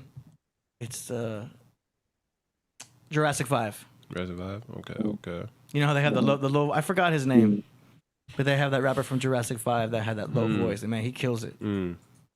Go ahead, Knowledge. Yeah, I love that. He made that, the credit also. He always gives like a beautiful walk through music. I don't know if you play instruments, but AD, you hear the instrumentation kind of in, the choices of it. And also that, y'all hear the message in the song? Like that hook. It's like future king, future queen. Like he's speaking words of empowerment too in it, in a jazzy kind of delivery on the hook too. So he's there infusing like upbeat sound, and you see it transition from one set of sound where it sounds low, and then at the end it's like a joyous kind of upbeat towards the end. So it's a bunch of things that are in there. I like that. He acknowledged where he could work it, and then still he's excited. That's a beautiful thing. Like I hear excitement in the production and in his message. So upbeat, uplifting, kind of, positive in a space where it's a bunch of negativity going on. I think he was very good. Yeah, and y'all got me out there. They said Charlie Tuna. That's who I was referring to. So shout out to Charlie Tuna. I love Jurassic 5, yo. That music is like, when I first heard Jurassic 5, I was feeling that like immediately. Right. I love that. Yeah, my dad said it was dope too. Like he just told me that. That's dope. Priest liked it. I got the whole house wired to hear the music. So yep. If anyone leaves the desk, they still hear the tracks. Yeah, I agree with Cap and them. They was talking about the jazz and Taz too. Yeah, definitely the jazz and Taz image too. Yeah. All right, great submission. Shout out to UV Mike, and you can follow him on YouTube. All of the links are in the description. Right. Let me make sure that track is in there though too. And Killah Priest said it was dope. He said he just got a little grub. All right, coming up next now, we got a track submission by DJ Aurora Borealis. Yeah. For a drink in a chalice. Big soda. Am you on here? Yeah, hold on. Let me turn it off and action. This is soda water. Hey. Okay. Next now, here we go. Track is called Maximus Arena Part 2. Yeah, that was fire, the last one. Yo, check it. 1, 2.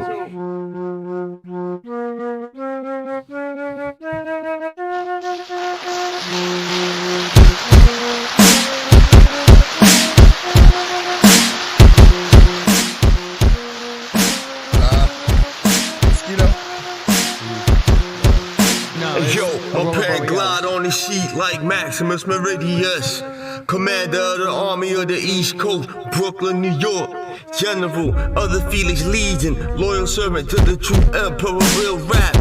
Like Marcus Aurelius, father of a murdered son, husband to a murdered wife, hanging from a tree. No more K-I-S-S-I-N-G. First came love, then came marriage, then came the baby and the baby carriage. Captured as slavery, traditional in nature and its past. Where it caused of various regional variation, down the generation. I will have my vengeance in this life for the next. Welcome to my playground. Song full-fledged, and the college sit on with my spabber sword. Gladiators try to shield problem. One through your neck, yuck, quick sec, you wish you would've ducked. Oh, what you thinking? Karma really suck. When the table turn, yeah, your turn with the like I gaze from Mount Zion. You floating like a sea lion, cells like an onion. You softer than nylon.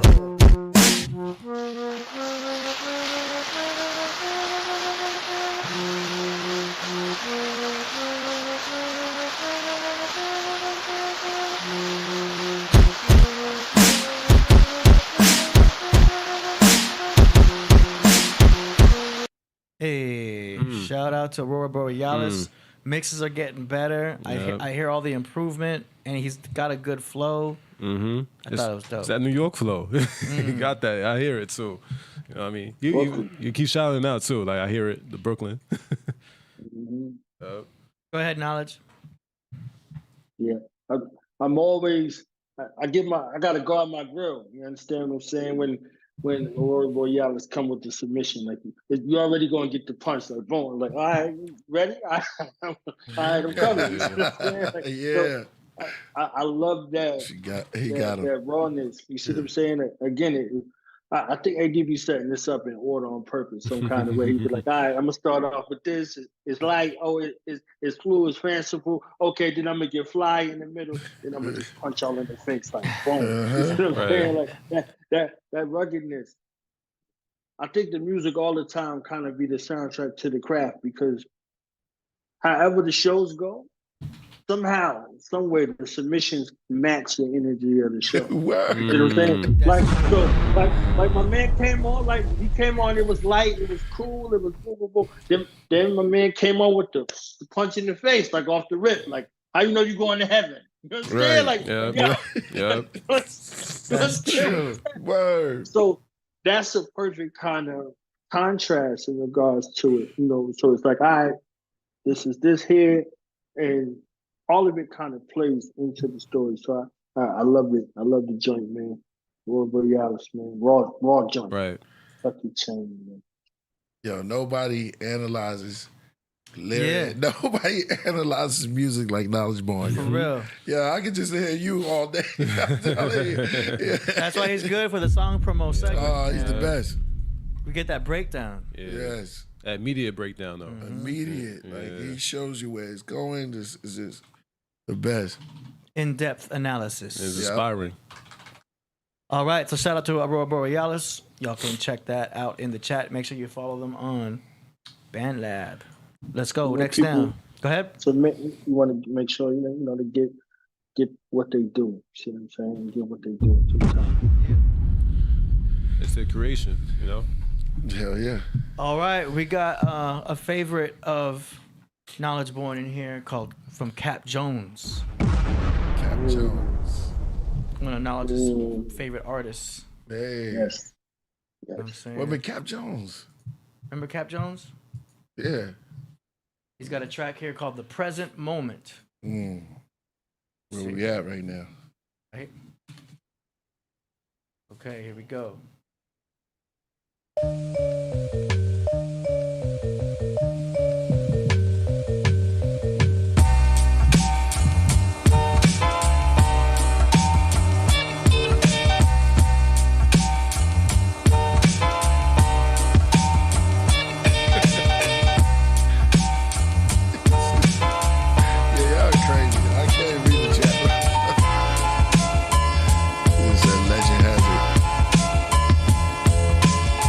Sometimes I'm stuck in a thought loop, living in the past, a lot regrets to haunt you. What you didn't get a chance to say, the way you carried yourself, not a reflection of who you grew to be. The mind on repeat can taste like defeat and keep your self-worth trapped completely beneath an alternate universe, one you can't be. Like watching TV, you're just sitting through a story. You might have it right, but chances are you probably don't. And you could let it go, but chances are you probably won't. Instead of living in the present moment and thanking God, we tend to beat ourselves up with a barrage of negative thoughts, all brought by chatter in the skull that rarely speaks anything meaningful. Because the past we can't erase. Just keep living inside the moment and doing your best. This is the place. This is the place.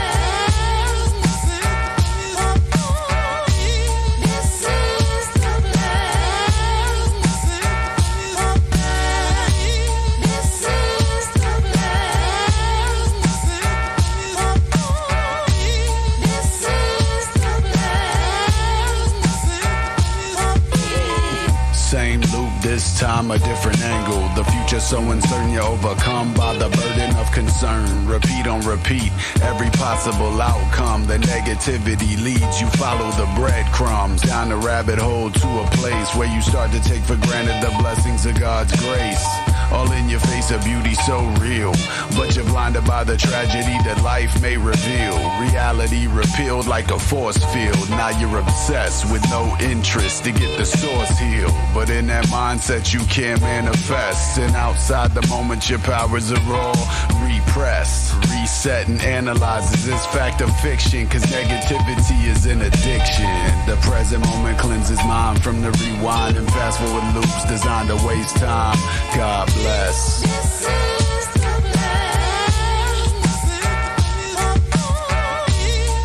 is the place. This is the place. This is the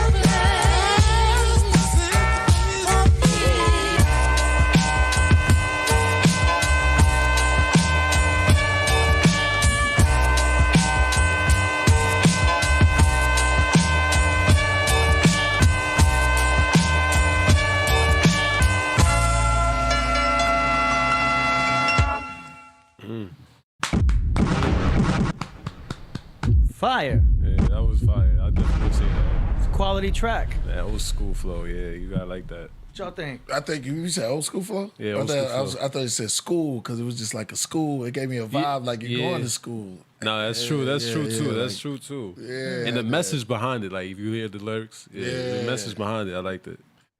Cap Jones, that was fire. Go ahead, Knowledge. Knowledge Born. Man. Look, Ghost had that line, remember in the song, he was like, I want to go back to school. Yeah. You Go. hear that?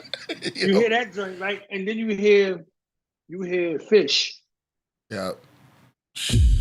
Tell me you ain't heard Fish. I heard in Fish. The background. I heard Fish.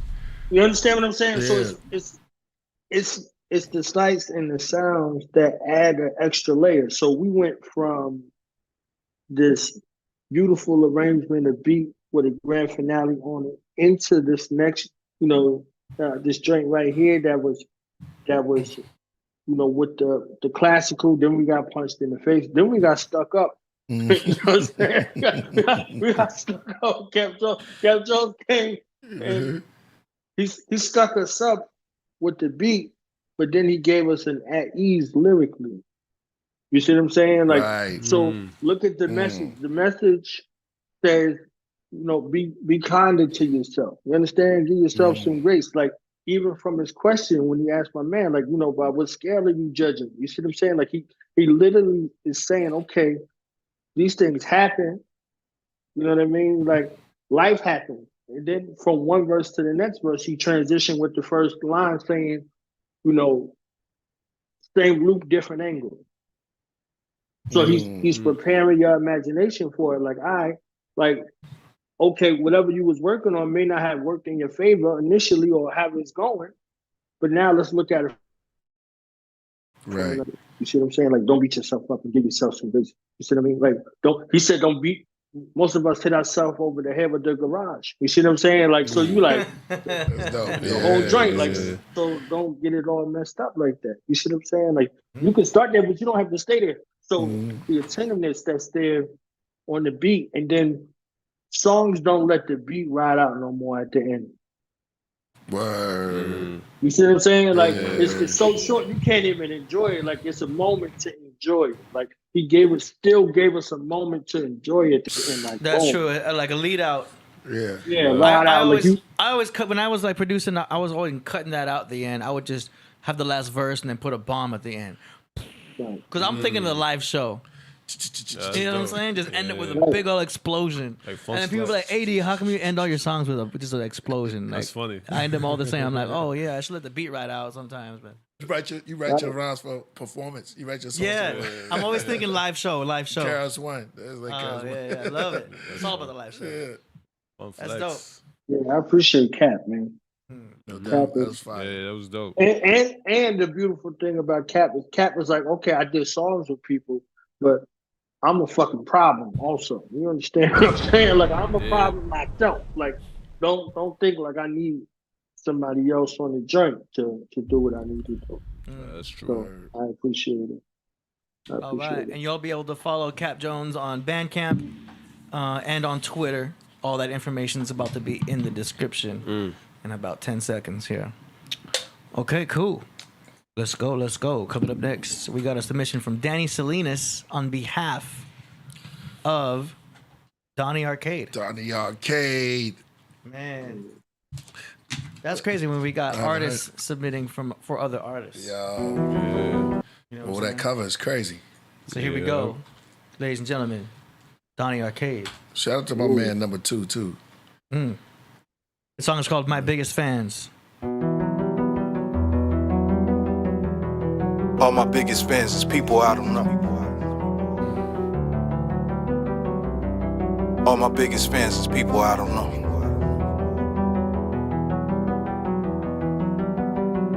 I did it on my own.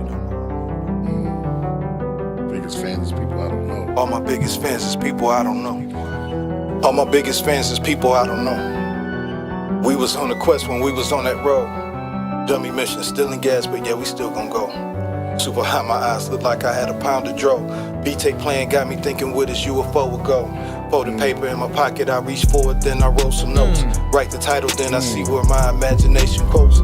Scribble in the corner border looking like Da Vinci Code. It's like the Wizard of the Oz, I'm walking down these lines of gold. It's like I'm traveling through time, I'm in 4044. Mentally, so I feel like that I don't belong, but lyrically I communicate, but I really talk in frequencies. Entities most likely will speak with me. Underground MC, I see the astral plane to go deep in me. All my biggest fans is people I don't know. All my biggest fans is people I don't know. That beat is crazy. I did it on my own. All my biggest fans is people I don't know.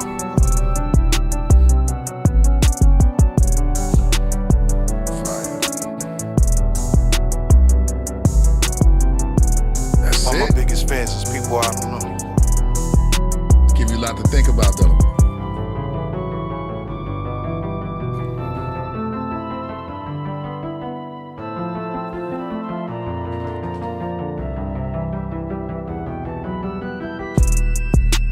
Got me just reminiscing.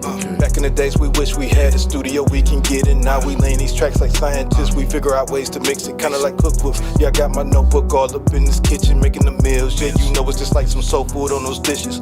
Who would've known that we'll get paid from places that we visit? Rocking these crowds and putting up platinum plaques from all these lyrics.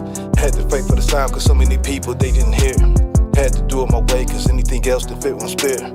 Sending all of my love to all my peeps, yeah, y'all the realest. All my biggest fans is people I don't know. I did it on my own.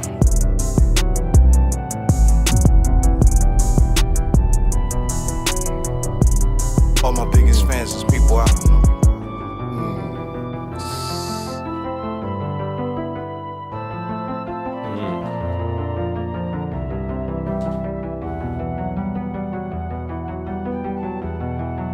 It's my Leo energy right there.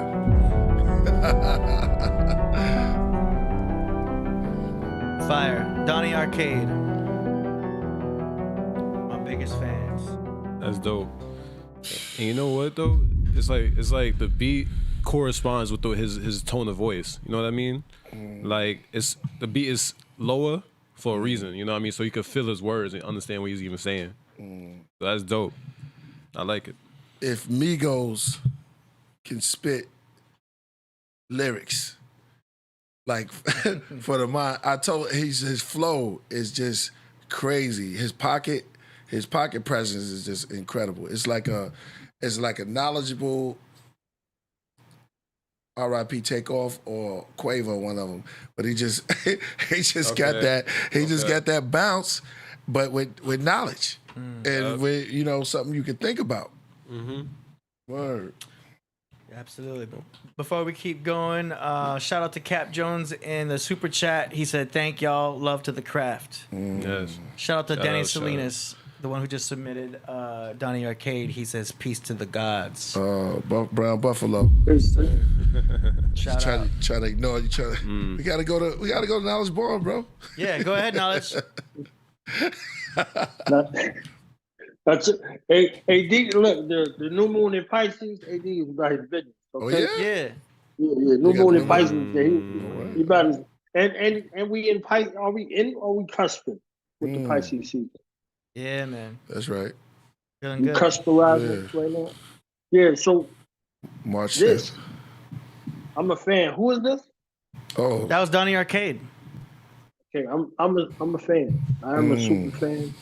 I love how it starts so subtle. See, I'm one of them cats who listen to public speakers and comedians and things like that. Not necessarily for their message, but their cadence, how they're saying what they're saying and how they're communicating. There's a build-up, People love Farrakhan because of that. Farrakhan has a way of starting off very subtle, very light. And then, boom, he got you. He got That's you. right. You're gone. You in the whirlwind. You on the mother plane. You understand what I'm saying? And people who can do that and captivate. At least you have a rhythmic tone that is there, that's evident, that can fill up a bunch of space to live way for your lyrics. You see what I'm saying? So if y'all heard him start, he started off like, I'm talking about his biggest fans is people that you never know, because you don't know what you create and who it affects where. So it's there. So it's like a mantra. It's a reminder, because you might be in a space where nobody get what you're saying, what your gift is, whatever it is. You may not know what that is. You see, you may not know based on your environment and the people that's around you, because they might see you a certain kind of way. Then they might be mad because you have more talent than them, or whatever the case may be. You're doing something that they can't do. So you're not seeing it flourish immediately in that space. But once you put it out there, and these things start to come back in, it's like people you never known gravitate to you. This is how it appears. They gravitate to you closer and quicker than other people who might be around you or know you for your whole life. Yeah, that's true. So he changes something that appears to sound negative into a positive. This is a positive mantra, and then he gets into like a spoken word delivery, straight to a double up, like from the lightness into the double up, and I'd be like, damn. So Prince like, yo, that's it. Like that's the verse. Like that's it. Yo. Wow. Like nah, it's not over with. You see what I'm saying? Yeah. So I'm like, ooh. And then you had like the Zelda kind of Metroid production sound in the background. You see what I'm saying? So you on a quest with them. So you kind of see like the mission, like you're on a mission. And it's just a reminder. So I think that's a beautiful, aspect of it. Yeah. To be able to have it layered in that kind of way. Yeah, that's completely right. You got that right. That's how right that's kind of how I felt about it. It's crazy. You never heard Donnie Arcade? No. Oh, he's a favorite here. He's a favorite. Yeah. Oh man. Yes, sir. Yeah, that's crazy. All right. Or I might have. Leo. I just didn't know who it was. Yeah. All right, it is time for the grand finale. Hey. Y'all already know. What up? When she hear that, that's right. That's the intro. About to beam us up. Yeah, that's the beam. We're gonna go full screen on this one. So this is Ka Zodiac with Exhale Beauty. Y'all already know.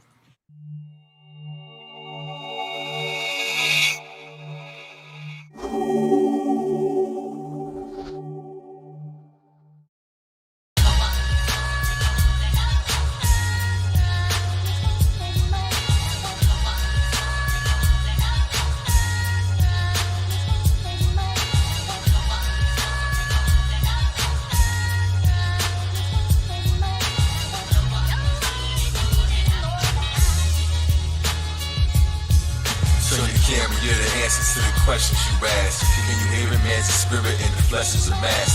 You were written in the book of life, left with a task to exhale beauty in each breath that you have. Turn your camera, you're the answers to the questions you ask. Can you hear it, man's a spirit and flesh is a mask? You were written in the book of life, left with a task. Exhale beauty in each breath that you have. The misunderstood tales on the Gemini new moon. Mind control children that were hypnotized too soon. We don't miss out on this plane, live in a huge room. It's hypnotic like you tripping a few shrooms. My lips to the newsroom, the wisdom removes gloom. Are you aware of what you're meant to create? The eternal narrative because it's still in the shape. Gotta keep your mind firm so the pillars won't break. Though they tired, hold the fire, keep the children awake. So desired, so admired, I am here to create. Most the liars thought flyers, gods appearing from space. In the mind we dwell, we rise and fell. It's time to tell the dying spell that's casted on your master. Boy, your magic, or you grab the soil, static coils in my head. Signal stronger, sigil draw. Lift your over here, your daughter's self-esteem with healthy means. I'm the definition, it's time for recognition. My mind has premonitions collide with nepotism. Years within years provide the mechanism. And the holy clock is going, talk forever seems dead. Most my ancient ghosts spoken to the Elohim. Don't say your dreams, they told me once they said that you can get it if it's written. What your soul wants, you should pursue. A fools will laugh and look at you. I hope to pass these books to you. Hating heaven's tall, the impatient young that prayed and swung the matrix never falls. Holy temple architecture, I am making better walls. Huge acoustic truth and music dancing in the halls of the land of loose. Expand your roots and chanting flutes. Man salutes the grand commute. I plan my boots awaken to it all. Believe in you, my pineal's been waiting for your call. I hand them truth, they plan to shoot, but they ain't got the ball.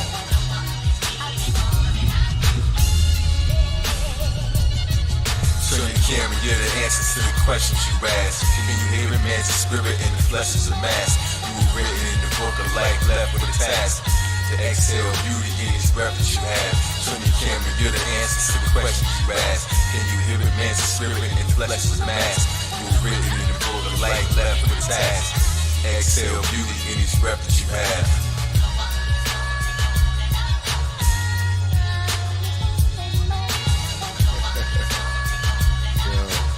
Came through the door, said it before, never let the mic magnetize me no more. Yo, he like a rock, yo.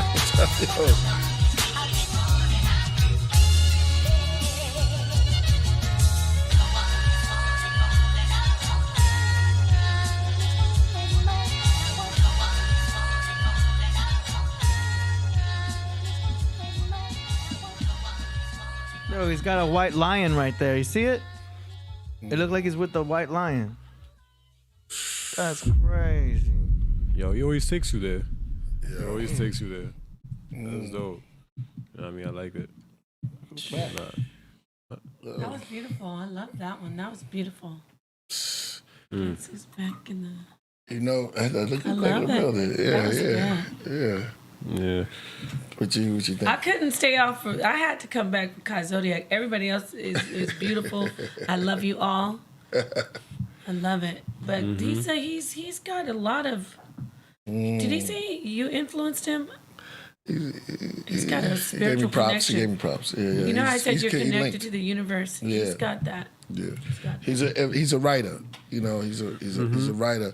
So, like, in this time where he's rhyming, he's like light years above anybody around these guys that's rhyming now. He's light years above them. Light years. No, I know what he's saying. He has a message behind every word he's even saying. You know, if you catch what he says, like he's gonna have, it's a hidden meaning behind the word, but it's deep. You know, it's always a deep saying what he has. Yep. Nice. Knowledge born. Now, this is the God, man. This is the God who comes around the humans to distill. You know, you look at that building, you're the 140, you see what I'm saying? It distills back into the plane. It forms the drops of water, drops of ice. You see what I'm saying? So Kai comes with this. Kai Zodiac comes with this, you know, this God flow. And he's rhythmic without a beat. So even like if you listen to it a cappella, you might even get it. And then when he makes an appearance in the visual, what's the story that's being told? So oftentimes I got to take Kai in my ears. Like I got to listen to him. I can't look and see what he got going on because he doesn't waste any space on what he's imparting in the visual world, just like in the lyrics. And then you think about the production. All three of them are separate stories, but they all have a overlap in one. You see what I'm saying? So Kai hits you in your car, you know, in your spirit, and make your body move. You see what I'm saying? So your car and your body, like they come together. You see what I'm saying? So that lion. I was about to go into the line. I'm gonna leave it. I seen the eagle. I'm gonna leave them alone. You understand? We've been enough places today with all of that. You understand? But everything that went on. But that's a fanciful space in regards to, you know, what's there. As you know, as the word preacher. Man. You see what I'm saying? That's dope. Yeah. Hey man, down the arcade. Right. I'm proud to have Y'all make sure you subscribe to Kai Zodiac's channel. Everyone's links are in the description. And check out KaiZodiac.com. That link is in there also.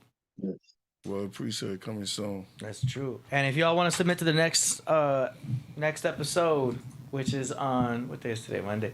On Wednesday, go to killerpriest.tv/song promo. All the information is up there.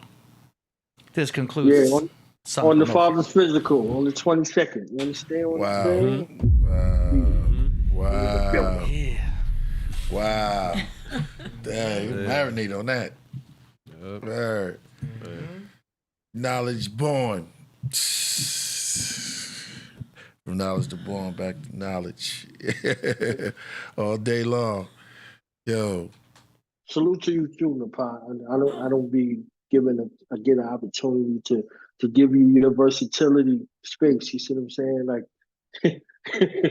so just be going through it with the sword and the shield and the bow and arrow and all of that stuff. I tell you, like the poise and the grace in which you confront all of this other stuff that be at you.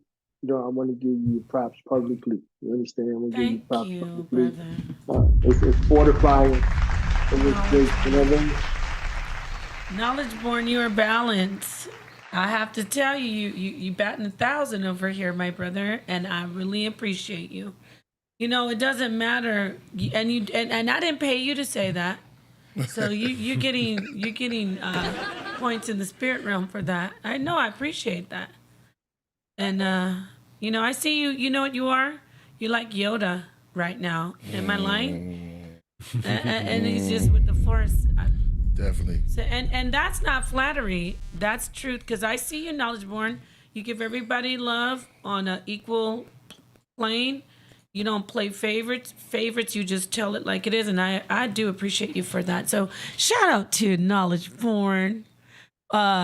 1 to 9. Come on, tell me what you taught me today. From 1 to 9. From 1 to 9. That means he went through all of it. He told me about you today. We were talking about you today. He's breaking you down. He said Knowledge Born is from 1 to 9. Hopefully, I don't owe y'all no money. Okay. No, we breaking down math. Thank you. Little mathematics, and I was No, telling them from that's love. That's love. The God body knowledge, right? Yeah. I will be in the building tomorrow with Tazariak and ISUPK, so we'll be over there. Been a minute, you know what I'm saying? Captain? Yeah, Captain Tazariak will be in the Shout building. out to Captain Tazariak. Thursday we get the honor Killah Priest. Killah Priest coming through. You know what I'm saying, on Thursday. Indeed. So y'all check that out. And the Wait, Black Dynasty. uncross the line, brother? Uncross the line? No, I'll do the Knowledge Radio. We'll be on. Oh, do the knowledge, of course. I don't Knowledge Born. Let them know that I am in the repertoire. I am in the archives. He did sit down with me. Don't let them. He has all the people. He has everybody. Knowledge Born has everybody on his channel. I love the craft. I love everything that's going on. This is a safe space. This is a sacred space, for artists to display, and share their art. So this is a sacred space. You know what I mean? We're here with the supermind. You know what I'm saying? The supermind and the solo mind. Like I ain't Steve. Knowledge. Solo mind over there. I gotta give you the serpents. No, this is a safe Tell platform. Coach Solo. Yeah, tell Coach Solo follow me back on IG, man. Stop playing. Oh, you got me on IG. I didn't even see it. My fault. I got you. Nah, it's all good. Listen, yeah. But Architect D, man, holding up the rocket, man. Always. Yes. It's masterful. You can follow Knowledge Born on YouTube, Instagram, and dotheknowledgeradio.com. As always, links are in the description. Yeah. My fault. I didn't even check it. I didn't even check my IG followers right now. I gotta check that. It's all good. Yeah, I always want to be here when the art is being created. You see what I'm saying? And the stories are being told to give credence to the story. So however I can help, and assist in that endeavor. Bless you. Bless you, Priest. Bless the Podcraft. Bless AD, Solomon. Yeah, and the guests that were on. That was awesome. My favorite is, you think I can share my screen? May I share my screen, please? May I share my screen? Records are coming soon. Absolutely. We got a couple super chats I'm just going to address real quick. Shout out to The Crossing. He has a song request that I think we can do after the show. It's a Razcast track, so we can pop that at the end. Raz. And then we also got Danny Salinas says, can you play Killah Priest Back to Nebula at end of the show? What you think, Priest? Yeah. Cool. That's that. That's it for Super Chats. All right. Yo, I want to thank our guests for coming through. Ralph Ellis. Senor Ramirez. Yes. You know what? Go check his story out. The story is amazing. Please look at the beginnings and check out the amazing end. Knowledge, do you know anything about him? Knowledge Born, the brother? Yeah, we're trying to get out. Or was it Ramirez or was it son? No, it was Ramirez. That's the guest we had on. Okay, yeah. I looked at the chat. They threw me off. Of course. I followed him for a long time. Have you seen him in the past, Knowledge Born? Yeah, I've seen him. Right. That was my first time. Do you think he, in your opinion, was he really the real deal when he, on both sides, but is he just Cap, so to speak, what they say Cap, or was he really immersed in that life and then he got pulled out of it? You see it in a person's eyes, like where they've been. Yeah. Right. He been through a lot of things. So just as like, because tomorrow is Malcolm X's assassination, ascension day, like he was assassinated tomorrow. So when you think about an example, not likening him to a Malcolm, but Malcolm was just as for whatever he was into in his life before his transformation as he was with his transformation. So he has a very disciplined space about him that he reveals and how he speaks about his story with no fear. You see what I'm saying? So he brought it in that same kind of manner. And, you know, that's how Malcolm lived his life. They said when he did his autopsy, his insides was clean. Like, so he didn't even chew gum. Like, so he was committed to his process and his results. So when you hear the man, you know, come share his story, he's sharing with the conviction of something that he walked through. So I think he came through like that. At least he translated like from you. Yes. Yes, thank you. So it was John Ramirez. We want to thank you too for coming through. We had some beautiful guests. And always our regulars that come through. You know, knowledge born. Your knowledge goes from knowledge to born. And the way you break down is so beautiful. And also the beautiful Napah Shadah. Oh, me? Always coming I'm a through. regular now? Uh-oh. Okay. No, I love that. Okay. I mean, you've been here a couple of times. High five me. High five me. Come on, AD, don't leave. In the air. Mojitos over there say, wow, no, go ahead. I didn't mean to interrupt. I'm all excited. And Coach Solomon, you got to come off today. I love that when you build like that, man. It's a beautiful thing, which people don't know. You know what I'm saying? Right. It's a good thing. But you got more in store? Yeah, of course. I mean, like I said, like you had a great guest today. You know, they shown their own journey. Everybody goes through different journeys in life, and they show you how they process things and how they approach life and stuff like that. So that's dope. You know, I like to talk about life. I like talking about deep things. You know, I always say go deep. So you know, that's my vibe. You know, so Go deep, not wide. I learned that from Coach Solomon. Yep. That's something you got to do with your life. Awesome. Bars. Bars. Man, AD, man, it's been a privilege. Yeah. You're always controlling the rocket, right? And I just want to think, hey, listen, turbulence happens on the plane. Always. Don't go down. Because it shakes doesn't mean you ain't going to get to your destination. And clouds cause turbulence. So that's mist, that's temperatures. Things change. You know what I'm saying? But as long as you get to your destination, that's all I'm going to say. All right. Drop a bomb for that, please. I need my own soundboard. Everybody go get a soundboard. You get a soundboard. You get a soundboard. You get a soundboard. Love, peace, and Killah Priest. I'm out. Peace. Peace. The Coral Castle, draconian domes, built around the immortal statues, that's taboo. The tablets I possess lead me towards the firestones, and the 110 riders and priests, the empire seats the Messiah's throne. The unknown, sun tone, beings that resonate the color of the trombone, brass. But as if it was burnt in a furnace, learn of the worm and the serpent, and the inner workings, hope it give you discernment. To choose from the righteous or the sinner version. I write to lift the burden off the children of the urban, so disturbing. So I hit the herb then, sip the bourbon. The mix makes me a different person. Damn, I better go get some nourishment. Above me is the Uranus universe in the Sagittarius sky. The reptilian's replica of the nebula. The Mercury macabre messenger. Extraterrestrial Tesla. To Mecca and Israel is peppered. Forget the necklace, I'm with the treasure. Grace is sustained in honor. Faces aflame with horror. Graves encased with martyrs. We all came from space, made from stardust. All aboard the large bus, we took charters. When we get there, I'll take the helicopter. My melanin the color of copper. And the 12 Israel, tree of life Kabbalah. The Zohar, Zodiac, Zigzag Zig, Zoroastrian Zealot. Archives of the Abyssinian African relics. Disciple of Dravidians, Hammurabi's helmets. Chakra sparkled all around me like the gloves of Michael Jackson. The jacket of Liberace and the robes of Elvis. From my crown to right below my pelvis. I'm sitting in the row of elders, chastising those rebellious that chose their errors. The selfish in hell's pit, Souls were jealous, bad deeds that the tarot reads. With Pharisees and Sadducees, the man with bees, the lad with leaves. In the sand of Thebes, land and sea.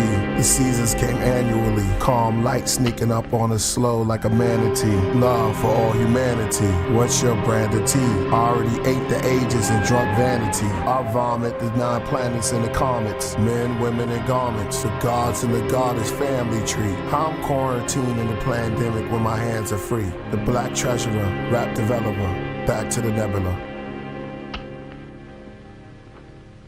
Answering service.